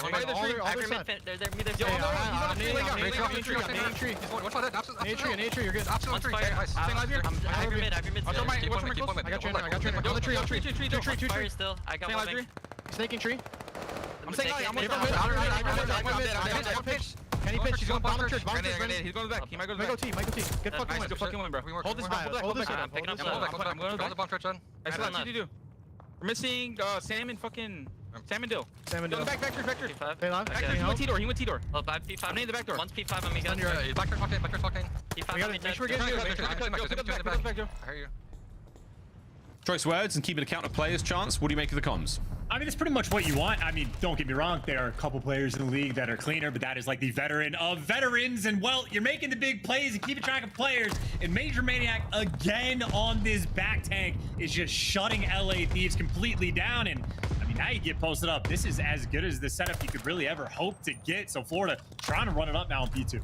Unfortunate timing there to drop out, as Mighty Mike may have been able to find a few more there. Into the hard point go the LA Thieves now, bringing the submachine guns closer. Real onto it. Great bit of work now. Major Maniac looking to the 5 spree. If he can get this next one, he backs on up. Tactical retreat into the hard point. We have it. A nice bit of work out the Mutineers. Lovely holds. Now they are within spitting distance of taking the lead back, and it's Awakening now again. Our Mountain Dew featured player cut down from Envoy. Finds the flank. Finds an opening. Into the point they go. Rotation's going to be almost done, and down in a moment. Back towards the dreaded P3 we go. Well, you could just see how much pressure LA Thieves were trying to put. I mean, pretty much everywhere on the map, but especially P5. Now those roof spawns get open. Octane leaves the initial hill time just to cut those players off. And, I mean, a little play like that could go a long way. You know, most of the pressure should be through for actually maybe not. Number 3 hasn't turned just yet, so Octane the back gets taken down. Trades are coming through, but the back spawn's firmly insecure for Florida. Yeah, guns up there for Kenny. Can he make something happen here? Nice shot. Sky's going to get the trade through. Now outnumbered on the point. Skies has to stay alive. Here comes reinforcements in the form of Big Wake, and he's there, baby. Good shots again. Sky stays alive. Hard point once again in the hands of the Mutineers. I mean, this is just a perfection, right? 2 different Fountain Hills where you get the break basically as quickly as you could possibly want to. And especially for the fact that, I mean, they broke quick enough. This is a decent chunk of time potentially to go their way. Swing right back in the game. Major Maniac looking for the 2-piece in the back. I mean, on rotation, you got Awakening doing this. You actually see Major didn't get the 2-piece, so LA Thieves fight for this scrap, but if you fight for the scrap, you do lose rotation. So still a pretty good hill for Florida. It sets them up now going into church. They got quite a bit of clearance around the point. Yeah, we'll see if that clearance can translate into more time. They are not quite in the lead yet. It's bottom side of church. It's a 2-2 split right now from the LA Thieves. 2 players through front, 2 players through the top side. Major Maniac holding them back. Wonderful suppressive fire. Not enough to keep any more going though. Kenny now with the open field to play with. Skies, he's sitting pretty at 23 and 14, but he has to hold these players from the Thieves back. Time still ticking in the favor of Florida Mutineers. It is Big Wake lighting up the kill feed. It is soon to be a lead swap, and that has been a nice bit of work out of Florida. And I think looking at these plays from Skies, that's like consistent good communication coming out as well. Awakening, by the way, in the meantime, has gone on a 5 spree. Everyone else has just like surrounded the hill and maybe a little bit of time being gifted up, but they got Awakening, can't get the glide, but you still get all of this time. A near full 60 on Church, and well, the largest lead Florida has had on top of the fact that they will get to this hill first. Yeah, P5's all theirs. Question though remains, can they hold on to it? Here comes the ordnance, and again the LA Thieves have been so precise with all of their lethal and tactical usage in the matchup so far. Look at the kill feed again. Octane, he's the first man to land a couple. Here comes the next hit. Octane on the outside now, waiting for Drazah. No more shots to be had. Awakening and Turo. Kenny now from down low, and this is going to work out. No, Big Wake reads it, gets 2. Demon Joe on a 3 spree. He's going to come down to a close, but the time this whole way has been going the way of the Mutineers. Hey, this is it. I mean, 40 seconds on this hill, only 12 to end the game, and this is a hill where you're forced to flood and cross lines of sight that are not ideal. Next player in line is going to be Skies, but look who's got the cross. The teamwork from Florida is there. It's on point, and it is good enough to get the map 1 win. No hero plays today. Florida shutting them down on Tuscan to kick this series off. I mean, that was an airtight defense on P5. No one was getting in. As soon as they got in, they got absolutely eviscerated. I was trying to gas the lethal tactical usage from the LA Thieves, and what did they do on that one? Not a bloody thing. They couldn't get anything in there. That was an incredible hold out of the Mutineers, and an amazing way to close out map 1. The Mountain Dew marquee match off to a blinding start. And not a fan of the opening break for Florida, but outside of that, that is almost like a textbook game, especially so on those Fountain Hills.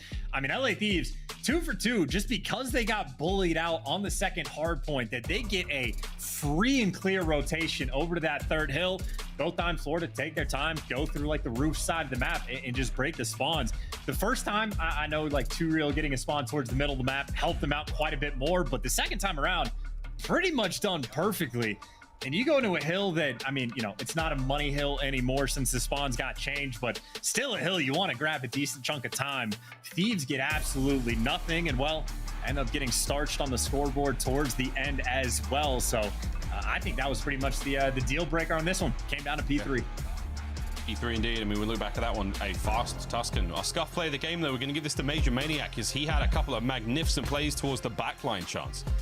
And well, you know, if you're setting up the fact that they're winning T2s, which turned into the rotation towards T3. Wait a minute. It is the gunfights in the back. Do they spawn there for the lineup? I looked away. Wait a minute. Yo, I got 3. I'm good, baby. Major Maniac, what a play that was. They perfectly lined up. Like, that couldn't have been any better. I wouldn't mind seeing that once more if we actually could, but hey, either way. 250 to 195. The Florida Mutineers absolutely start things off brilliantly.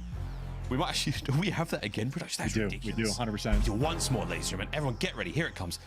Thieves were like, yeah. We're hitting the back line. It's only Major Maniac. Oh my goodness.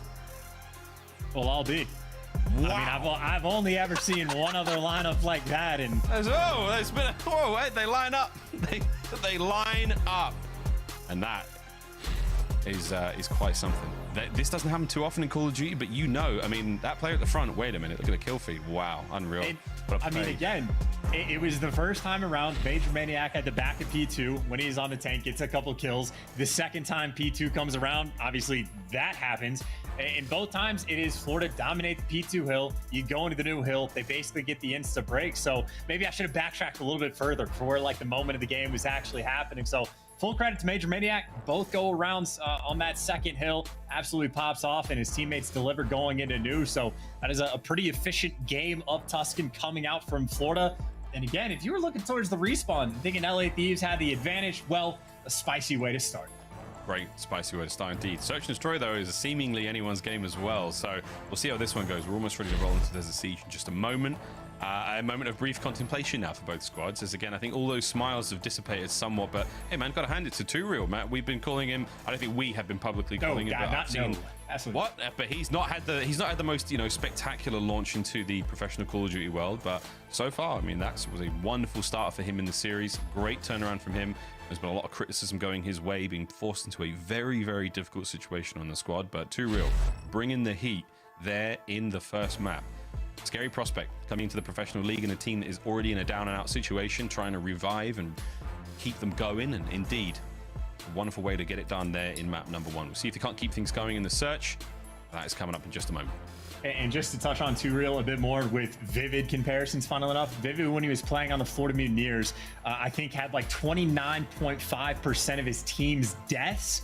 So he was dying like crazy, not getting a ton of support, and now his KD has jumped up just a little bit since he's played for Boston, but his team deaths have dropped off substantially. Like, he was #1 in that regard by a mile.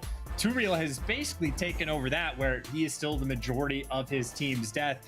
So he is trying to do his job, but occasionally Florida, when things aren't going well, that is the player that is going to suffer. But when things are going well, he gets to pop off a little bit. Awakening gets to go on, like, 6 sprees over towards Church. When things are good, Florida feels great.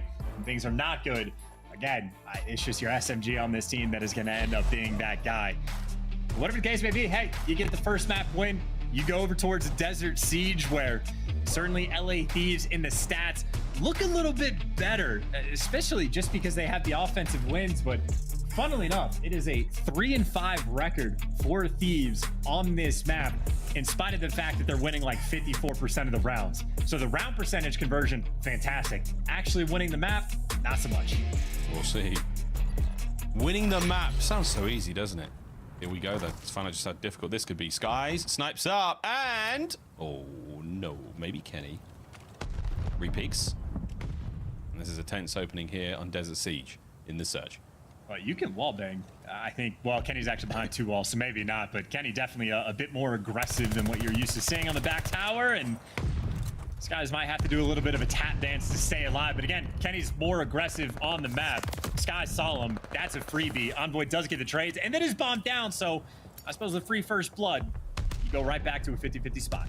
Now, Envoy didn't necessarily catch perfect wind of that being the bomb down. It's a decent chance is the player. You gotta know. You have to know. You've got to know, but it's not a guarantee. But they're still going to set up around this bomb site indeed. Octane with a back position, way back, the deep back. It's Awakening. Whoa, he lives! Nice work out of Envoy. Stays alive, gets the kills. Just over 30 seconds on the clock. Yeah, and he just keeps it going. Yeah, they try to trade Envoy and ends up just getting the big 2-piece, and that'll pretty much seal the deal. 25 seconds left on a map like this with a bomb down in a spot like that. Good luck, have fun, and Octane there to take him down. So Envoy over there literally making the plays. I know Octane at the very start of the year when he was talking about how new team, new players, what's it like playing with Envoy? And I think Octane's quote was just something to the effect of, he just wins you rounds or like wins you games sometimes. Like, I don't know what he does, but like he just gets it done, delivers in that round as well. So solid stuff to kick this one off. I was thinking more about, you know, it's nice having these newcomers on your team. It's nice having old vets to your team. But when it comes to the rookies throughout the season, I'm so interested to look back and see which of them make it through in towards the next season of the CDL and how many hits and licks they've taken from pundits and fans alike. We're building true fortitude out here, and it's back-to-back first bloods for 2Real. And yeah, Kenny gets dropped. I think 2Real did like the jump up over top of the B's site. So Kenny 0 for 2, or 2 for 2, I suppose, with getting first blooded, but leaves his team in a much more difficult spot. Not 50-50 this time around because Envoy wasn't there for any sort of instant trade. And obviously just the fact that Thieves are now on offense. Very precarious spot. I don't even have any advice on what you do. You just pray for a pick. Prayers up. 2Real's in a great spot to catch those played. If they hit wide throughout the through desert towards the B-bomb site, they're in trouble. Sky's now shed of eyes on the base. On bomb, here comes the exchange of fire. 2Real now moving into action. Spring in his step, indeed. Oh, tags out, nothing there. Knows the bomb's down now. Eyes are on it. Here we go. Octane's going to be moving his way back to the middle of the map. Now towards the A-bomb site, they might be looking, but you got to watch out for the flank. Major Medic just popped Daddy, and now it's a done round. Mutineers again. Yeah, good reads from Skies there on the flank coming through from Envoy. Ends up getting the timing down perfectly. But, I mean, again, that is pretty much, you just get the first blood here on defense, post up, get the trades. I mean, Skies back tower is probably the one sending 2Real in to look for the trades. And I know Drazah seemingly for a moment got away with the freebie, but too good of a setup. Too many men left alive on the map. And nice little round for Florida. Well, I think right now it begs the question of, again, I think it was mentioned, right? Just converting the first bloods was the keys to victory for this team, specifically on Desert Siege. And right now they're 1 for 2. And oh my God. Nothing there, though. Skies now knows with absolute certainty. All sorts getting thrown around on the top side of the map. 2Real. Whoa. Hot hands. Not enough to get it done. Over to Awakening. He's now trying to pick up where his teammate left off. And again, the battle for the top side of the palace is there. Awakening does manage to get it. That is your Mountain Dew featured player with a big kill there. Right into the mix. It's now a 2v2 as Kenny gets himself a Major Maniac now. Bomb down, smack bang in the middle of the map. And like points on the compass plays on that mini-map. I was about to say, we're playing four corners in the childhood, and Skies will play that game all day. Leaves Octane for the 1v2, and hey, you take the freebie for the 1v1, but look at where that bomb is down. Not a fun situation for Octane to have to try to pull this one off. Actually, I got this backwards, right? The map is flipped on its head so many times. You lose track of what's going on, but it'll be Awakening right now in Palace. He's done his collection. It is just a guessing game. It's a guessing game, but I think they might both be guessing the right way. Octane has got eyes on mid. No, there we go. This is going to be a plant. He's gone over towards the A side of the map. Awakening's got full pockets as well. Lethals and tacticals to play with. Oh my word. Not like this. Not like this. No, my God. Big Weight can't finish the kill, and Octane somehow seals the round. Good golly, Miss Molly. I mean, look, those are quality snakes from Awakening to try to make that gunfight happen towards the end. In the end, though, a nice little 1v2 clutch for Octane. And Miles, every single S&D we have cast today, by the way, at like half the rounds, offense and defense, they just flip sides. Especially on a map this big, it can be difficult, at least for me, to keep track of. But that is one of many reasons why I'm not playing. And, well, pistol shots like that are one of many reasons why Octane is an important round to get. Because obviously right now, Thieves need this win just a little bit more. Oh, man. Thieves now going for it. Drazah's up. 2Real. Not to get the first blood this time. He's on the receiving end. I mean, you're allowed to chow that. It's not against the rules. No, not at all. Back over to Waking Map View featured player. Looking to find something here. He's seen some shadows out there in the dunes, and he's seen tags more than anything. Oh, can't get him. I thought he would have. Up top, though. Big Wake, that big old barrel poking around the corner. Envoy's going to make the easy reads. Find that, and now he is out and about. 4v2. Bomb planted. Good luck, Florida. Well, there's the sniper of the automaton, at least for the first pick, and LA Thieves, unfortunately, yeah, just too good of reads. Major Maniac going to get shot in the back eventually. or just shot in the front. Kenny obviously getting the intel the entire way, and well, they know Sky's last man standing somewhere in his own spawn, and yeah, intel like that, too clean of a round for your LA Thieves delivering on Desert Siege. Skies does get a 10 out of 10 for the 360 off the top of the exploding truck. I'd love to see that in slow motion, but LA Thieves once again. Oh, there it is. Lordy. Good work of the LA Thieves, and here it is. Look at that wonderful technique. Outstanding. Actually didn't stick the landing that well. Could have done a better job, but... Yeah, got to dock points for that. I think the Russian judge only gave that an 8 out of 10. We'll see if you can't improve that on the next try round, but either way, the LA Thieves, what a magnificent round, 3-1. No an Olympic diving jokes? No, I thought it was fab. I really like that. But I was just don't worry. Don't. Oh my god. Next round's up. We're getting a lot of noise in the middle of the map, and Envoy is already on a flank. The round is barely begun. Sky's easy peasy reads for him though. He gets out with his life, bobbing and weaving IRL as well. And now that's just changed Florida's approach massively. Man. Like, we have got a bandit in our airspace. Yeah, and it is 3 players eyeing him down. I mean, he's in there somewhere. Yeah, but funnily enough, the only player not worried about Envoy is Too Real. Actually gets the first blood to strike. Oh my god. Somehow Envoy is able to get the next one. And he lives. The boy who lives. A colossal pain in the ass. Like stepping on Lego. There's nothing quite like it. And Envoy continues to be a nuisance.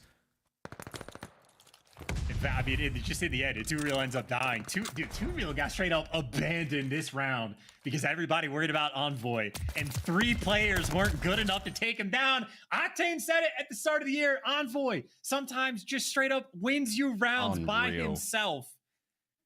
That little dance, I don't even know what to call that building. Maybe that was the problem for Florida. Just no call outs for whatever that building is. I mean, it's one thing that he stays alive in there, but as soon as he hits that window out, and he's got shots in a big wake immediately. I mean, you're causing so many problems for the other team.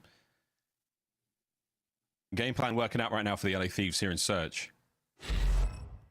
Florida, it's not even like the rounds are bad.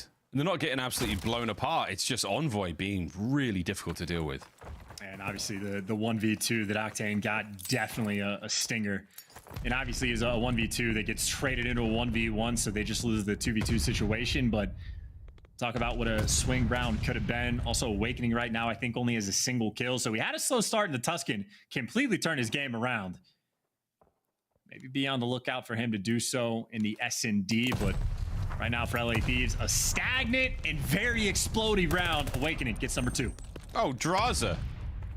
That's a tough one. Gets the teammate with that as well. I believe that was a dud left out for him. Kenny, whoa, somehow managing to get a kill out of that. Octane now making it a little bit more interesting. Big wake gets him back for the 1v1 earlier. The Mutineers keep it going. Oh, that's a big challenge. I don't know where the final player alive for Florida was in that moment. Never mind, Trades would have been there. Major Maniac right behind him, so didn't even need to win that gunfight. They were nice and secure either way. Honestly, just great nade coordination and horrific timing for Drazah to die while cooking a nade in his hand to drop him at his teammate's feet. But Awakening, slow start in the hard point, turn things around. What does he do this one? Picks up 3. Good work on the 3 spree currently. Mutineers mounting the comeback slowly but surely. 2 rounds separating this moment in time, and right now you have just made a lot of noise, lads. No problem though for 2 real. Another first blood, another notch on the belt. And he's definitely getting spotted there. Good timing from Drazah. Oh, yeah. Nice 2-piece from Drazah from that spot. Seemingly impossible situation made good 3v2. Yeah, those window gunfights, honestly, some of like the nerdiest in the game, and what a follow-up as well to take down Skies. Awakening, well, he's on a 3 spree. Last man standing, a little bit of time, bomb down, not a fun spot. Not a fun spot, but Awakening, he does not have dead silence going for him right now. He's making a lot of noise, thumping around. As he may be able to catch Octane out, but good old Faithful posted up. Here come the rest of the Thieves. Will it be the ace for Drazah? It is. Magnificent round. The Alaskan Assassin putting in the work. That was a stunner. Map point. Yeah, and that is honestly, I mean, again, those gunfights through those back windows, I feel like that's almost like an experience thing. So maybe all those S&D 8s for Drazah paying off just a little bit, but it's basically the same strat Florida had, try to bully through the center of the map, 2 real hits up top. They've done it twice. I think the first time around is Major Maniac that ended up picking up some of the kills, but Florida do the same thing twice. This time Drazah with the very quick reposition to counter. So Awakening goes on a 3 for 1 round. Drazah bounces back, gets the ace of his own for the 4. And now Sky's maybe getting hunted for the first blood, or maybe Bomb just gonna get down potentially for free. The nade's a little bit too late, not on point. But the guns are. Skies is so dangerous. He takes a friendly with it. 3v3. Too Real versus Drazah. Kenny's got the coverage. They back him up. Into the site we go. Awakening was a massive gunfight there. 2v2 now. Pressure is on. It might be a hit through the front. Can Awakening go huge here? That is a slide and a big win against Kenny. 1v2 now. 20 seconds on the clock. And Octane just it's the angle. He's trying not to get shot in his side. Has to take the gunfight in the front and makes the right call, but Florida make the better play and plenty of time on the clock to get that defused towards the end.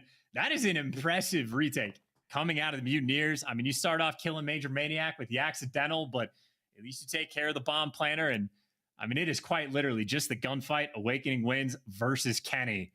That is the one that seals the deal. And I mean, again, Awakening was, 1 in 5 in the first handful of rounds, completely turned his game around.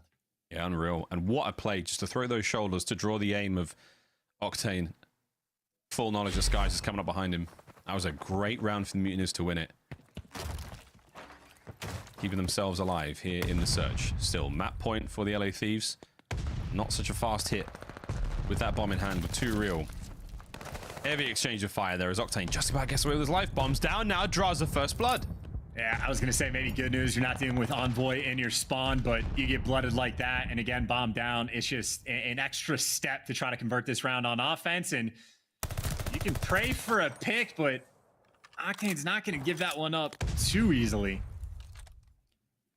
And you're still just hoping LA Thieves overcommit somewhere and make a mistake, but for the most part, everyone's stationary. They got the intel on Drazah. Maybe that's the weak point. Awakening gonna make the play. Finds a kill for the 3v3.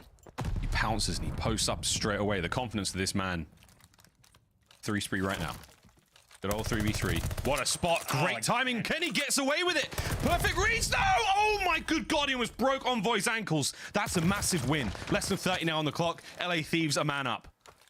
And that bomb's still down, by the way. They actually haven't collected it just yet. And now Skies, tagged up, absolutely gone. 1 versus 3 makes it a 1v2, but 15 seconds left. Bomb down. How do you win this, especially with Kenny just playing the safety net? And the man is there for the kill. Desert Siege. Run right there by the LA Thieves. The LA Thieves running it indeed. A little bit of good timing, a little bit of good luck, some great moves, and some fantastic plays. They level up the series here on the Mountain Dew Marquee match. We'll continue. We're going to go 1 map deeper at the very least now. As is tradition, we've got, 2 back-to-back game 5s today. Wouldn't be that surprised if this one goes the distance as well. Chance the second shy of 10 minutes. This was a very exciting Desert Siege.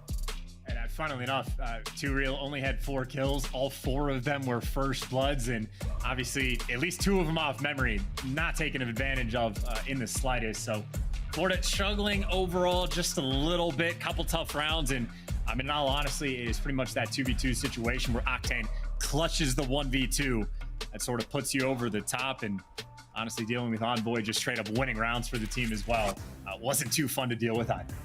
Well, now we have a tied series. Gavutu control is on the horizon, and if we have to go that further, a double dose of Berlin to close out this very spicy Mountain Dew Marquee match. There we go, friends. First 2 done. We're going to throw ourselves now over to a very, very quick commercial break. On the other side, we'll find out, was it worth challenging the LA Thieves and Gavutu, or do the Florida Mutineers have something special up their sleeves? We will find out after these quick messages. This is the CDL.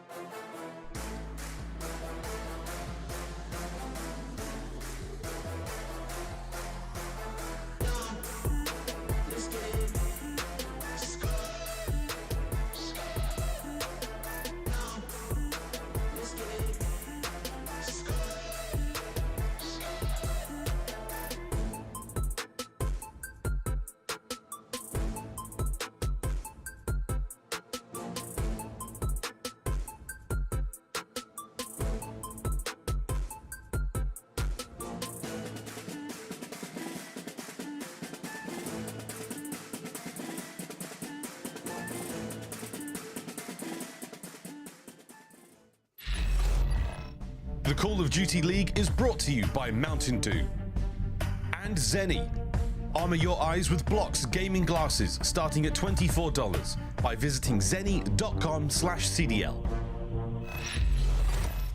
Ladies and gentlemen, welcome back to the Call of Duty League. Map number 3 awaits, but until then, we've got another kind of 3 for you, and it's Major Maniac's lineup. Wow, man, it really doesn't happen too often, but when it does, we try to celebrate it. The stars, or in this case, the players, certainly aligning. Let that one sink in, friends. Doesn't happen too often, but when it does, love to celebrate it. I mean, that's just got to be one of those moments where you're like, oh yeah, we're winning this game. I'm getting kills like that, 100%. We're going to lock this one down. But obviously, that was just for the map 1. LA Thieves bounced straight back into Search and Destroy. And now we have a very interesting one on our hands. We go to Gavutu, and I would say specifically for Gavutu control, LA Thieves are happy for Berlin to get thrown in the mix, right? Just to have the extra map, because they have been so dominant as of late on Berlin. Teams are now banning that, which means they get Gavutu in the mix. And obviously LA Thieves, very happy for it. I mean, you know, top 2, top 3 team in the game on this map, both offenses and defenses on point, great at actually capturing ticks, and they can lock it down when they need to. And for Florida, very much a question mark. Obviously, overall, on the year, they haven't been as strong as LA Thieves, but this is the first time with this roster we have actually seen them play this map. Every control they've had thus far has been on Tuscan, where they've gone 2 for 2, so solid stuff so far. Now we get the brand new map. Yep, over towards A we go off the break here for the Florida Mutineers. Not a lot of teams do this these days. Everyone puts a lot of love in towards B. It was a 2-2 split, and in the end, it's not going to be a whole lot. The defense from the LA Thieves working out indeed. We've got a life lead for now, but they've got wonderful coverage. Sky is still keeping the play afoot now for the Mutineers, as again, Drazah finding those kills. 3 now, and O looking to make it 4. It's awkward. It's all good. His Guardian Angel Envoy saves the day. And wow, just so aggressive, flying out through the hole right there, trying to make a play. And you're looking for the openings, and at least kills getting traded back and forth. So Florida not yet stuck in their spawn, but oh my god, not a good start, not a good way to go about it. And yes, Kenny does get traded, but I suppose right now when the trades are getting good, LA Thieves, it seems like they're just able to continue to pick up the 2 pieces. Number 3 does not fly through. Thieves still holding strong. Furious opening there.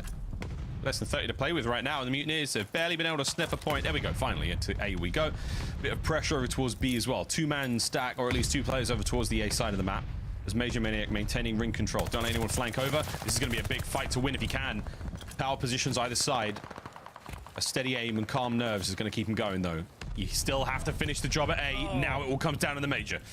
Dude, I'd be funneling up. I was going to say Octane actually like having enough pressure over towards A that like Major Maniac is basically just trying to buy his team the opening to capture A, because he's trying to draw at least 2 players' attention his direction. But while he was doing this, LA Thieves still had that boat control, and well, they will keep it.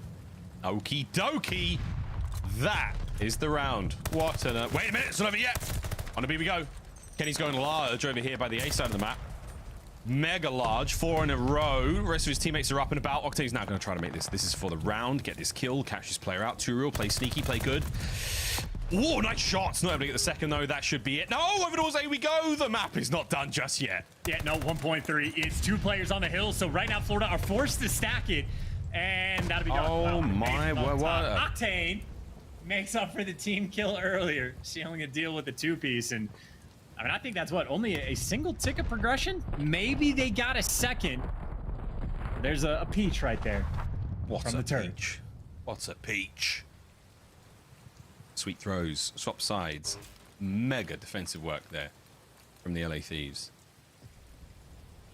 They put in the hard work in that one for sure. Now, see what the Florida Mutineers can do, trying to hold back the tide of LA Thieves players flying over towards A now. That should be out nice and quick. I mean, that stun is going to at least connect with everybody, but you still get to the top of the boat first. Florida actually playing this a little bit passively just off the opening break, and pans out for him. Sky's waiting for the kill to fall into his lap. Falls directly. You get number 8, 2 real pushed out to the top left side of the map.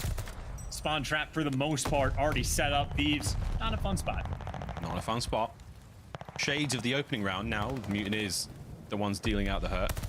Octane's in though. Aggressive as you like.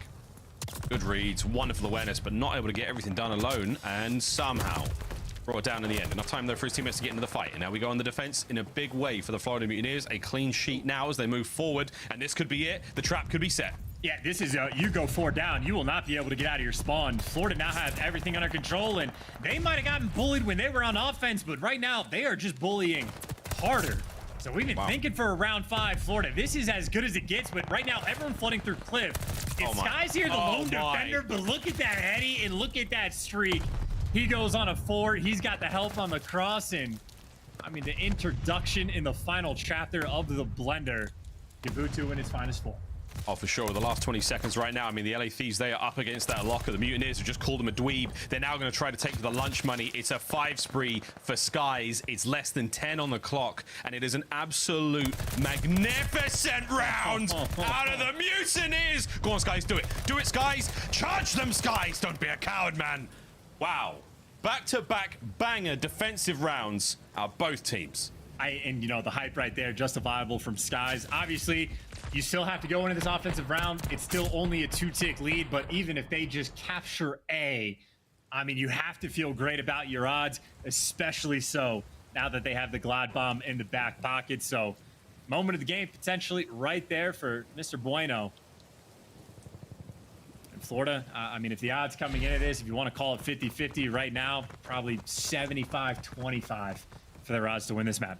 I would love it if Skies was drinking like margarita or something right now, or just putting together 13-8 gameplay.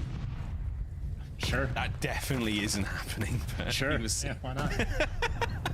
Too real. Top boat. All good. The slow and steady capture now towards A. Florida finally managed to break themselves out of the horrible cycle they found them in on the previous attacking round. Fight is not done just yet, though. Thieves still applying pressure.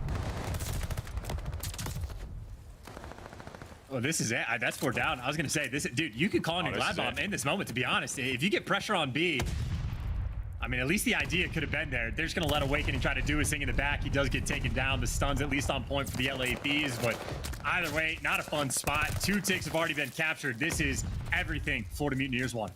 Finally, some tremendous success over towards A. Not quite finished just yet, but they've got the map clearance and the space to work with it. They don't necessarily know that, though.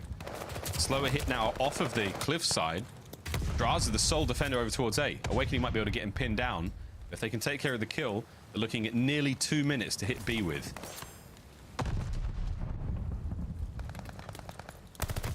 Uh-oh.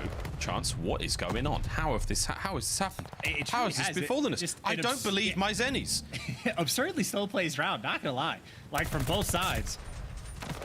And obviously right now, I mean, LA Thieves able to stabilize and get the control and maybe not let them out of the spawn. So making up for it. I mean, after all of that, I can't believe Florida actually never secured the A point when they were in the midst of getting the pressure over towards B. So maybe a bit of a mishap in the moment for Florida. But again, extra 2 ticks, already feeling pretty good about the round overall. And that was still a decent chunk of pressure in and around the map.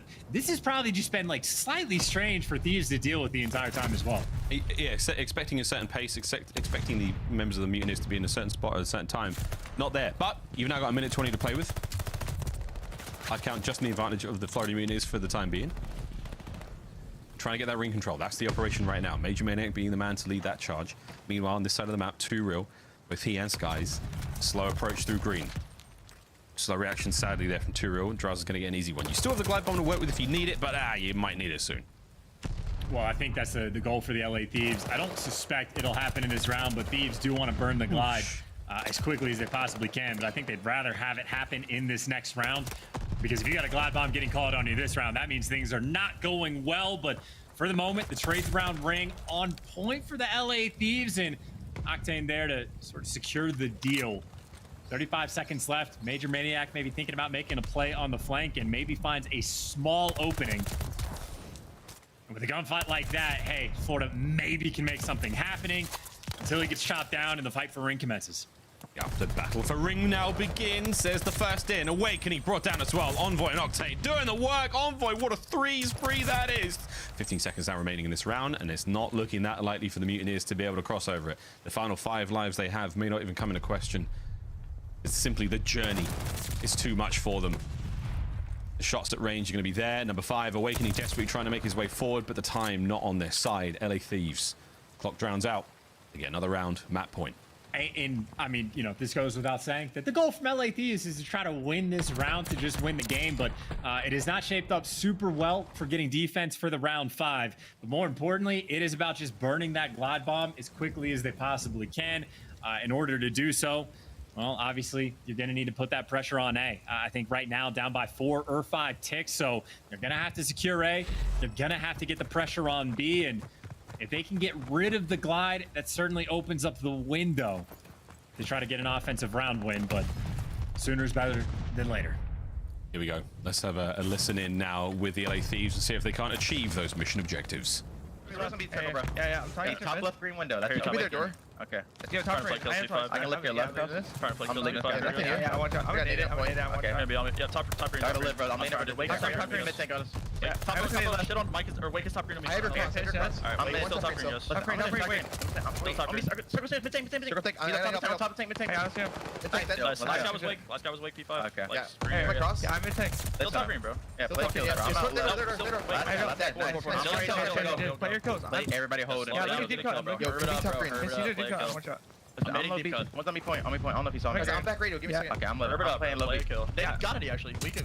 In the deep right of their base. Listen, I'm playing a bitch spot. Top circle, Caesar, bro. Going on top circle. Okay. I'm in the tank, low cliff. If y'all get the guy, one point right now. Where are you at? Low beach. He's at right side. I don't know where he went. Wait, low cliff. Low beach. In this tank, I mean, Ken. I can't shoot it. Maybe. I'm gonna top this guy, Loki. One's going circle. Top circle. Dead. Chance so far so good. Kenny with a 3 set of kills. Now over towards B we go, and doesn't get a diamond, doesn't see nothing. Major Maniac guns him. Oh, hey, that's enough. That is pretty much all you wanted, at least for step number 1. You take care of the glide, and you don't even die. And Octane gets a 2-piece over towards B, so Kenny, or Envoy, excuse me, makes his way to the point. And the glide's already gone, so talk about a moment for the LA Thieves to open up the round. Major Maniac does make the play towards the tank, but still the pressure is on. More kills going your way, and Two-Real at least has to show himself, and he gets traded as well. The beatdown, not enough. LA Thieves, I mean, I guess they finally fall, but they've done so much of the hard work, but they're going to need to at least get one more of the extra tick. But again, step 1 is done. Step 1 complete. Step 2, get B zone. Step 3, profit, at least in the series. Major Maniac now trying to keep Envoy at bay. Stuns, nades, in they come. It's a good cook from Two-Real. Great damage. There's the cleanup. 1 down, 3 to go. So Thieves now moving forward. Drazah, though, out now in the open as he slid out of cover, and he's somehow staying alive. Magnificent teamwork from the LA Thieves. Magnificent cover, and they're in now. Oh, it's so close. 17 lives for the Thieves to continue to throw at this with a minute on the clock. Oh, it's always just that extra man right now from Florida. Extra players watching the cross, and it looks like ring control Florida might actually be able to take over. Florida do have to be a little careful with only 10 lives left, but honestly, 45 seconds, you should be able to feel pretty comfortable just keeping B secure. And again, you got ring. You can play spots in the back of the map, but watch these like late flanks. And I mean, LA Thieves, you could try to work through the back, but not an easy thing to do. No, not at all. Two players now dropped though for the Florida Mutineers. 7 lives remaining here on the defense. Sky's the 1 man up. You've got Awakening and ring control. Nice win from Skies. Here's the pressure.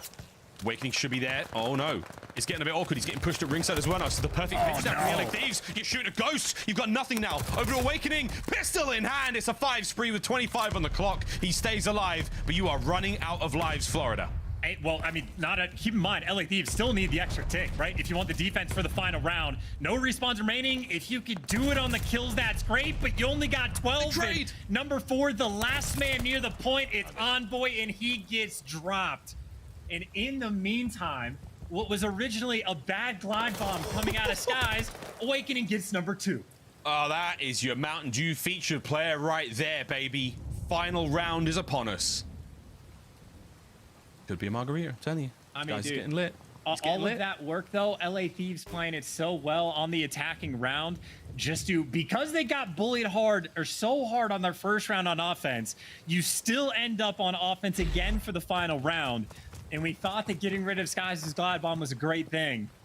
And it's right back to the drawing boards. Like, again, it does not get more difficult than A, winning a round on offense, and B, having to do it when the other team has the streak.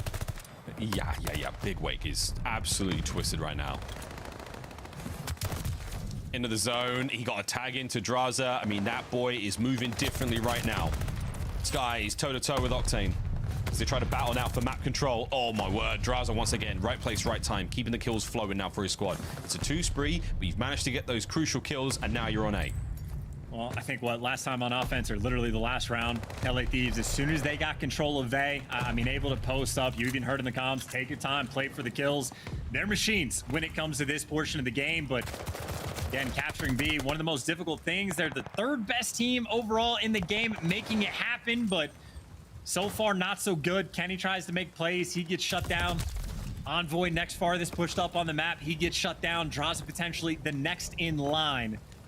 But you see the idea from Florida. It is just the top side of the mini-map they are keeping nice and secure. And honestly, A is still yet to be captured.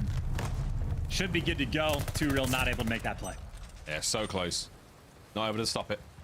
Now it's 22 lives apiece, a minute 50 to work with. Florida Mutineers, hold on. That's the goal right now. Major Maniac, awkward spot to be in, but he's making it work. Envoy, you are a moment away from trouble, but off the top rope he flies, gets the kill now. Pressure forward. Watch out though, Kenny's also in the back line. I don't think Octane's... Yeah, I was gonna say Octane is like, they are right next to each other on the minimap. Sky's So actually close. Sky's actually almost like lets a player pass. He gets taken care of. Ring control is now in. This might be glide time. Pressure's on. It's glide time, baby. Straight to the point you go. That's a nice bit of work there from the LA Thieves. Oh, Major Maniac. It was danger close. Danger close. Doesn't get dropped whatsoever. 24-26 for him. He's still alive. He keeps the B zone safe for as long as he possibly can.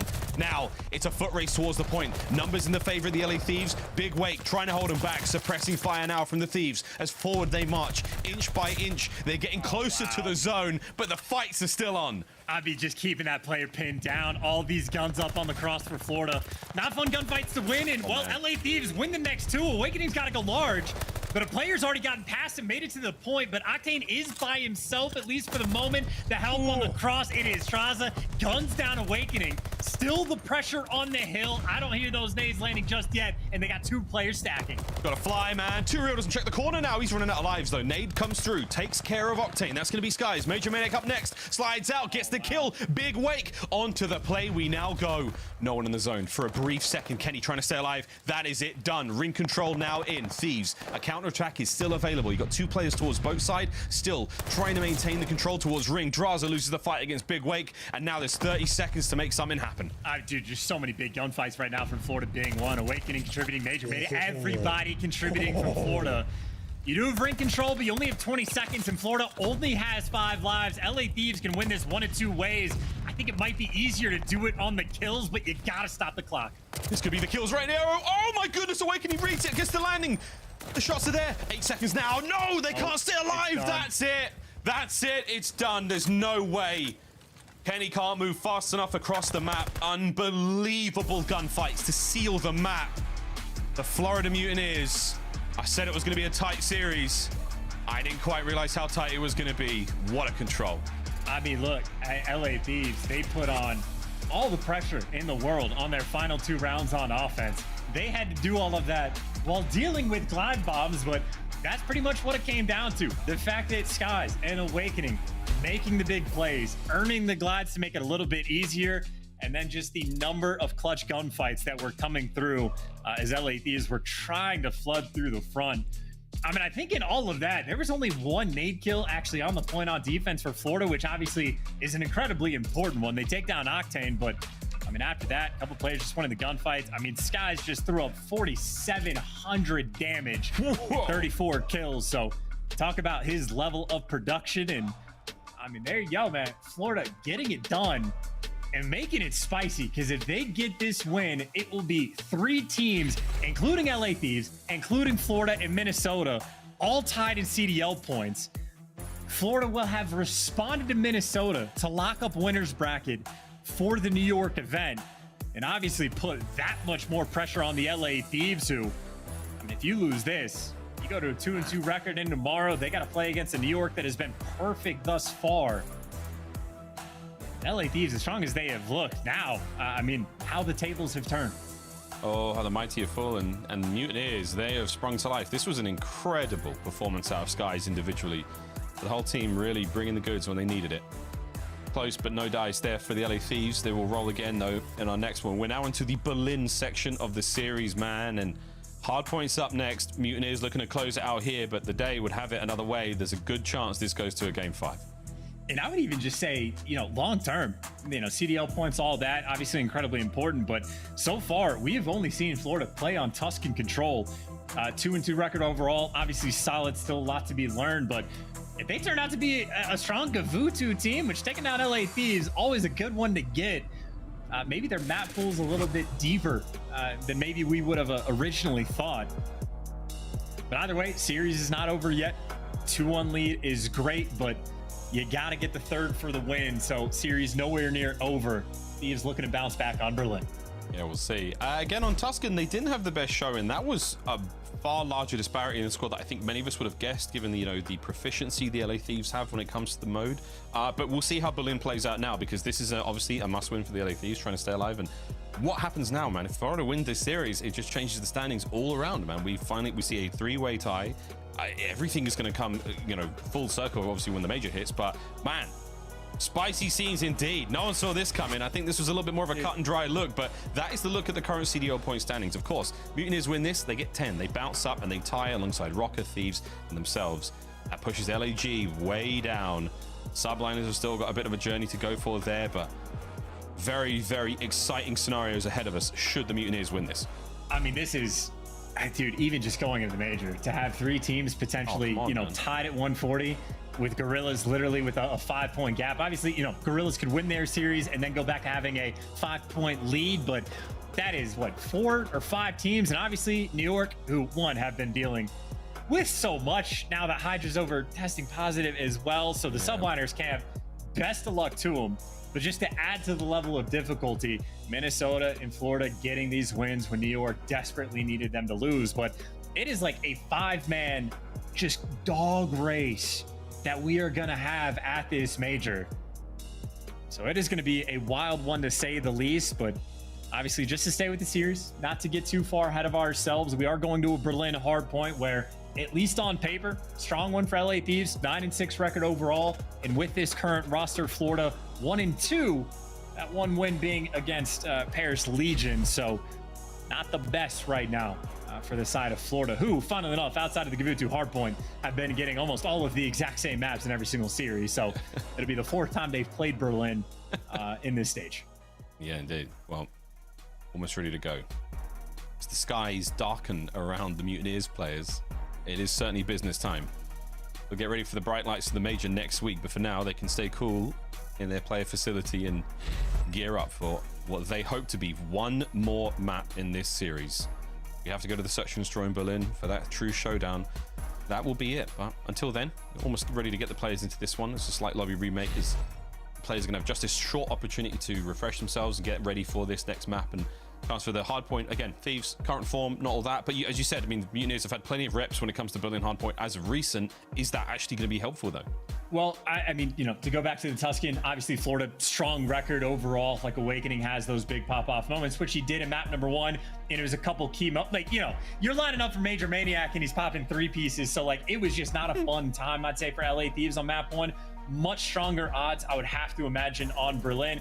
Probably even more so than the Gavutu control. I would lean towards the Thieves. I would say the good news for Florida, though, is it's still Berlin for the map 5, where, Thieves have a 4-8 record overall on Berlin. And obviously for Florida, we still have a lot to learn about this current roster, doing a half squad wipe coming into this stage. So we really don't know, but they're 1-0 on Berlin S&D when we get there. Granted, also against Paris. So I would say at least the safety net of not one of LA Thieves' stronger map for the map 5. You could play comfortable for the remainder of the series. Well, remainder of the series and the lead up to the major. Now, speaking of the major, friends, if you haven't already got your tickets to Major 4, you still can. There's not too many of them left. Single day and the 4-day passes are still available. Head over to nyxl.com/major. Grab them next week.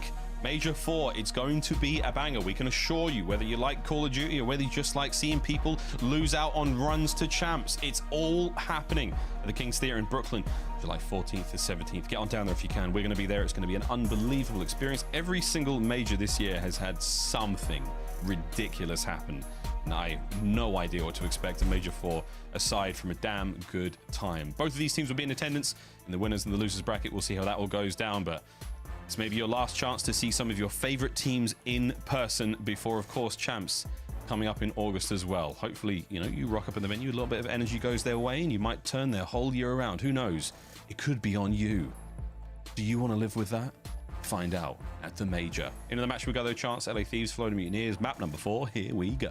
Well, now that you've like sort of pointed out, and obviously like the way this stage has like developed and the way the years developed, obviously Vanguard completely unpredictable as far as any of the majors are actually concerned, different whatever time.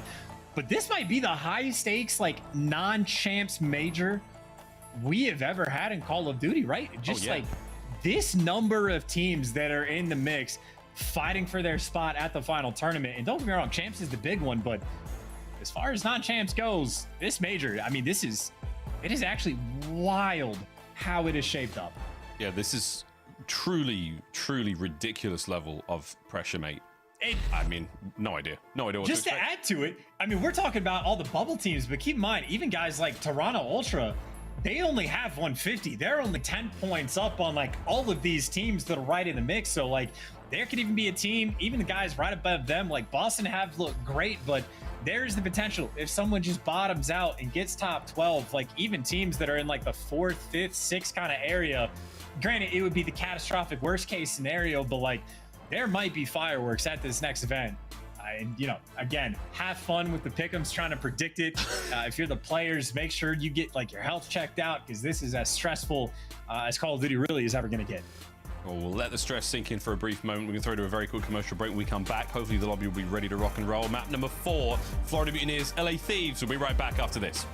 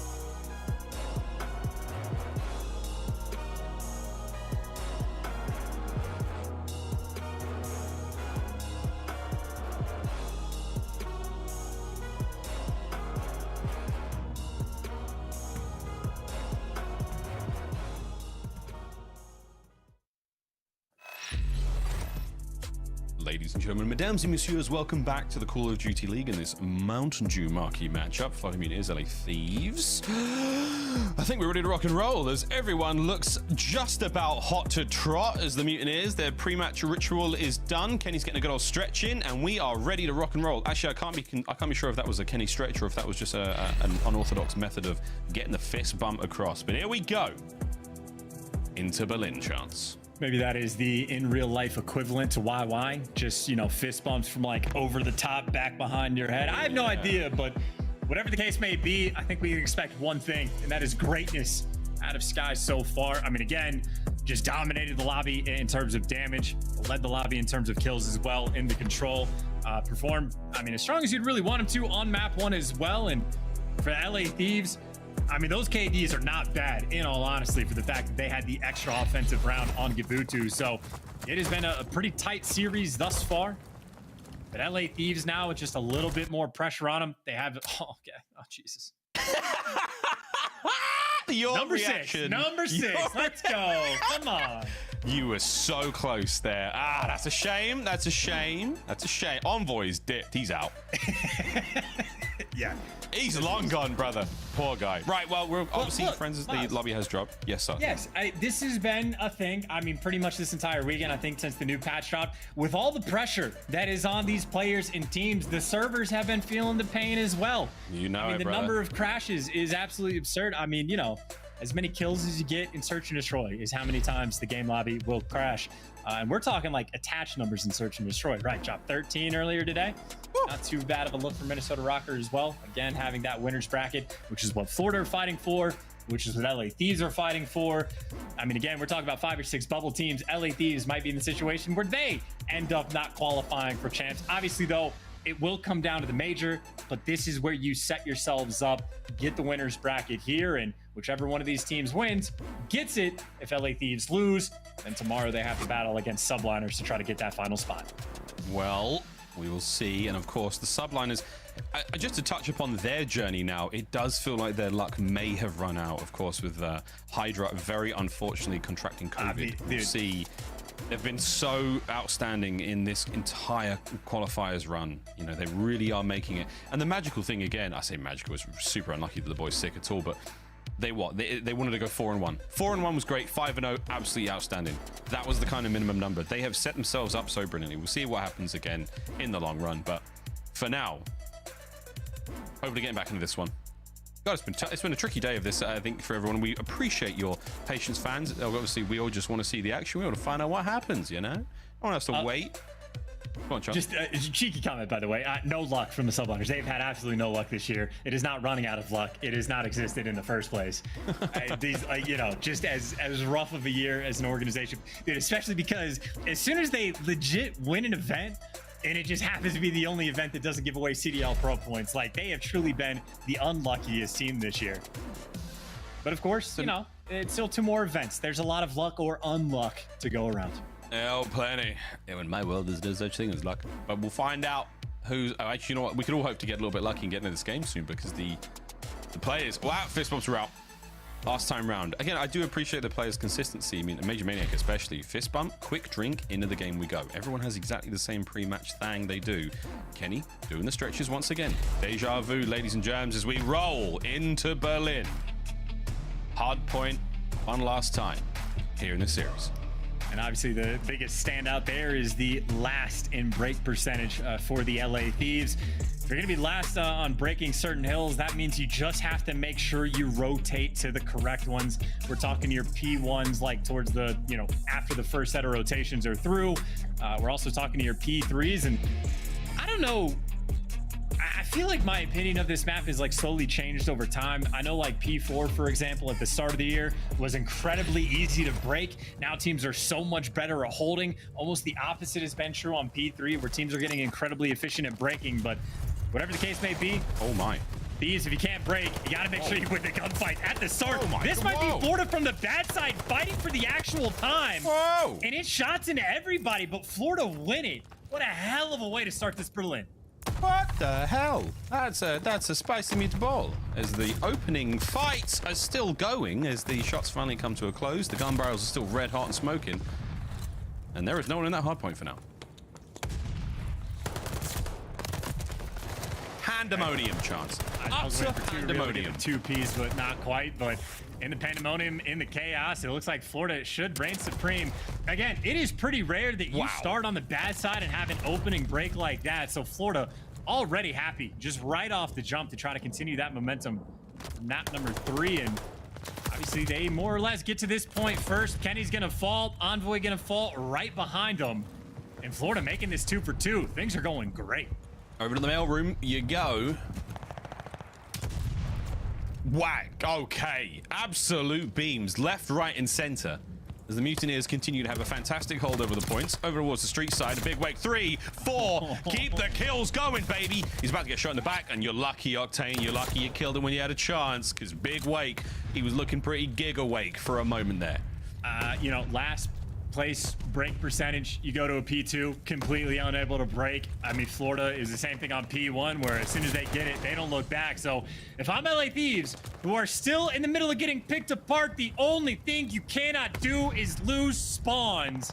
And would you look at that, Florida Mutineers, they're gonna run away with this one. Oh my word, they're doing it once again, and his name is Cesar Skies Bueno, and he is on an 8 spree right now.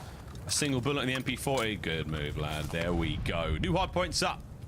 And I tell you what, the LA Thieves, where are they, Chance? They've fallen off Berlin. Dude, the good news is you had pushed out so aggressively that you have left 2 Real by himself on the point, and you did not actually play safe and secure for those spawns. So thank God, if you're an LA Thieves fan, that Florida tried to play it that aggressively for absolutely no reason. So that'll be a super quick break for the LA Thieves. And I tell you, if not for that moment, the game could have sprouted out of control. But it's not like LA Thieves even held onto the point. Oof. It takes a 2-piece from Kenny to stabilize, but they are having to fight for even this amount of time. He's a gosh darn hero, he is. Saves the play, onto the point. Envoy with a little bit of a peek towards the front side of fire, and that is a very, very much needed hard point for the LA Thieves to get themselves, I want to say back into it, to get themselves into this game whatsoever. Over to train yard we go, and the Thieves are just on the outside of this one. Here come Envoy and Drazah. Ain't that just Envoy? Straight on the point. I mean, we're to the point now where Thieves, I mean, it's just got to feel nice to actually win some of these gunfights, you know? Like, they had 3 players combined for 3 and 12 at one point, and Skies is not the player you want to deal with right now. At least make sure you trade him when he pops up on the map. We talked about how P4 at the start of the year, pretty hard to hold on to. Teams have gotten better at holding it as of late. Well, maybe not this go around. It will be a super mixy one. Neither team able to stabilize. Once again, Skies at least gets traded, as no time right now being collected on P4. Yep. Not so much a waste if you're a Florida Mutineers fan. There's less than 30 seconds remaining on this one. The LA Thieves have got full control. 2 Reels about to cause some problems. This is at least... Oh, what cover! Octane, right place, right time. Beautiful 2-piece. Drazah now on a 4 spree as well. So, things are slowly but surely looking up for the LA Thieves. I mean, again, just gift wrap, send them a thank you card for the way that Florida played that P3 after they got gifted the spawns, because if not for that, again, this game could have absolutely spiraled out of control. But now so much closer. Being 30 points down, not bad at all, honestly, to deal with after 1 set of rotation. So LA Thieves now able to fight back. This is now a 5 spree from Drazah, which does not last. And unfortunately, the trades don't come through quick enough. 2 Real able to get out with his life, and Kenny does get taken down. Got Florida still with the left side spawns, and more importantly right now for Florida, they got the hill time as well. Yeah, hill time. Awkward situation to be in there. Skies and Awakening trying to battle towards the hard point. Keep that pressure up. You don't want to let the Thieves really start to get back into this one. Less than 30 remaining on P5. That P1 side of the map, the left-hand side of the map, very much Florida territory right now. They should be feeling good about that, and the spawns hopefully won't flip anytime soon. Awakening 11 and 12. Our Mountain Dew featured player has had a very, very fun series so far. And can he and the rest of the Mutineers close it out here on Berlin? Well, you see Awaken actually playing super distant. He finds the pick on Octane down low, but he can basically watch over the middle of the map and direct traffic to his teammates. Well, Awakening falls. Major Maniac is pushed out the other side, but pushing out this side doesn't make as much sense because the train still open. His teammates spawn behind him. Number 8 now looking for the front. This is a wild-looking mini-map, but I think it should pay off. Last man standing is going to be Drazah. Still alive for the moment, but all that hill time still being collected by Florida. Yeah, still Florida. They were there. Now they are gone. Awakening the last man. The tip of this spear for now.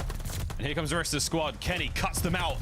Kenny can't get any more out of it. Major Maniac, he's the next man up now for the Florida Mutineers, trying to get the LA Thieves off of this one. And Envoy doing a magnificent job.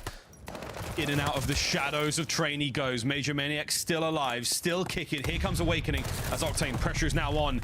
Doesn't seem like pressure though, as he turns him into dust. And man alive, Chance, we are still rocking and rolling with the LA Thieves. That's just another moment where I'm looking at the setup for Florida going on the rotation, which, similar to P3, it is a rotation they pretty much had for free. And it seemed like they had good ideas behind the plays that they were making, but then it just gets weird. And LA Thieves just get right back in the point. So, I mean, that is 2 different money hills. I think Florida dropped the ball. And obviously, well, now we truly have a game on our hands. Oh, Awakening drops the nade. Envoy going to be there. The trade's coming through, and it's non-stop craziness. No pistol kill for Drazah. And now you find yourselves in a sweet spot. LA Thieves, kills are there. One man left alive now. Kenny, you're on the point. Reinforcements on their way. It's Florida. Not really able to get the time. Another big one out of Kenny as he still stays alive in this spot. Skies from up highs makes it a 5 before being dropped. I mean, hey, he'll take it from Skies. He has been a machine this entire series. And with 25 seconds left, this is great time for Florida to actually try and collect. And you see how heavily they've actually stacked it to try to make it happen. Nades, though, are the intro, and I think that's enough damage done. That is a 3, and that should be now a 4-man wipe for LA Thieves, who should have this rotation as well. So talk about a turnaround in the game, and I think the best, most stable spot LA has been in this entire time. 3, and it should be all 4 players off spawn, set up around P3.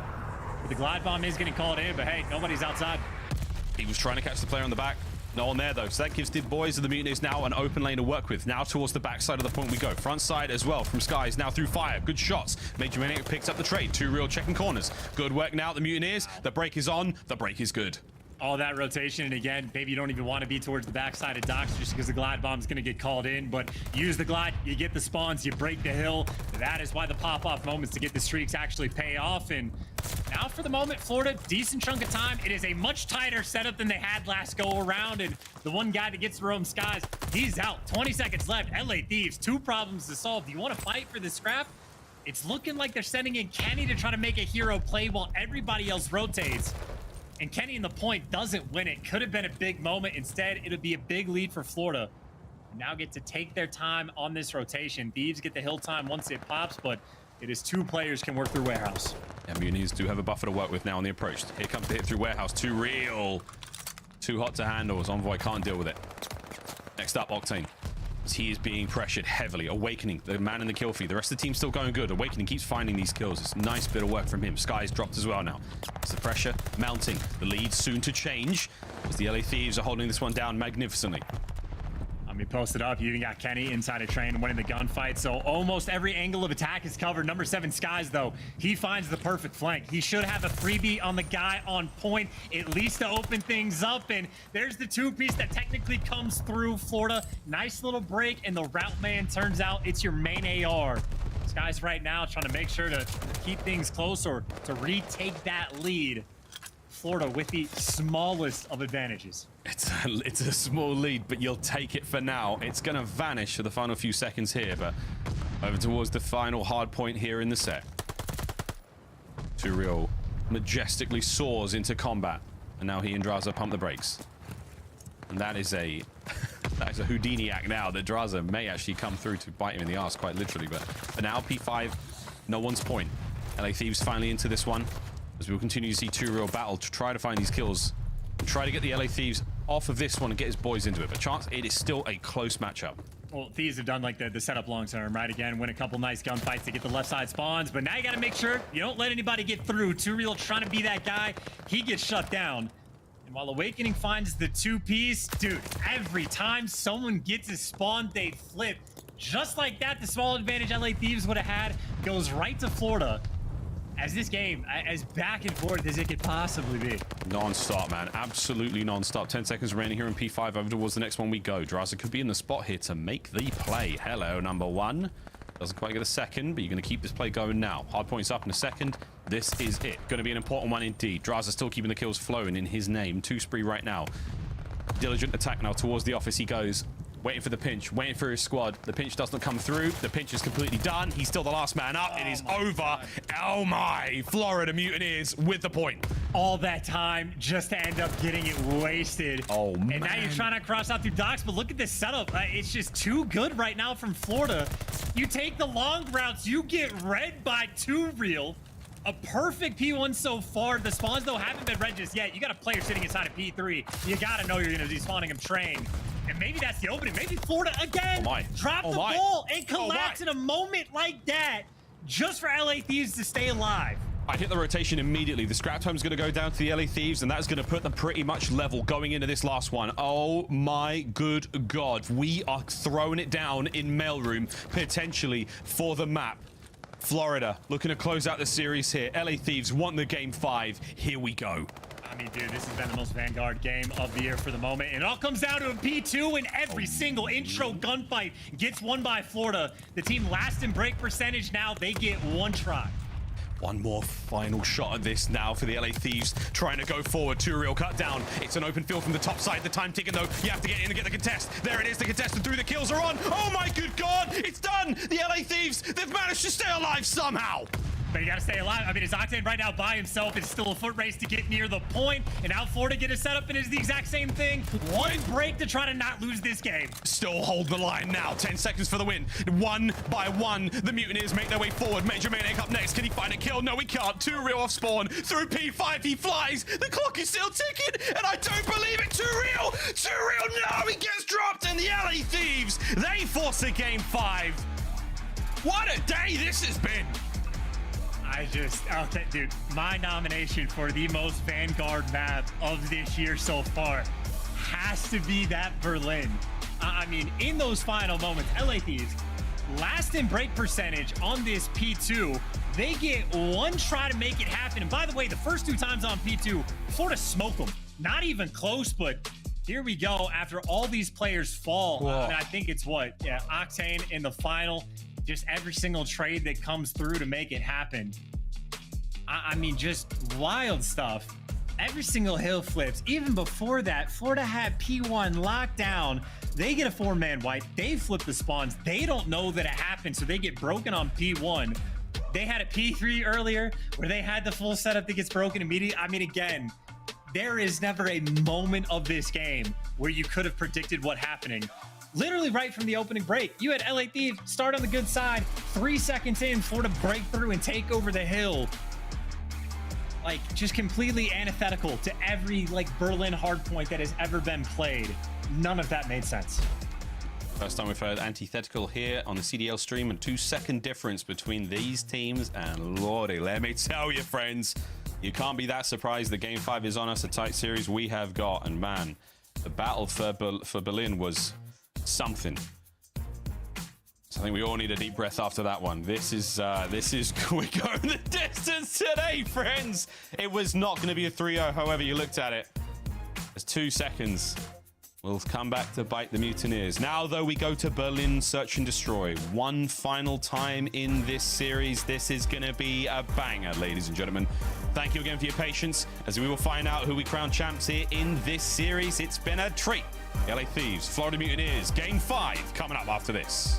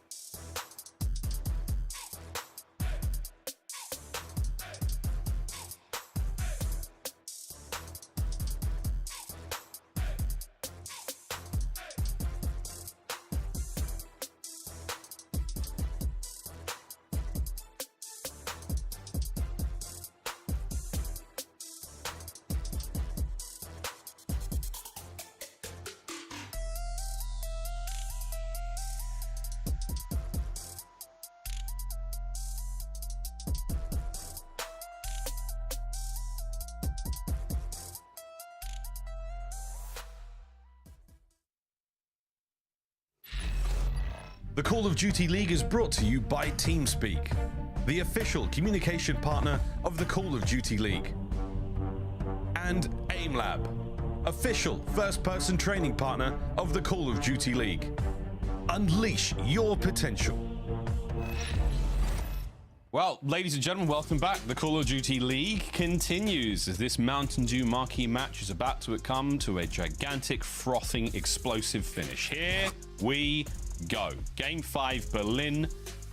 As this series has truly been back and forth, the pendulum has swung as to the furthest extreme as it possibly could, and now we will finally know what's going on. For the more sort of, you know, pattern recognizing those of you out there, you might think Florida have got this, but don't forget that 6-3 Desert Siege. Sure. Thieves have already shown the proficiency in the game mode. We will see. Chance, how do you swing now, mate? Where are you going on this? Literally your analysis right there of seeing pattern recognition and just winning every other map makes more sense at this point than anything I could actually say about the Berlin S&D.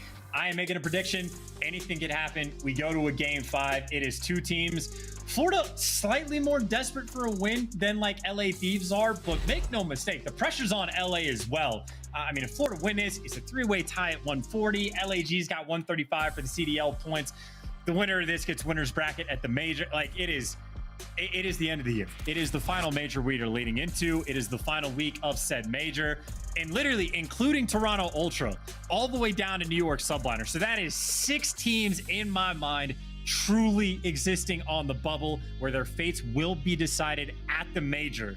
But the setup is now in this final week to figure out the bracket, to see if you can get the winners, if you can get the extra 10 points just to get the buffer sweet spot. Because keep in mind, if Florida lose this and go into 130, that's the difference of being able to like tie other people on CDL points to get like the tie break to needing to like outplace them. Like, it might be a situation where Florida end up having to place like top 4 or something if they lose the series.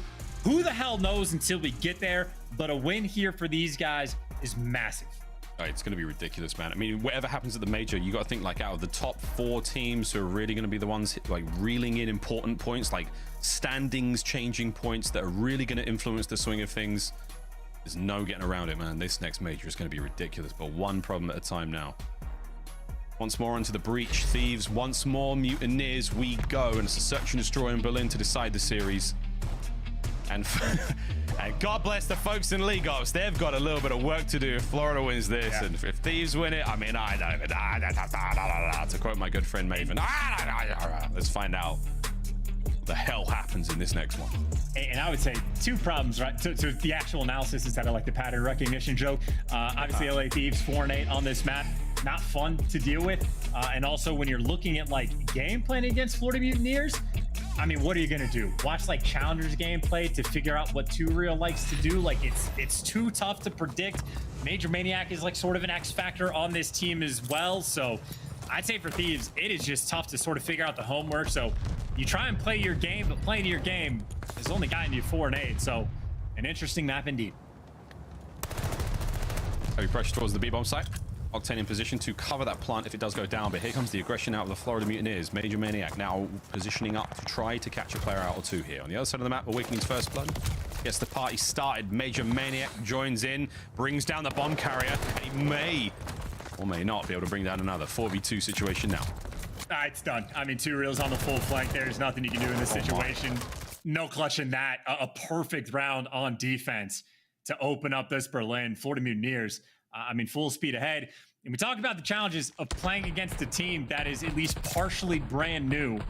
Keep in mind, it's also not easy for a team to, you know, search and destroy is the one that takes the longest to figure out. It's not the one you're scrimming every single day, 2 series per day. So not an easy one for Florida either. That is certainly a hell of a way to start it. And again, perfect on defense. I mean, 2Real playing with confidence. He was sitting inside their spawn in the first, 25 seconds of the round. So Florida wheeling and dealing, working their way towards A. Yeah, they're going for it. Working spots the players out in the cross. They may back on up. And it's Drazah who's going to be the lone defender now towards that side of the map. If anyone gets in on the bomb site, that's going to be his spot. Envoy may be able to hit a poke or 2 from the inside of the secret stairs to his immediate left, but we will find out. Has to do it a little quietly. There's the first. No more to be had. Damage already done, though. Bombs down, 3v3. Yeah, Florida ready for it. At least to get the trades. And by the way, look at Awakening. Might be making the plays. Might be. He's basically telling his team they're all having to come through stone. I have everything else. They have the locations pinpointed. The question is, who makes the bigger read? Octane ready, guns him down. Drazah wins his one. And all of a sudden, it's Mike that has to clutch. Last ditch attempt now from Major Maniac. Less than 20. He's played this so slow, and so sensibly. The defuse, Major Maniac. He's absolutely sealed it. What a play. He may be brought down here, but that is the round. Mutineers, sensational work. Just straight up out IQs them in that moment. There are 3 players.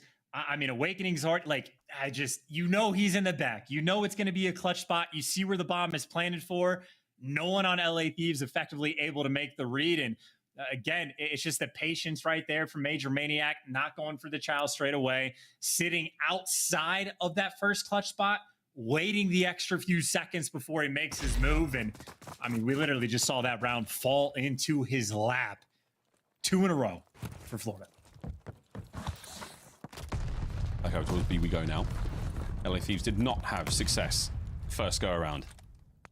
Plenty of information passed out though. Drazah would have definitely spotted Major Maniac crossing. And that bomb is still going for it. Octane with the man at the back line with that AR in hand, watching the long line of sight down that B street. As the prattle of gunfire rings out, chance, there's a minute left. I mean, Envoy is like, that's as interesting of a position as you can realistically be in, but it sort of looks like, yeah, Florida ready for it. You see Major Maniac, I saw on the feed, ready for the gunfights. Awakening does get traded. That is bombed down, basically over towards P5. Envoy will be a constant thorn in Florida's side, but if you don't have the bomb, LA Thieves, yeah, you got to start making moves. Have to back on up, grab it now, and 2 real, oh man, 2 unlucky there. That's very unfortunate. Just about 30 seconds remaining on the clock. You are going to see that bomb get picked up now. LA Thieves back into the play we go. Over towards the A side, but Sky's early reads. He may be able to catch something here. Covering fire from Envoy. That's massive. Now last man up is Major Maniac. 1v3. But it's anyone's game now. I mean, you don't want to get 1v3 twice, right? That should be enough, though. You have him spotted. You have him pinched on both sides. There you go. LA Thieves taking care of business in this round. And I mean, that really just goes back to similar on Desert Siege, the Envoy effect. He gets in such like a precarious situation, but as long as he is causing problems, I mean, he might be like, you know, Major Maniac spots him, gets a couple tags in, but he's still at least getting that information to feed to his teammates, eventually wraps out, clears out the A site, and I think even in what takes care of Skies that was wrapping back to try to find it. So Envoy doing his thing, but he's going to need to do a lot more of that for LA Thieves to win this Berlin. 1 round at a time. Drazah pops the doors, backs on out. Kenny definitely saw Skies there. Head out. Slight exchange on the cross there. That's not going to amount to anything. And now the stalemate continues. Pockets are being emptied. Hit marker or 2 would be ideal, but for now it's just going to be the windows and the doors blown clean off the hinges. A minute to play for. Here we go. I think 2 real sneaking up to the bomb to get it down. Obviously, no more nades able to come through, so gets it down for free. I think Envoy might be the player on the mini map to make the long flank, but 3 players from LA Thieves making moves straight through the front. Kenny being very fastidious in the approach towards the bomb site. Oh, he cracked the glass. He made quite a bit of noise there. Awakening in the slow flank. Envoy gets the party started. First blood now. Less than 30 on the clock as the bomb site is now swarming with LA Thieves members. Kenny looking to get himself on the board. This may be it. The hipfire is there. It lands. 20 now on the clock. 3v2. Now a 2v2. And he's gone, though. 2 real gets the kill, and he gets out. No trades coming through. You're running out of time. You already know you got to deal with the clutch spots. You've been here before. 1 more clutch spot to go, and the man on bomb can't even defuse. Again, deja vu. Florida win the round. And that is another moment where it seems like Thieves able to collapse on him. Envoy getting kills on the flank. You get the original trades on site, but 2 real, 2 quick, completely out of dodge. And the clutch is in. Florida, they live for that A-bomb site. And it really was the difference of a single second that cost the LA Thieves that round. A single second. Florida, they're counting their blessings right now, but it has been working out. It's a 3-1 thus far in the game 5. LA Thieves, not a lot of success going towards that B-bomb site. Might be time to go towards A. And make no mistake, coming into this match, I'm sure the pressure on LA Thieves, solid 9 out of 10. I mean, we are completely maxed out now. You can see it in the way they are playing the round, posted up, not trying to make any more plays over towards B. I mean, they've been getting flanked, they've been getting jumped on, and now they're trying to work this A site. It is open for the most part. Obviously, they might have to deal with some of the nades too. Awakening, obviously, you got the doors open. That's sort of like the step 2 moment. But he's dodged them all. Thieves now on the approach.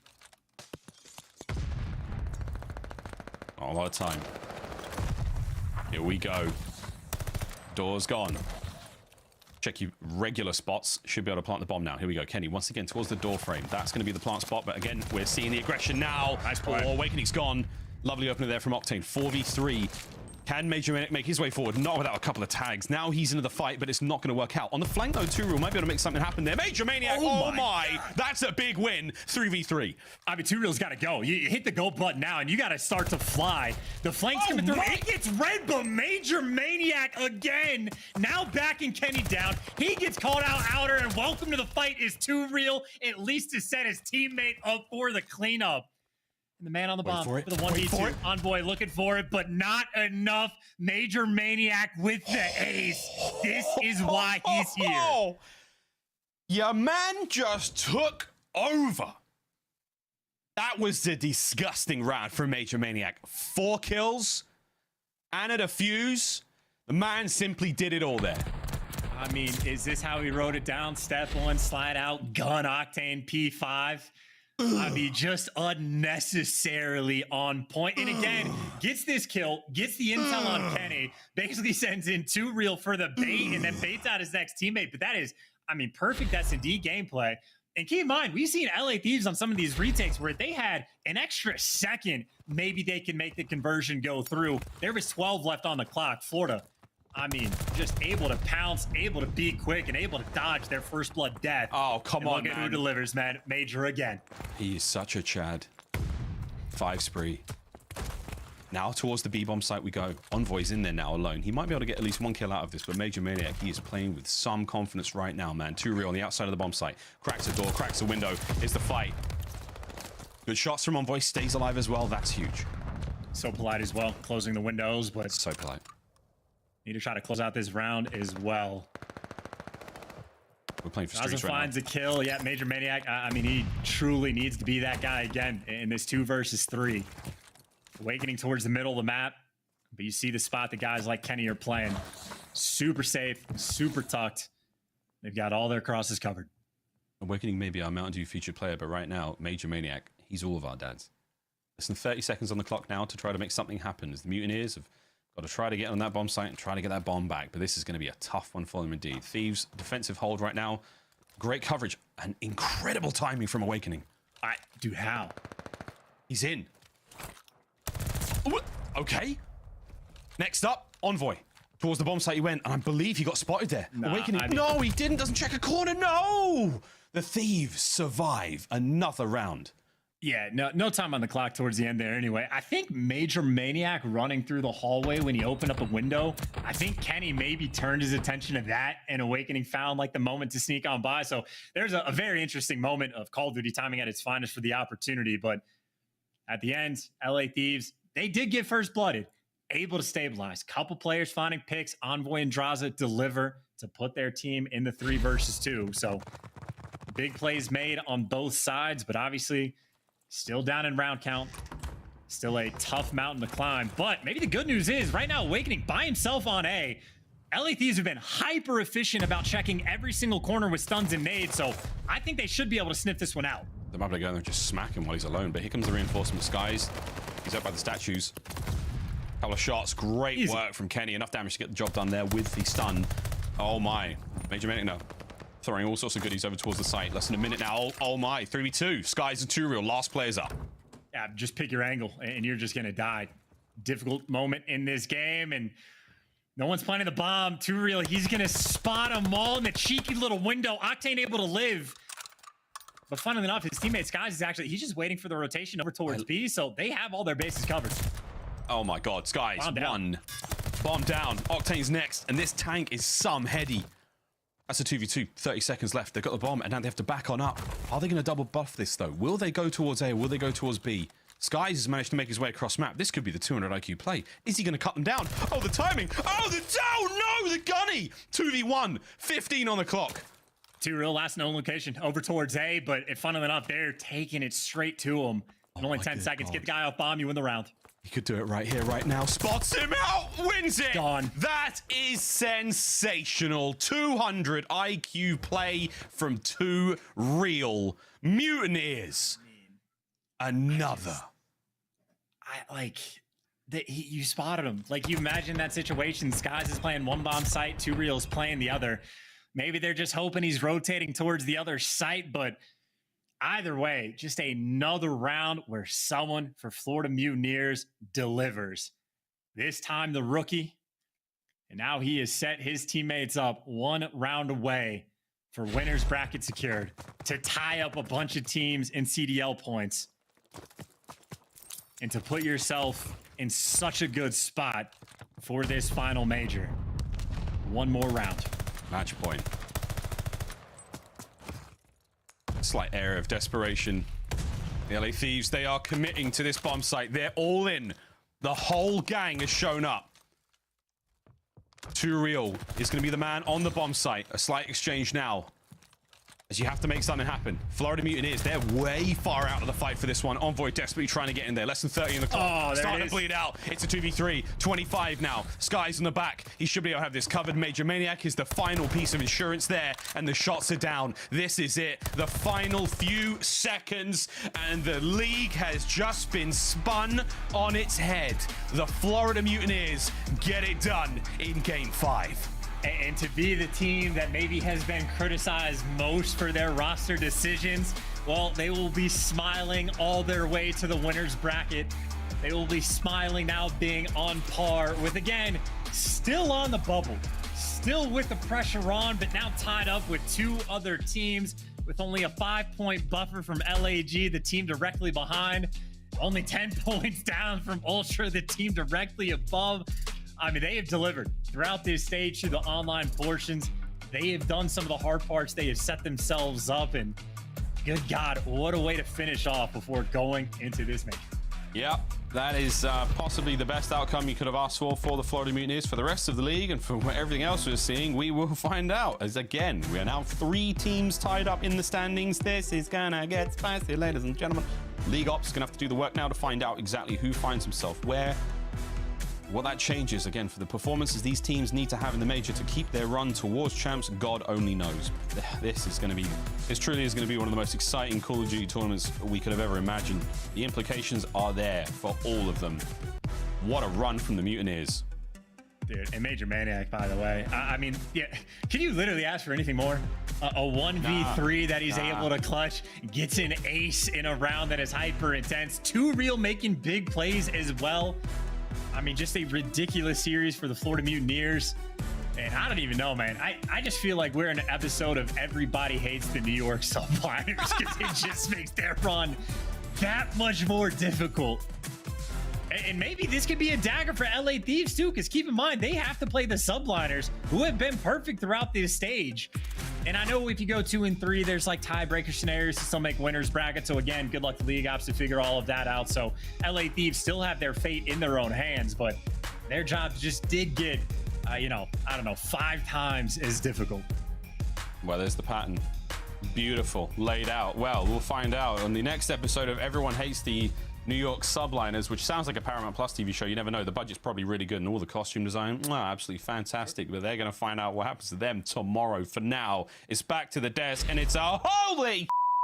Oh, man. Yo, Here Chance, to save you guys. Right, I love your shirt, by the way, Chance. But, yo, hey, back and forth like a bad argument. Florida Mutineers are able to overcome the Los Angeles Thieves in about time, right? Guys came alive, man. What a series. I mean, when you talk about series in this game that could have went either way, that was truly one of them. Think about those maps that we just had. Even the first map, let's rewind all the way back to the Tuscan. A couple perfect rotations, like we're talking about the break on P2 by Florida Mutineers, moving into P3, then the flawless hold on P4. Like, There's just so much that went down in this series, even in that Berlin hardpoint, by the way, one of the most ridiculous hardpoints I have ever seen in my entire life. Like, if they just know that they're going to be trains there at the very end, they turn around, they kill them, they win that game, it's over in 4. Like, just a ridiculous performance. Shout out to the Florida Mutineers staying composed. Yeah, no, seriously. Let's go ahead and take a look at the CDL points, because, by the way, Ali, check this out. We have a 3-way tie at 140. I mean, this is what we're talking about, what was going to happen at the beginning of the day, right? These are the scenarios that we were talking about, and guess what? All of them happened. So now we have a 3-way tie for our top 8 conversation.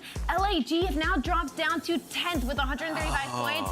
And if you're a New York Subliner fan right now, I am so sorry, but things are starting to look grim because everybody they needed to not win this week got a W. Well, listen, it just comes down to this now. Like, New York, they're looking at this like, screw all these points. We got to win the event. You got to win the major. We got to just win the major. This is setting up for such a spectacular major in New York. Like, this is what we wanted. We wanted these bubble teams to stay competitive. We wanted the bubble to be even more intense than it was heading into this stage, and it certainly is. Right, but you know it's going to be intense as well. This is a post-victory interview with Awakening. Let's get him on the screen. Congrats on the big win.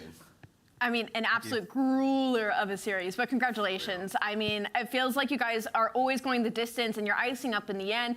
And I have to ask you, you know, it doesn't seem like you guys have a super dominant game mode right now. So I want to know what your focus is going into New York. Our focus is just literally getting better, like, overall. I think we're all, like, individually talented, but obviously our hardpoint control, it all needs work. Like, we're not the best in any game mode, so I think we just keep putting in the work and we'll be good for the major. Awakening, congratulations on the win. That's a tough one. I mean, your last 2 series have just been rulers, man, but you guys have gotten W's.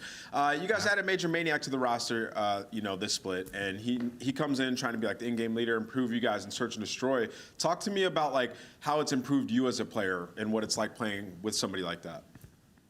He just brings like structure to like he just makes a system. He brings structure and like just helps me because like he like tells us what to do. Like we watch a lot of VOD.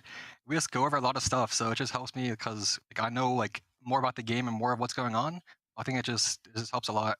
Yo, big wake, man, with Major 4 basically right around the corner, man. All right, personally, how do you feel about this major with everything on the line for champs here, man? Like, this has to be intense.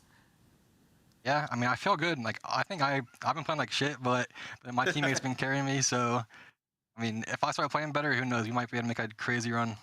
Need to see land wake. Exactly. Hey, yo, Wake, man, you guys gonna be all right, man. I'll talk to you next time I see you in New York, all right?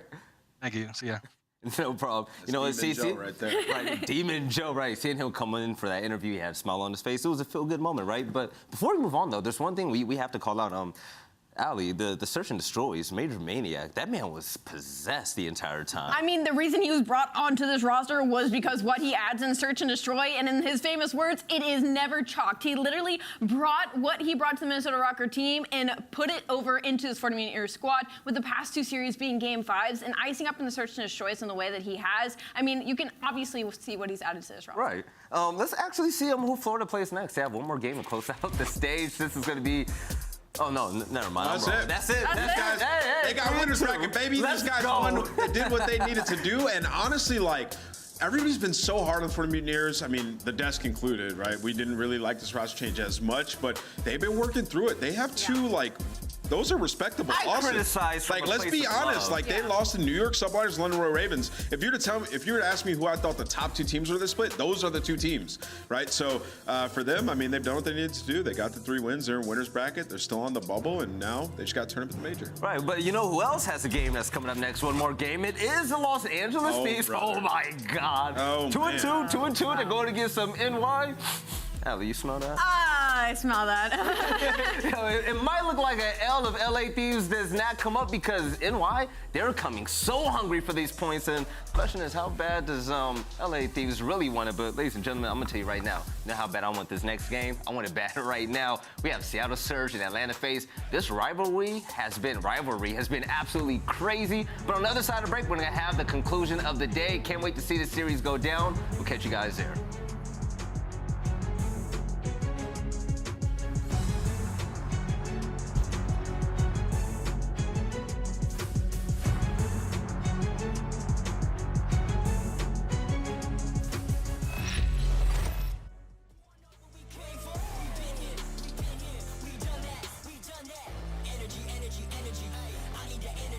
I'm in the game like EA.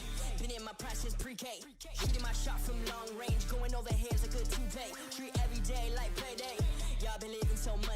My work week is Sunday to oh wait, that's every day. Putting in overtime, punching the clock, I'ma get what's mine. While everyone's sleeping, I'm living my dreams. I got a calling that's so divine. Lord, take the wheel like 10 and 2. I'm losing energy, I'm overdue. I've been on the top ropes, hitting my pros. Watch me hit the power moves. Been here, done that. You all know what we came for. Been here, done that. You all know what we came for. Energy, energy, energy. I need that energy, energy. Energy, energy, energy. I need that. Been here, done that. You all know what we came for. Been here, done that. You all know what we came for. Energy, energy, energy. I need that energy, energy. Energy, energy, energy. I need that energy, energy. Been here, we done that. We done that. You all know what we came for. You all know what we came for. We been here, we done that. We done that. Energy, energy, energy. I need that energy, energy. Done that. You all know what we came for. Energy, energy, energy, energy, energy. I need that energy, energy.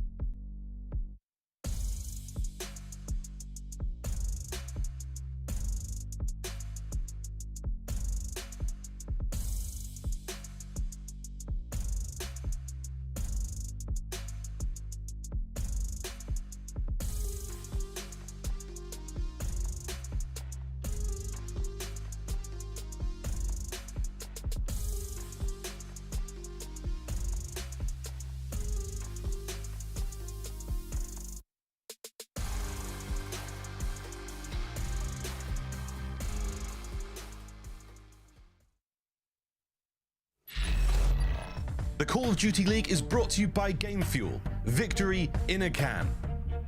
And upgrade your game with a Scuff, the official controller of the Call of Duty League.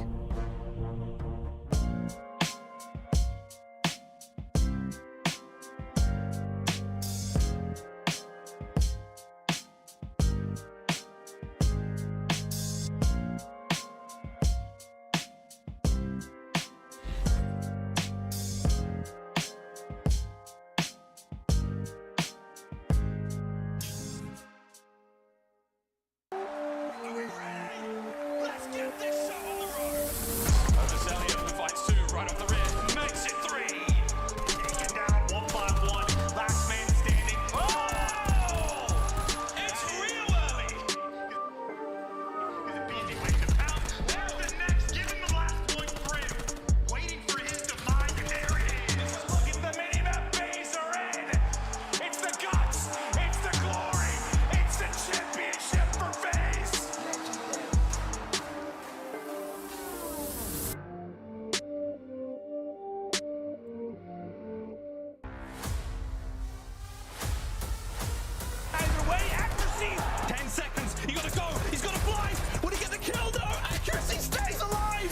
the point. Mack staying alive as long as he can. What a beautiful flank this could be. The second. Oh, God, the round's gone. They are. Brent has an opportunity. There's the first. There's the second. Turns on. And still, if fire works out, you get any more? Yeah, down. It's 5. The Young Guns in round 11. And they go back. Can he come down the corner in time? And you bet he will. That's it. Take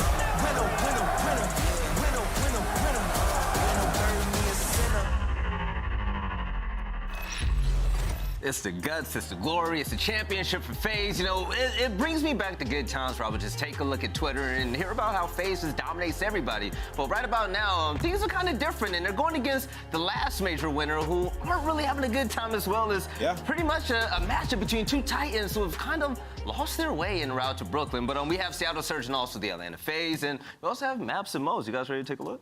Absolutely, yeah. We're talking about it. And go ahead. Yeah, well, first we got the triple Berlin smack dab in the middle there, so that's going to be lit. Actually, the respawns, I love these for the side of the Seattle Surge. I mean, FaZe has really been struggling in respawn throughout this stage, and you know, map 1, they've lost their last 4 out of 5, and then you know, you look at that map 3 Berlin Control, Seattle 6 out of their last 7, they've won that, and then when you get to that Berlin, that is a map both of them haven't been really that great at, but FaZe, that is their worst hard point. So this is going to be a really interesting series.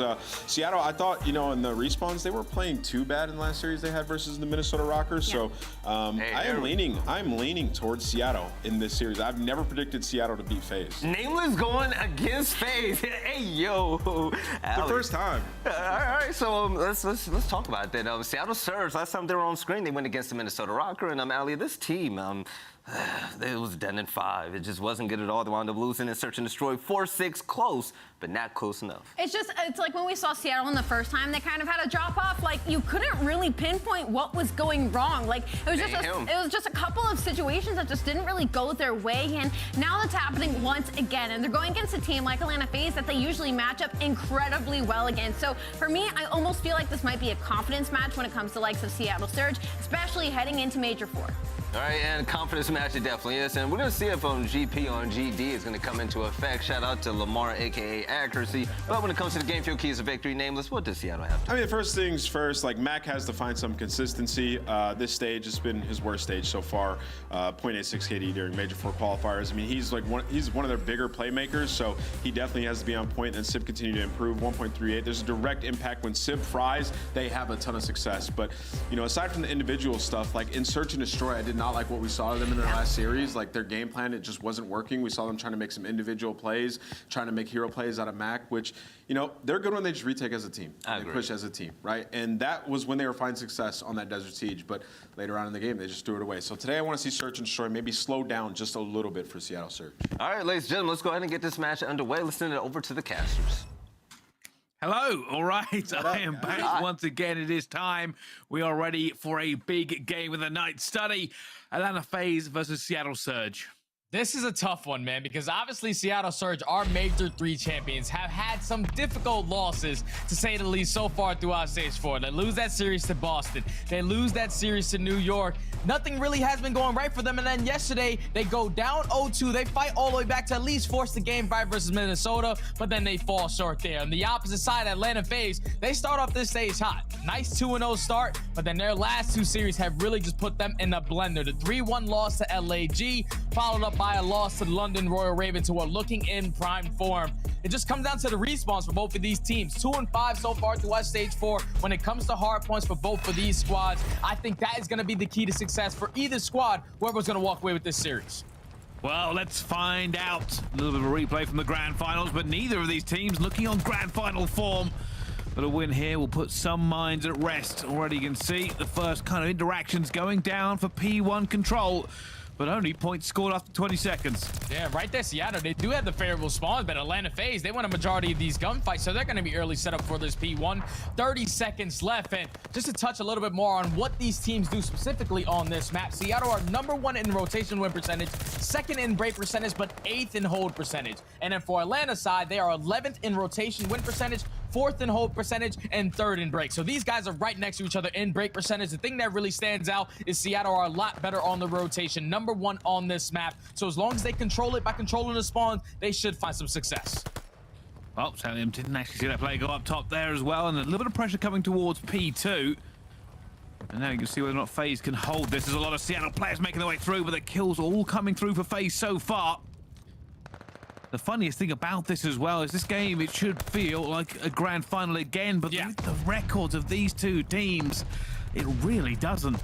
It's just a lot of fight for this matchup right here because Atlanta FaZe currently 2-2. If they win this, they go 3-2 and potentially earn themselves that winner's bracket spot going into the major. And right now, if you're Seattle currently at 1-3, to get this victory can be massive because you still have a chance at making winner's bracket, even with a 2-3 record, depending on that map count. But just the way Atlanta FaZe, they're coming out swinging to start this hard point. Flawless P1, followed up by a flawless rotation towards P2, not really allowing Seattle to get any time off of this. Even though they do find every single kill, final 15 should go in their favor, but Atlanta FaZe coming out swinging. Well, you can see they're coming back off the respawn they're looking for as well, but Pred and Simp just putting them back in the dirt. A few seconds left there for Atlanta FaZe. A benefit here for Seattle Surge. They have the rotation. They're not on the point to begin with, but they are trying to lock down every single route. You can see Atlanta FaZe trying to figure out how to get out. This is Pred, just makes a bit of madness. And it's slowed down Atlanta FaZe long enough. They've got a long trek forward. Yeah, and Pred and Simp yesterday, at least in the Minnesota series, they both went crazy. Both dropping 1.3s, close to 1.4s. It's just all about the other two players, aBeZy and Mack, not really having a good start. Combined 2 and 14 to start us off in this hard point. They did have the rotation towards P3, but Atlanta FaZe, they successfully break. They get the flip, and now they're gaining some good time. And now pressure. Arcitys needs to go on Overwatch here. Eventually has to duck out. He knows players are going to be pushing him down, but finds Mack. The pre-fire on the Simp. It's not going to work out timing-wise, but it's just enough kills here for FaZe. They are still in the lead. Seattle trying to find something going on. Even with the slaying they've been doing, hasn't been going well. Unfortunately, I say the slaying they've been doing, it's only 2 of their players here at the moment. Stud, they're going to need them to step up. Yeah, they got to turn their monitors on. There's something going on with aBeZy and Max right now. They have not figured it out, and now they're going into a P4 where statistically Atlanta FaZe are the #1 team at this hard point. They have a 50% break rate, and starting off with Simp finding that punch onto Pred. Fortunately, does not find the second, but they have bodies here. They flip the spawns, and they execute the break beautifully. Atlanta FaZe have a better position at the moment, but the pressure comes through. And I thought Pred might have 2. He doesn't. Simp eventually gets a little bit of a lot going through, but still more Seattle Surge pushing towards this point, and that accuracy nade has taken down Mack as he was about to rip the hair out of that player's head. And somehow Seattle Surge still make it work. They are in church, they are locked. They'll be looking for P5. They find all the kills. Now Atlanta FaZe with the final 15. They're still going to try to contest this because they know that they're going to statistically their worst hard point on this game. They really do struggle with P5, and that's where Seattle need to try to capitalize on it. They outscore their opponents by 5 points, 5 to 7 points exactly, but they're also winning a majority of their rotations every single time. It's all about the gunfights now, though. We have to start getting the gunnies warm. Oh, Cellium's here alone. He hasn't got anyone to trade yet, and that stun's going to come through. Simp is here eventually, but the wallbang comes in and the nade at the same time. P5, it's always chaos. It's always a disgusting knife fight in the cupboard. And somehow Seattle Surge come away with this to begin with. It's difficult to break with just all the pre-fire and nades that will be raining through this hard point the entire time. But Atlanta FaZe, they have more bodies currently in the point. They were able to win these gunfights, actually with a big 2-piece. So now allow his teammates to get in the point, but Arcitys follows up with 2 of his own. Now all of Seattle Surge continuously spawning out towards top roof, and then Atlanta FaZe, they're just starting to run away with this game. You need Mack to start stepping up. He really didn't have a great performance, 0.86 in the series versus Minnesota. This is the guy that is the X factor for me on this squad. He is certainly on fire, but let's find out how they sound in the comms with Atlanta FaZe. Listen in. I'm mid right now. I'm home church later. On team are you? On team about church. On team are you? It's all good. Take your time, guys. Take your time. Yeah, I'm standing near you. I'm standing near you. Just No, behind me deep. Lamar, it's deep. God heady. God heady. I'm checking right corner slab. Nothing care. Like, He's laying down. On team are I think He's close on you. He's very weak. Heard that. Back out of that. Are you Mack? Are you Mack? One shot. Pushed out. Gotcha. Give me a feel the thing. Let's go mid. Yeah, I want your Alright, Big okay, close Nothing about Medalli dead. Yo, top for sure. Only one. Go. I'm contesting. Yeah. Jump down mid. You, Fred. Dead. We do not focus. I'll get mid. Okay.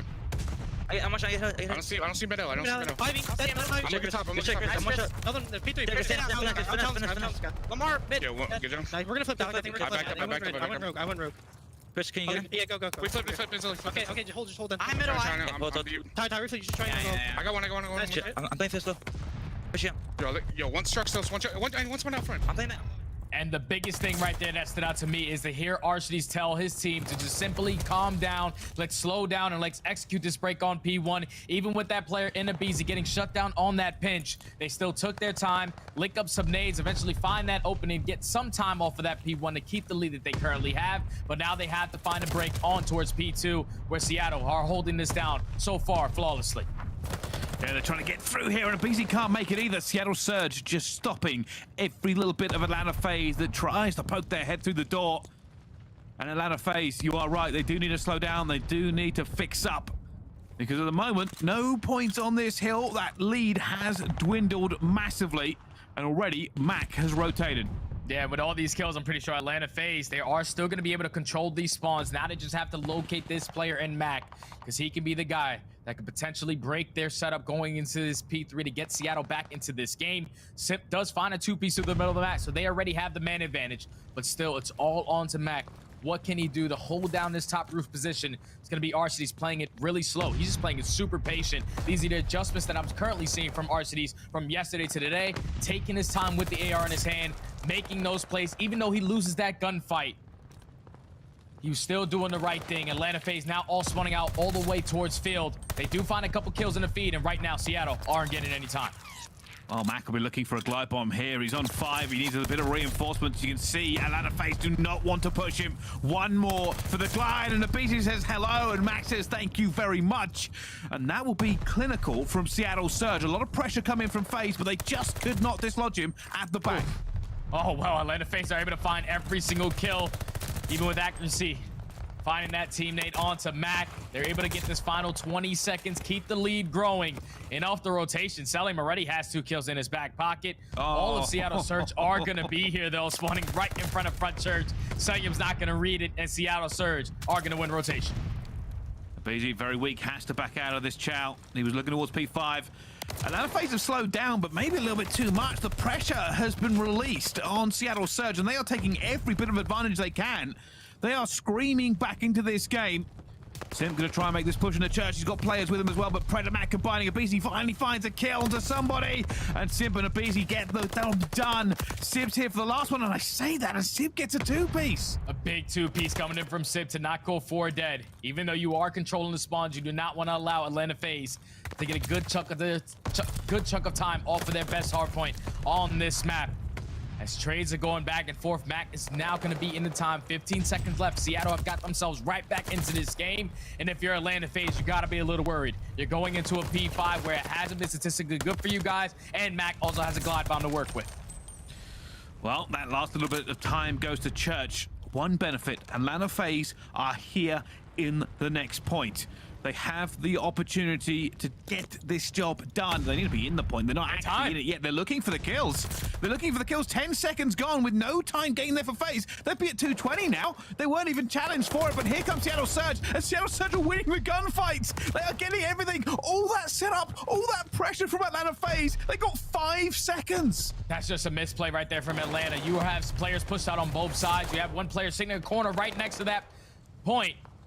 They don't eventually find that time, but with 3 kills in their favor, they're able to break right back on in. They cannot win it here, but they can get pretty damn close, as you still have to keep in mind Mack has that glide bomb to work with, and if you're Atlanta FaZe, P1 has not been treating you well when you get to the 3rd rotation. Well, at the moment, you can see that last gunfight coming down. Scrap time here for Atlanta FaZe. What will happen? By the way, if they got that first 10 seconds, this game would be over, but it's not. It's P1. It's Seattle Surge. They are in, they are locked, and you are right, Standy. Atlanta FaZe does not like this position. They do not like to be in this place right now. Seattle Surge can still close it out. Pred and accuracy at least find a couple of trades. The contest is going to be here. This is where Mack can potentially invest his glide bomb, but Pred, he's not missing. An MVP caliber kind of player has been stepping up tremendously throughout stage 3 and stage 4. Seattle hold on the first push, 30 seconds and counting. They cannot win it here. At least Atlanta do force a next hard point, but you still have that glide bomb just in case. They do, and they're trying to make a little bit of a fight here, and the benefit for Atlanta FaZe is always going to be that they can keep this pressure on until the very last second. Seattle Surge cannot afford to lose this hill quite yet. With 7 points left to go, and that's what Atlanta FaZe are doing. They have pushed through in the final seconds, and Seattle Surge just don't have it. They could not take a step back, and they did. And Atlanta FaZe, well, they made that win look incredibly difficult. That's just good work from Atlanta FaZe, because so far throughout their stage, they are dead last in hardpoint break percentage, but they did a great job of, at least on that hill, or in that map specifically, breaking every single hill whenever they wanted to. We know that they're the best P4 team in the game. At P5, they found themselves early on a rotation, probably for the first time ever. They get some good time there, break into every single hard point. But I think the turning point in the game just had to be when it was the P3 right off the rip. Seattle Surge weren't able to get a good chunk of time off for that P2. They did have spawns for the next, but Atlanta FaZe were able to break on in, grow to sleep even more, and then just keep a comfortable cushion the entire time. Cellium goes 33-20 with 28 non-traded kills. Atlanta FaZe answer early into the series, up 1-0. Yeah, really interesting kind of map for me, actually. I think one of the points I want to drop, and so you may be able to back me up on this here. Yeah. Sometimes you can kind of watch how a player is playing and tell how they're feeling inside. Yeah. And obviously that was reflected in the comms. It looked like Atlanta FaZe were playing incredibly fast. You saw aBeZy, Simp, and Cellium just flying at people and doing very well. And that works out until your team starts to get a little bit disjointed, which is why you heard the call from Arcitys to slow down and kind of regain here, because while they were winning the gunfights, they were losing position.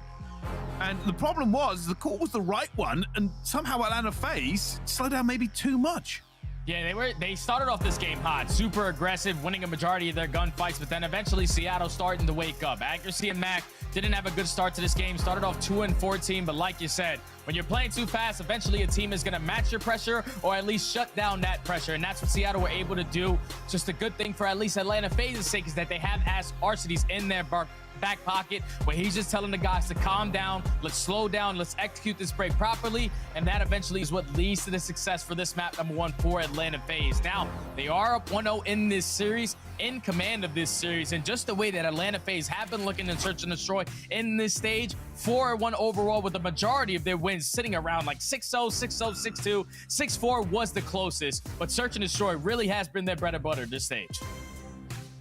Well, the other thing I need to talk about with that map is it felt like Atlanta FaZe were just letting it go over and over again. And I said, it almost felt like a loss for Atlanta FaZe. You wouldn't have been surprised after that P1 come up and Pred was holding it down that they may have ended up losing it all the way through. I don't know, like Atlanta FaZe, they looked so good off the rip, and then slowly but surely they started to lose things. The P3, it did not go great for them.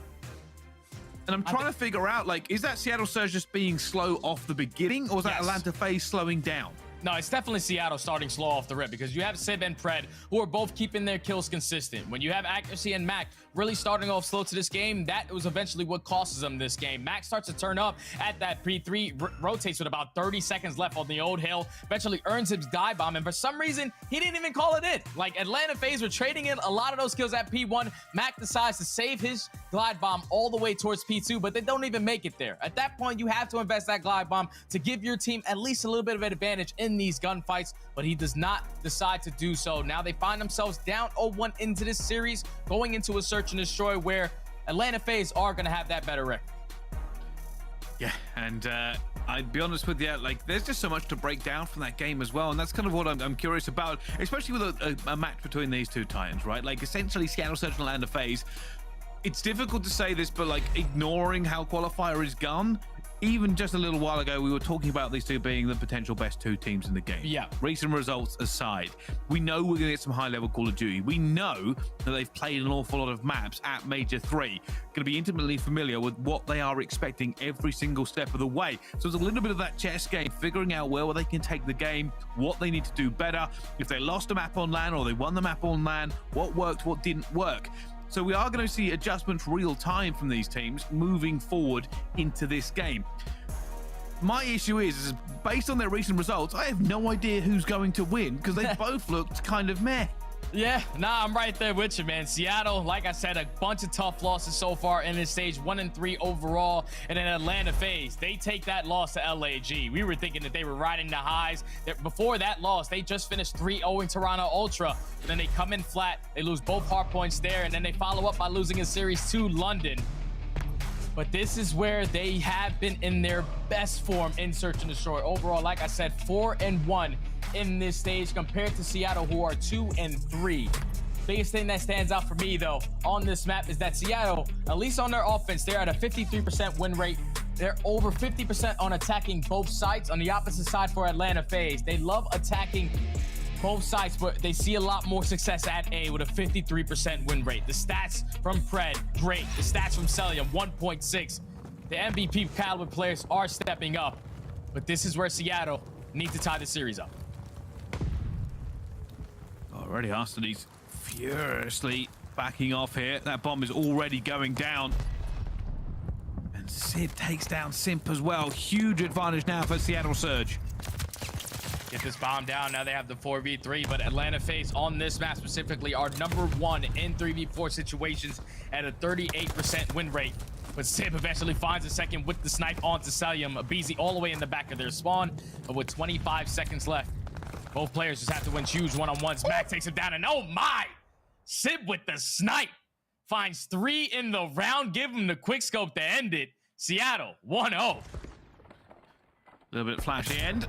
Just catches him a little bit of a wanted bullet there, bending it around the wall.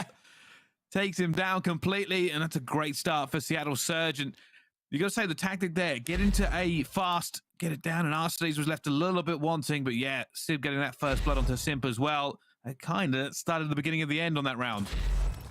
Yeah, Atlanta FaZe are just not ready for that, especially when you're in a 3v4 situation. The bomb down at A. You allow the sniper to just pick you guys apart. Now you have to respond on an attacking round, and they're fully going to commit towards B. aBeZy, no hesitation on this bomb plant. It's going to be a 4v4 retake, make it a 4v3 as Simp finds the first. There's another one go down as well. It's been pretty one-sided these rounds so far. Seattle Surge looking for a kill, and aBeZy says thank you. Sib last alive. 1 versus 4. They already know where he is, and aBeZy says thank you for another chow. Easy for him in the end. 1-1. Anticlimactic rounds. Just a lot of aggression to start us off on these attacking rounds. Seattle towards A. Atlanta FaZe towards B. They find every single kill. 4 up, 4 down. Makes it a clean round for Atlanta FaZe, tied up at 1. Well, let's see how the rest of this S&D progresses, and just a big picture of Mack on screen, and there's aBeZy eventually. Played so well in that last one. You are right, no hesitation. Those close corners kind of just favor him as well. Hit the slide cancel and just make sure somebody is gone from the map. Arcitys being more aggressive this time, but has to back off again. He'll be calling furiously for reinforcement, but he does not make it out alive. Simp manages to bring it back to a 3 versus 3 as the fight is kicking off around A. Yeah, they make the adjustments. They do not send Arcitys by himself towards that bomb. They also allow Simp to work through back alley, at least even up the numbers. Look at the positioning from aBeZy. Able to work his way all the way behind Warehouse, not able to find the second, but at least gives the information to his team. But both of them deciding to push out towards back trains. At least they get the information of where Sib is on the map. So it's a 2-on-1 for Sib. If he can just play his life or at least get out of dodge, that's going to be the best play. He finds one, can't find the second, and now it's a 1v1. Cellium versus Mack. They're going to run straight into each other here, and it's going to be Cellium with a pre-fire, Mack with a gunfight! And oh my goodness, aBeZy is not happy. aBeZy, the reaction from him. I know he saw it, and he's like, how on earth did Cellium lose that? And they just shot him. They just took him completely out of the game. Cellium caught it almost correct as well. Yeah, Cellium played that round beautifully. I thought he got the first, split it off. Like, that's got to be a guaranteed kill for MC. But just not able to close that one out as Mack with the snap. Able to clutch that one up for Seattle. Now up 2-1. Atlanta FaZe, they found a lot of success attacking this bomb towards B, and they're not going to get away from it. Immediately going right towards it again, but this time Mack and Pred in a position to stop him. aBeZy's feeling himself as well. This bomb is going down. Mack may try and look for this, though. And never mind, Simp gets him before he can do any more damage. Advantage again to Atlanta FaZe. Just way too clean for Atlanta. They're finding kills on the cross. They're getting free bomb plants. Now in the 4v2, make it a 3v2 as Sib does find one. aBeZy still the player that you have to focus on towards this site. Just like moving ultra around that nuisance. site. It's impossible. Sib in a 1v3. Cellium does find one, but time for aBeZy to strike. aBeZy closes out the round with another 2-piece. Atlanta respond once again 2-2. Yeah, aBeZy just hitting the movement there in the hill by himself. Just constantly slide chow, slide chow. There's nobody coming, but he's just making sure that if anybody does, it's a little slippery eel roaming around the bomb site. And they bring it back to a 2 versus 2. The fast B really working for them at the moment. Seattle are favoring A. Yeah, it's just all attacking rounds to start us off in this search and destroy. Let's see what Seattle try to do. Do they commit towards that A bomb once again? And no. The mind games are starting to come in. Send 2 players aggressively through trains. As Sib is able to at least spot 1 player in Arcitys to get him to back up. But right now, this is a neutral setup. Just going to take their time, play for some information. Well, Simp, it's always nervous being in this position because you never know when the next challenge is going to come. You feel very, very exposed. There is very little places to go, but he's trying to play around secret. And Seattle Surge are being slow and methodical. They are not moving yet. It's looking like this bomb is slowly going to approach towards B. So it's going to be on aBeZy to at least get the information that they're attacking this site. Does throw that shoulder, at least spot Sib. So now that's on Arcitys to rotate back. At least crawl the cross for his teammate. As Simp is trying to roam around that middle of the map. But look at number 8 on the mini-map. It's going to be Pred. Already sneaks his way past A. Well, it looks like they want to put this bomb in towards B, but aBeZy will be there. And they're going to try this. There's going to be 2 players going through as well, but aBeZy is going to get taken down. Cellium does manage to get 1 back for the 3 versus 3. The pressure now coming in. FaZe are just screaming forward as fast as they can, and Arcitys will find the player on the bomb site with no cover. 2 versus 2. Got a plant. Your Arcitys just stay alive. You do not need to challenge this. You should be able to close this out because the bomb isn't going to go down. And great work right there from Atlanta FaZe to pay the game clock all the way down to the very end. It's like 2 milliseconds right there from Seattle completing that defuse. I mean, completing that plant, and it makes it a lot more difficult for the last player up on Atlanta. Yeah, I know. That's the thing, is that Arcitys ran up the street, and he was expecting the guy to be planning on the backside towards warehouse a little bit easier, but Mack actually decides to plan on the backside, and Sid wasn't watching over him, so it was a freebie for Arcitys. Complete breakdown right there from Seattle. Yeah, they're not going to be happy about that when they watch it back as well, but the fast plant going down this time for Atlanta. There are players from Seattle Surge on outer. They're going to try and get straight into this one, and Pred's already going to see aBeZy. aBeZy goes down. They're looking for that last player. They know Simp is probably in it somewhere as he hasn't come out the back door, and there's the hit marker. Simp's going to go for the chow, but Precious, thank you! Absolute gunny, and now it's only going to be Cellium left in a 1 versus 3. A technical 1 versus 4 if he can make it, but this is a disaster. Yeah, if you're Seattle, someone just commit towards hopping the bomb. There's no way everyone should be looking for where Cellium is on the map. But now he makes it a manageable play. 1v2, you know that 1 player is flanking. Gets a couple shots onto Mack, but accuracy is on a bomb. Huge 1-on-1. Now you have to get him a bomb. And Cellium with the 1v4 for Atlanta FaZe. I cannot believe what I am witnessing. What a round from MC. I can't believe that one, Bryce.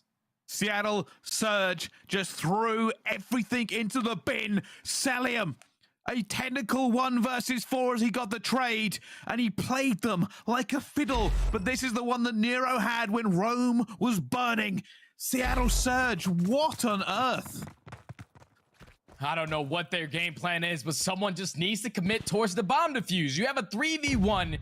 Everyone cannot commit towards finding where Cellium is on the map. But him picking up all those 4 kills, now he finds himself 1 off of the glide bomb.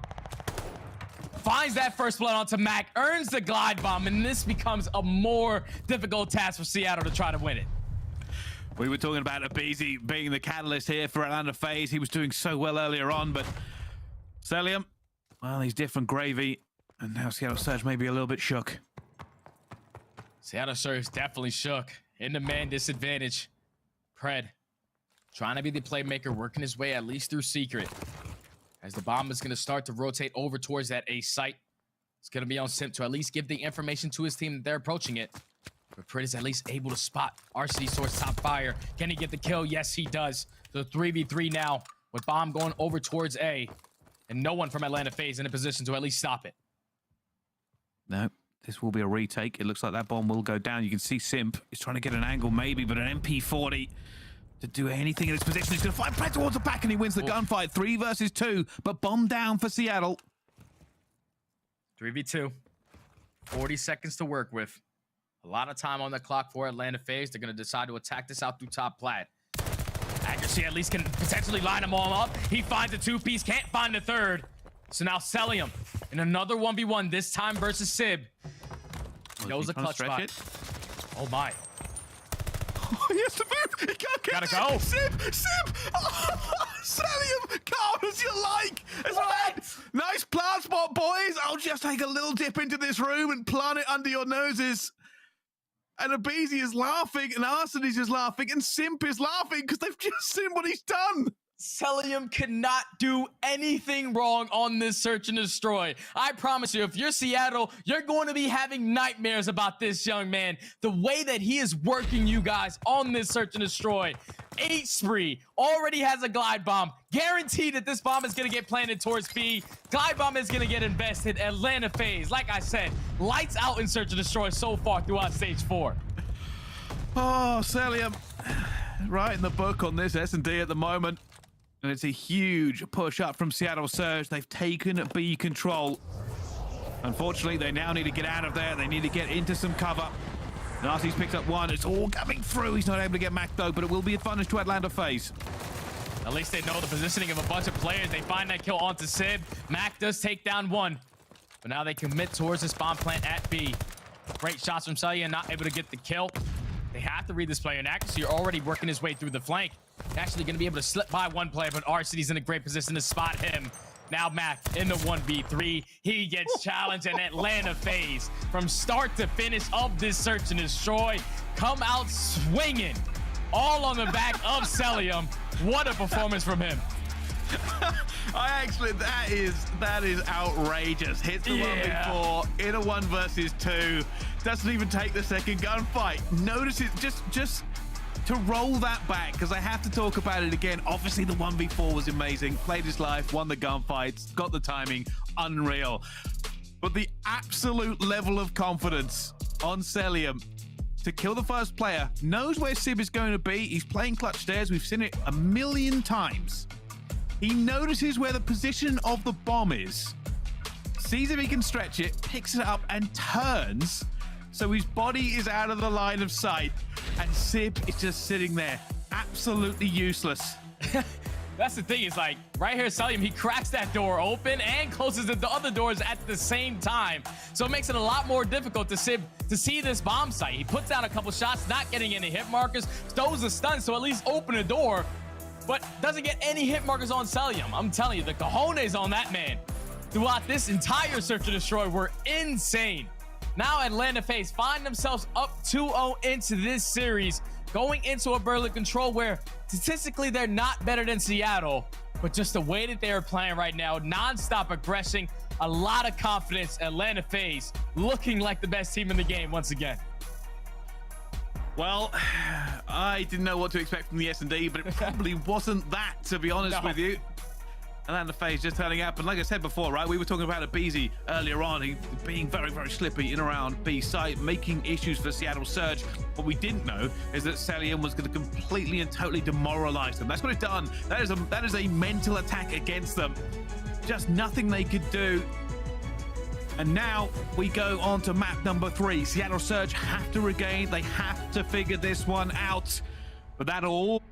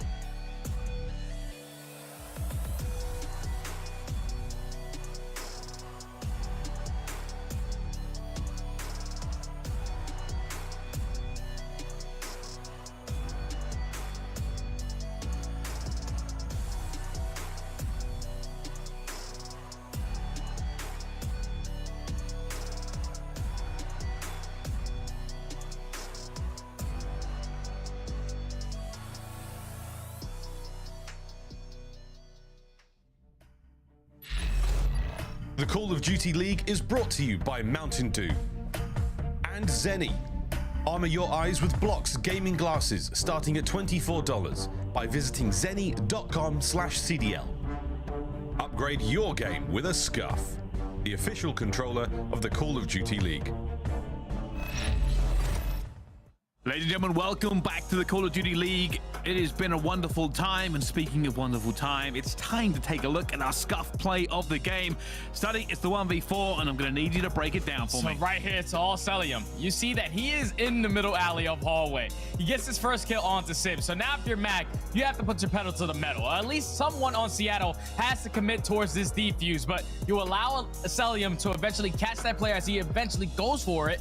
That makes it a 1v2, a manageable clutch. Gets a couple shots into Mack early on, wins that gunfight, and then he knows that accuracy is committed towards that defuse. Cellium with the 1v4.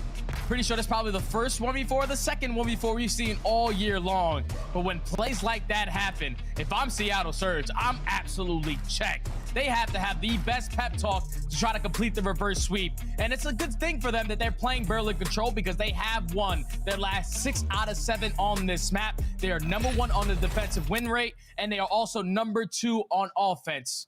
But unfortunately, the game has crashed. So you get to see our beautiful faces a little longer. Get to see a very tired me. It's getting very late here in the UK. Man. Unfortunately, Call of Duty fuels me, that and spite for Priestahh.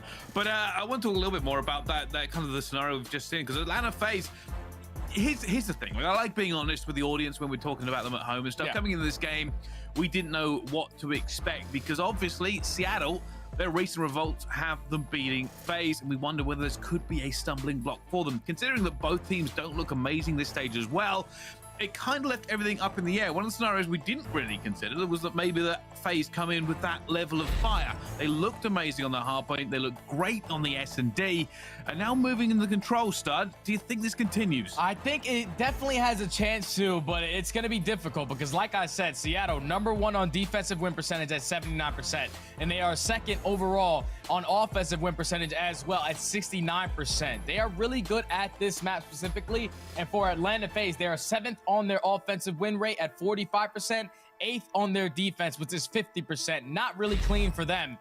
But when you take a look at the stats, at least for Seattle, everyone is sitting over a 1.0 KD. The other side, though, the only player over a 1.0 KD, and it's a good one, is Cellium with a 1.28, but everybody else hasn't really been bringing it on this map for Atlanta. No, and the truth is now is the time to kind of ramp back up. And here's the other issue with it. Like, we're trying to benchmark these teams and figure out how they are going to perform when we hit New York, when we go to the major.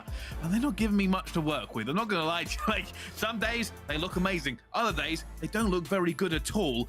And realistically, these two teams should be in a fantastic position. We should be talking about these teams like they're both 4-0. Yeah. Oh, this will be the one. Do they go 4-1 or do they go 5-0 flawless? No, we're wondering whether or not they're going to make winners at this point. Yeah, no, it's difficult. Obviously, it's Atlanta FaZe currently sitting at 2-2. The tough loss to LAG really did set them back. So this win at least puts them at a 3-2. They will be able to secure their winners bracket spot if they do pick up this win. But for Seattle, man, they just came out flat off of this stage. And this has to be off of riding that championship wave, because usually when you win a championship, you start to get a little bit complacent. At least for them, they started off this stage playing up against Paris Legion, not the best team that we have in the CDL. They get a clean 3-0, but then every single match after that, they have played a team that has simply wanted it more than them. Boston, they need the points to get in the top 8. New York, they needed those points as well. It just hasn't been going good for Seattle Surge, and really, it's just been in the respawn. This is a team who was dominant throughout the major in respawns. They're struggling so far in this stage, and now you're going up against an Atlanta FaZe team who are looking prime for in Search and Destroy, and you get absolutely smoked there. So it's about to be a difficult task for Seattle to get done, but the reverse sweep is on if they can close this one out. Wow, let's see. Anything can be written into the book that is CDL history. At the moment, Atlanta FaZe won that book to read, a swift 3-0. Seattle Surge going straight for that 8 point. Probably going to be an easy little bit of a lockdown for them, especially if they're gunning like this. Great early 2 kills. They are able to get that first second aggression over towards B. But you see, Atlanta FaZe, they're just thinking big picture. As long as they control down this train area towards the right side of their mini-map, they should be okay, but the pinch is actually going to be here from Seattle. They have full control of top pat, and they can just rotate right off, finding every single kill in the feed. This is going to be difficult. Arcitys eventually has to rat back. Atlanta? What's happening? Did somebody tell Atlanta we started the game? Oh, no. 1 kill so far. They're in the blender. They are in the blender. There has got to be something. Cellium managed to find 1 kill. It slows it down a little bit. Sivs on a 5 spree as well. aBeZy finds another. Surely they're not going to be able to manage to pull this one back out of the fire. Seattle Surge, what a start to this attacking round. Already have 5 ticks underneath their name with 2 minutes and 10 seconds to work with. So now it's all in Atlanta FaZe, down by 7 lives. Just maintain control as long as they can. But you have to keep in mind of the positioning of Mack. Already working his way around back plat, just waiting for his teammates to strike. Now this is where it becomes a lot of pressure onto Atlanta FaZe. Not a step wrong, not a foot out of place. They have only 1 tick remaining, and that might be enough. You can already see Atlanta FaZe have to go. You have to get in a position. They're not even moving at the speed they need to, because already you can see Atlanta FaZe getting straight into it. They have the cuts down as well. And I think this round is done. Oh, yeah, this round is done and dusted. They have the cutoffs. 1 player committing towards the hallway flank. He gets taken care of. And then Seattle Surge. What a response in the first round of this control to secure both of those points with about 1 minute and 30 left to go. Like, that was the first time I've ever seen it be that dominant on an attacking round. And Seattle Surge, the 2nd best team on this map. Show us why they're really good at it. Yeah, and I'll be honest with you, Atlanta FaZe just couldn't get anything going. Look at Nothing. that. 8 kills the entire time. They only all get 2. Simp has that by himself. Now he's going to go try and get it forward. Actually goes to close the door, and it gets him cut down. Atlanta FaZe goes straight into 8, and they're going to try and hold this as well, but Cellium will be taken down by Pred, who's very eager and keen to get it. Simp gets 1 back onto it, but Atlanta FaZe need to regain a little bit here on this control. Yeah, Atlanta FaZe need to get something going, because Seattle Surge, they have put themselves in the driver's seat so far in this control. First tick is going to be done at B. Atlanta currently down by 1 life, but Seattle have so much map control over towards Train's side. They're just going to allow Atlanta FaZe to close at this point. They're just playing to trap them in towards that water side, force them to overextend. Well, all can be forgiven if Atlanta FaZe can find their win as well. But, as we know, that is easier said than done. A long way to get into A, successive waves of kills, and then trying to bottle the other team back into their spawn. It is not easy, and it's even harder if you can't make the kills to begin with. Yeah, you just got to get out of your base. Right now, Pred is just a roaming slayer, causing them problems around bottom mail room. As eventually he does get taken down, but with number 7 in Mack, his positioning is forcing all of Atlanta FaZe to continuously spawn at that water side, force them to waste a little bit more time on their rotation back to try to get control of trains. And this is playing right into the way that Seattle need them to. Another kill in favor of Mack as they keep control of trains for now. Every single time Seattle Surge make a kill in this ticket area, it slows down Atlanta FaZe. It burns a little bit of time because they want to make a concentrated push. They want to get the kills down. And the reason for that is not only do they have to get enough players down to move forward, but they need enough players alive to try and get that second wave of kills. And they're just so difficult to do. You see aBeZy right now is trying to be an issue by farming Seattle Surge and keeping them staggered off of spawn. Oh, well, that's going to be 2 dead. Last player up is going to be Arcitys, unfortunately. His teammates do drop all around him, so now he has to try to go big in this massive play. So he cannot finish this kill onto Pred. Pred is just sliding around, but at least it stalls enough time for the rest of Atlanta FaZe to get into play. Arcitys with the pistol in hand is able to find the 2-piece, and now you see the tick of progression starting to come in, and the stack is here. 2nd tick, Seattle have to go. Well, 2-piece is going to help out as well. Simp going to try and cut them down as well, and Arcitys was on 4, but it's not going to be enough. That 2nd tick is in, though. And Simp gonna just try and wait here for a second, hold the ticket control. See if his teammates can make some kills on this map, and he does. He finds one himself, waiting for it as well. See Simp, but Simp is equal to it, but that is gonna be 3 down. And Atlanta FaZe are in position. aBeZy gonna jump straight into this point here. He actually thought somebody was gonna be in with him. Nades towards plat. Atlanta FaZe need to reinforce. They just need to win their gunfights. Play your corners, force them inside the point, and play your trades. As aBeZy does find the first. Seattle do have multiple bodies here. It is a 3v2 and man advantage. Simp, unfortunately, does get taken down with only 6 live remaining. Arcitys at least relieves that pressure onto Pred, but the flank is going to be here from Mack from hallway. He finds that first kill onto Cellium. Now only 5 lives remaining for Atlanta FaZe. No lives remaining as they get taken down 3-6 with 30 seconds to work with. Simp's on 9 health, and he has to back off. He's going to be challenged as well. They know he's weak, and somehow he wins that gunfight. The dream is still alive. They do not have the numbers. They do not have the time. They do have one chance. The last push, but Mack at least finds that first kill onto aBeZy. So Cellium and Simp, what can they try to get done? 2v4, no more respawns remaining for Seattle. The team kill does come in, but unfortunately Simp gets taken down. So for MC, I know you clutched the 1v4, but a 1v3 in control is going to be a little bit more difficult. In Seattle, they hold strong on defense. Wow. It was a little bit scary there for Seattle, but they do just enough. Arcitys with a hero play almost put Atlanta FaZe over the top. But that doesn't reflect in the scoreline. Seattle Surge lead 2-0. Atlanta FaZe now have to hold the defense and then gear themselves up for an attacking round. Now if you're Seattle Surge, you're up by 1 segment. Your main focus is just try to close this out as fast as you can. Try to get some momentum going into the later half of this series if they can close it out here.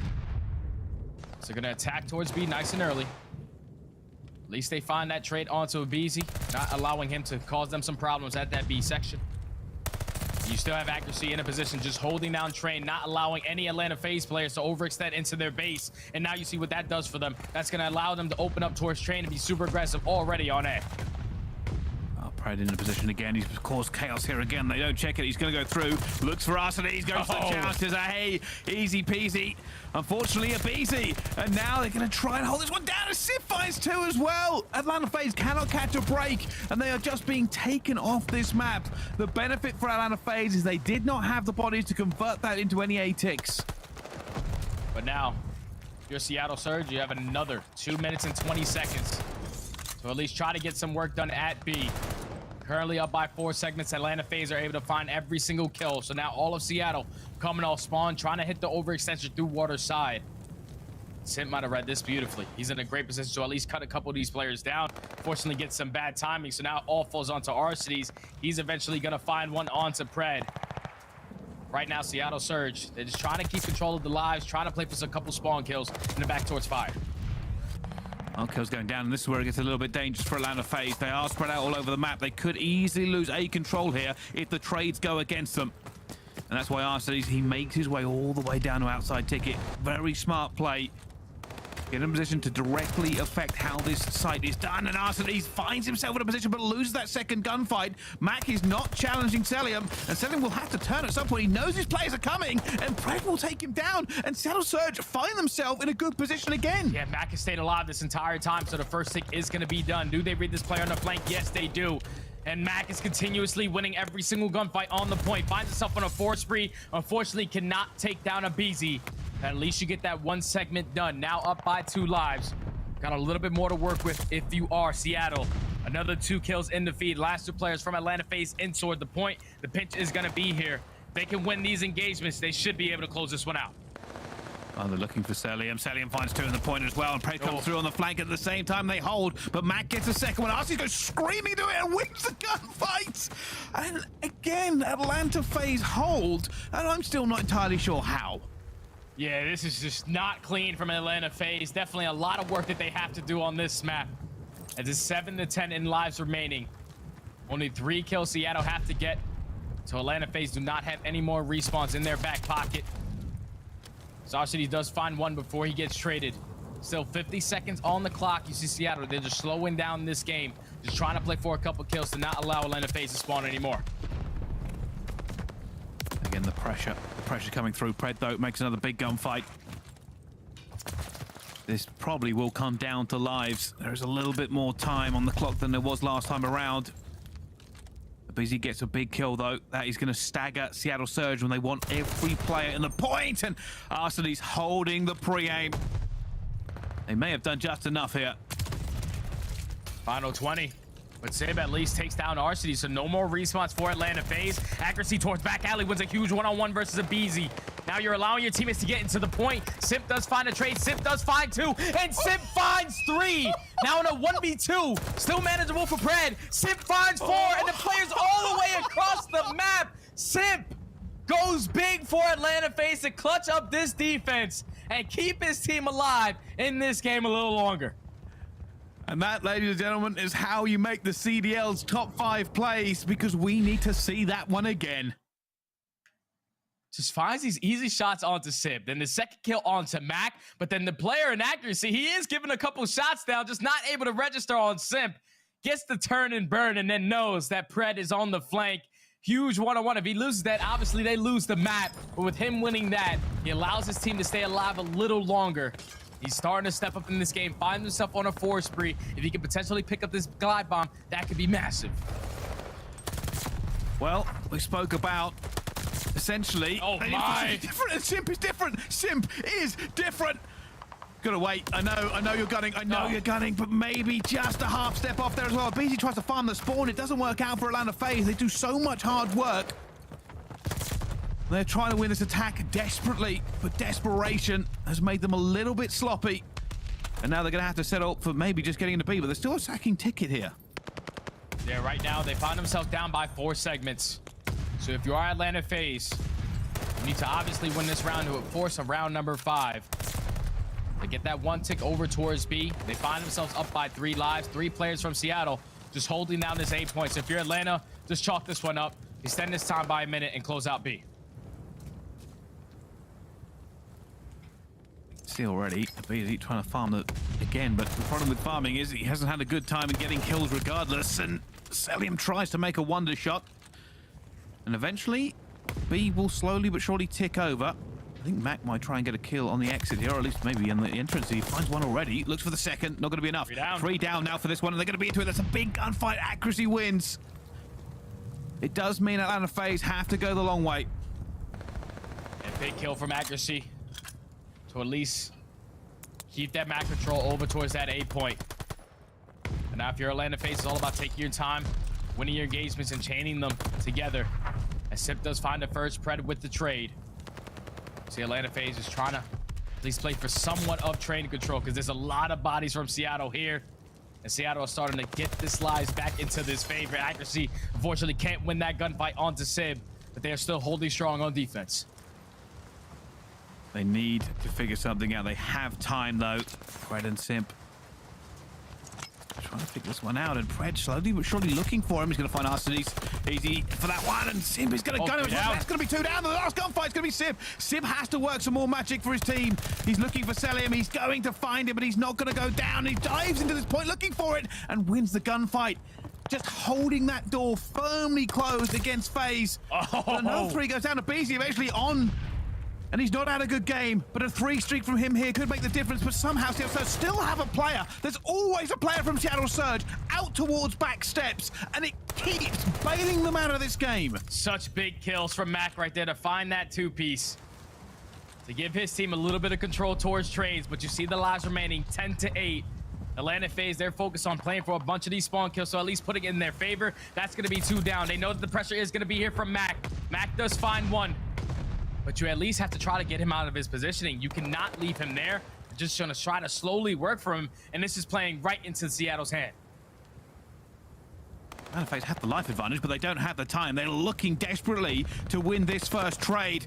aBeZy's going to find him on the flank. He's going to go down as well, though, but Arcitys is going to get another one. Simp gets one more. The problem is, FaZe have to go. They have the numbers, but they do not have the time. Cellium finds one as well. FaZe are streaming towards this. 6 versus 3, but it's easy to hold. Cellium finds another one. They find another one. They are getting into the capture point. Pred finds 2, though. He's going in. Simp dives into it, finds the first and guns the second. And, of course, it's Simp again. Atlanta FaZe bring it to round 5. What is going on with the tightness of these control rounds? Simp and aBeZy are just roaming around, finding 2-piece after 2-piece. But if you're Seattle, at least you get a breath of relief, knowing that you have defense going into this round number 5, because you did not allow Atlanta FaZe to get any ticks over towards that 8 point. So now, round number 5. This time, see, Atlanta FaZe, they're going to play this completely different. At least the first 2 attacking rounds, they sent a lot of pressure towards B, but they're going to play this slow towards Trains, and they find the opening 2 kills. Last player here is going to be aBeZy. You at least have to try to get out where your life will get one. He does exactly that, and the pitch is going to be here. Allows his teammates to get here, and Seattle should have the numbers to break right on it. Well, you look for it as well. Cellium versus Mack. It's a huge gunfight. Mack does manage to take it. Atlanta FaZe opened the playbook for that one. It was a bait towards B. They were waiting for Seattle Surge to make a move, and it almost paid out. A couple of kills from Seattle Surge just eventually stopped them, but that could have been disastrous. So now if you're Atlanta FaZe, you are up by 1 life. Someone has to just stop this clock by hopping on that B point, because you know the way the Seattle have been playing their defenses so far, basically giving up B, pushing out Trains, and forcing you to overextend every single time. So first tick is about to be complete. See the map control as Pred. He's actually going to try to strike this at least through middle P5. Able to get out with his life, reposition himself to the front door, and he could potentially be the playmaker. He gets shut down by Arcitys as the second tick at B is about to be complete. Just trying to stay alive and make sure they get that time and the lives. Both very important here on the control, especially with how close it has been. Actually going to go in for him and find Simp, but Simp says, hey, good chow, mate. Try again next time. Simp has had himself a turnaround to this game. The sole player to keep his team alive so far in this control, as B is going to get captured. Atlanta FaZe are down by 2 lives. A big kill coming in from Pred, but also a big kill from Arcitys to at least now have somewhat of train control, to allow now his teammates to rotate back towards him and fight this through the front. 1:30 on the clock. It's still difficult for FaZe. I know they've done it over and over again, but Simp hits the long slide. They're going to try and get a couple more kills onto the board here. Trade's going through. Atlanta FaZe will be back into this. They don't have their flank fully secured, but what they also don't have is A. They do not have anybody in a position to at least stop them, but the flank is going to be here once again. Accuracy, unfortunately, not able to find that 2-piece, so Simp, the last player up, at least stalls time for his teammates to get into the play. Simp just playing the contest as long as he can before the chow comes in. And Cellium wins another gunfight, so now that's 2 players on point. First ticker's already in. They shut down the flank. Do they read the second player on flank? They do not. So what can Mack get done on this pinch? Well, they managed to make 1 kill. That slows down just enough. Arcitys finds the player coming through. He knows he's going to be there. They have to make the next 2 gunfights as well. And Seattle Surge, they win it with a 2-piece, 2 ticks in, and a sliver to go. And they find it. They desperately find it. Simp finds another kill. Now, can they find 1 more and allow them to move forward? aBeZy wants to find Pred off the spawn, but he's not going to get it. He's not been having an awful lot of luck doing that so far. Accuracy tries to stay down. He knows there are players swarming towards him as well. Arcitys going to get this one. Cellium going to get another. Unfortunately, aBeZy has spawned in Narnia, and so has Simp. In this round, my Simply just coming out in live. 6v6 remaining. And Arcitys might have found an opening. He's going to be able to set up this pitch. Finds the first kill onto Mack, but not able to find that trade onto Simp. What a big kill from Simp to at least relieve some pressure. And Atlanta FaZe do not have any more respawns left. 25 seconds into 3v5. Well, make it 3 versus 4. 20 seconds. A 3 versus 4. The FaZe have it in them again to do the magic. Simp, who's pulled him out of the fire twice, is going to be dead. aBeZy finds 1. He knows where Civ is as well. He's going to go for the chow, and he gets it. aBeZy gets the second one. They're in. They're in. Arcitys gets the kill. Accuracy now for a 1 versus 2. Where is he? Is he going to be in the right position? aBeZy is waiting for him to peek, and aBeZy finds it. The control comes down to a clutch again for FaZe. And oh my goodness, it is one of the most difficult series I've ever had of not swearing, but Atlanta FaZe in 3. What the hell was that? I thought Seattle, at least off the rip, they came out swinging. They secured that very first offense in about 1:20 seconds by completing both segments. They're looking like they were the team that was going to run away with it. They respond on defense, go up early 2-0.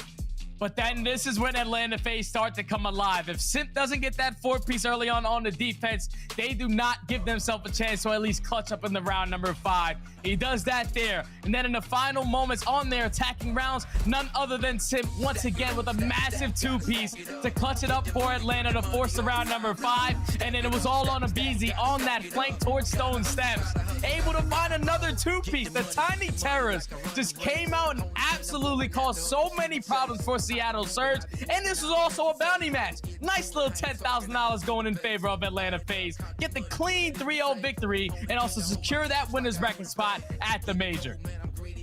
I'm not gonna lie to you, definitely almost dropped some words I shouldn't have used towards the end of that one.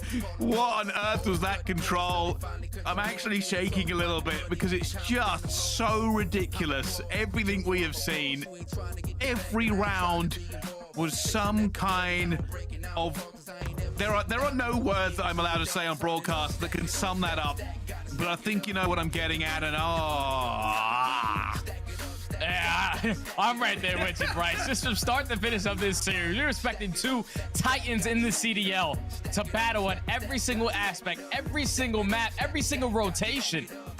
Atlanta FaZe come out swinging in the map number 1. They dominate in the map number 2, courtesy of Cellium. But then for them to have the resilience to come back in this control versus a team who have been fairly dominant on this map, winning 6 out of their last 7 on Berlin. But when you have the Tiny Terrorists able to find 2-piece after 2-piece to open up a bunch of these pushes for them, that is when Atlanta FaZe are at their best. Atlanta FaZe just make this one look like the Atlanta FaZe that they're supposed to be. Clean 3-0, baby. Oh, aBeZy got the final few, but I think Simp just went, all right, I'll take care of this myself. And, I don't even know. Bryce, I've had a lot of fun, son. I've had a lot of fun. You gotta go to bed, man. You gotta go to bed, bro. It's like 3 in the morning for you. We gotta bring the desk in. We just gotta bring him in, man. Yeah. Bryce, you are a soldier. Good job, man. You killed it. Dude. Yo, Bryce, what time is it over there right now? Oh, you got him out of here. Good night, Bryce. Go to sleep. Bryce, what time is it right now over there, man? It's 3 a.m. 3 a.m. All right, take your butt to bed, man. I'll talk to you later. All right, hey, Atlanta FaZe finally beat out their longtime rivals this year in Vanguard and Seattle Surge. Just weren't enough, but yo, can we talk about Simp for a second, Ali? Did you see what he was doing to keep the game alive? It's disgusting. Like, he literally saved that round by himself and gave them the momentum to close out the series in 3-0. Like, I'm gonna be honest, after that first round, I was terrified in Atlanta's shoes. Seattle looked so dominant on the map in the first 2 rounds, but they were able to bounce back just like that. You're right. Nameless, man. How you feeling? I mean, it was literally everyone on this team had their crazy moments. Like, Simp killed, what, 5 people at the end of that round in order to get them back into it, and then we saw aBeZy at the very end. Like, this spree right here was nuts, and we saw it from the opposing view. We saw it from Accuracy's view. He just sees Simp going crazy in the hill, and then he tries to jump in through that window with his pistol, ends up getting smoked by Simp, and then Pred comes in for the trade, and Simp wins it once again, and there's just not enough time for Simp to get back to the hill. And then at the very end there, we saw what aBeZy was able to do. Like, odds against them, 3-4 situation. They had a player on the steps looking at flank. He wins the tough gunny and then gets the 2-piece to open it up for them. Just an insane control, that search and destroy as well. Like, I hope we get to talk to Cellium about it, because those clutches were out of this world. I really do. You know, when Simp plays like that, it's pretty hard for Seattle to win, man. It looks like there was just no God Slayers in the lobby. But actually, speaking of Cellium, we actually have a game field victory spotlight with the 1-0. Look at the man with the beautiful fro and all cells. Congrats on the big win. But my question to you is, how does it feel to finally take care of Seattle after all those games, man? They had your number for so long. Yeah, I mean, it's always a tough match for those guys. So like obviously getting a win versus them is it's good confidence for us, and also we clinch winner spot. So our team's happy right now. Congrats. Absolutely, congratulations. I mean, a big 3-0, and I got to talk about Search and Destroy. Obviously, you're ace. Like, you were literally like, it looked like you're playing with your food. Like, obviously, they kept expecting you to rap into dubsteps, but you just kept repeating them. I just want you to talk me through your thought process. Yeah, I mean, I just killed in that 1v3 or 1v4, whatever it was. I just checked the bomb, killed one, and I knew the other guy like would have to push me or like either like hold an off angle, and then I had him one shot, and I knew as soon as I had him one shot, I knew I won the round because it was a free dub. So. Cellium, I want to ask you, a lot of these times when you guys are losing these respawns, it's like close moments, and you guys, the clutch moment just gets away from you guys. Well, in this series, the clutch moments, you guys clutched up every single time. Headed into this series versus Seattle, who have clutched up on you guys a bunch of times in the past, was there like a different level of intensity for this match? No, I would say we kept the same intensity. I just feel like today we started clutching up a lot, and that's what we've been focusing on in scrim, just trying to like clutch up our man advantages, like up one, you know, like stuff like that. So that's what we've been trying to focus on, and it showed for this series. So I'm happy about that. All right, and then one final question. Well, kind of a two-part. For me, this is my little nerdy question, I guess. When it comes to your respawns, obviously the struggles have really been here in the stage 4 compared to your 1 through 3. Has it just been because you're focusing so much on search and destroy and honing in on that game mode, or has it just been falling short? Things just haven't been going y'all's way. Nah, I honestly think it's just that hardpoint. I think we've been slacking off a lot in like just scrims. I think our hardpoint right now is off compared to how it used to be, and then. I mean, yeah, it's just been off, to be honest. And I think coming soon, like, our team's going to try to focus on that a lot, so. All right, that's a big hearing that from you. All right, man, Cells, we're going to see you soon. Anything you got to say to the Atlanta FaZe fans out there? It's been a while since we interviewed you guys, longer than usual. Yeah, I mean, I just want to say I appreciate all the fans, and our team sees everyone supporting, and our team's trying to work our hardest to try to take home a chip. So all of us support everyone, so appreciate it, guys. All right, Cells, man, you have a great night. Congrats on the big win. It's a late night, man. Go to bed. Yeah, appreciate it. Good night, guys. No problem. All right, ladies and gentlemen, let's take a look at the CDL points because, yo, today has been incredible. There's so many teams on the bubble right now. Yo, Nameless, Alley, we have a 3-way tie right now. 140 for Minnesota, LA, and Florida. But even LAG are right behind about 5 points. This is madness. This has easily been the craziest week for points. I feel like the standings were kind of stagnant there for a while, and then this weekend alone, the past 2 days, things have hit the wall and gone Havok. Like I said, New York Subliners fans, I'm so sorry if you are rooting for them right now because like Ann said earlier, man, they have got to just win their own major at this point. Because, your fate is in your own hands at this point, to be honest. Yeah, I mean, this is just epic. I mean, we have 3 teams at 140. Toronto Ultra still struggling, sitting at 150. It's going to get real interesting. New York is going to be crazy, man. There's so much on the line. These players have never played for this much. It's gonna be nuts. The major is gonna be an absolute bloodbath. Like, this is the playoffs for the biggest event of the year. But also, check this out. The Game Field Tactical Play had to do with Cellium, the guy that we just had in the interview, and he got that Ninja Diffuse off. Dude, this guy had some of the most ridiculous clutches all in one map. Like, the plays right here. He runs over to bomb. He sees Simp jiggle peeking from the steps, like the normal clutch spot. He opens the door, and he gets, like, on the bomb from an angle where he knows Simp can't see it from the steps, and I think he recloses the door as well. And you see Simp tries to stun out to open that door, maybe scare Cellium off the bomb, but Cellium doesn't bite. He commits to that diffuse, and you can see just a little smirk, like, nah, I knew I had him the whole time. I'm telling you, I don't know what it is, man. I've been really critical about FaZe lately, but watching FaZe win a game like that, especially against Seattle Surge, is nothing but magical, right? But ladies and gentlemen, I mean, this is kind of bittersweet. We have one more regular play day. We have Major 4, and then Champs. This is it. The last Saturday. This is it.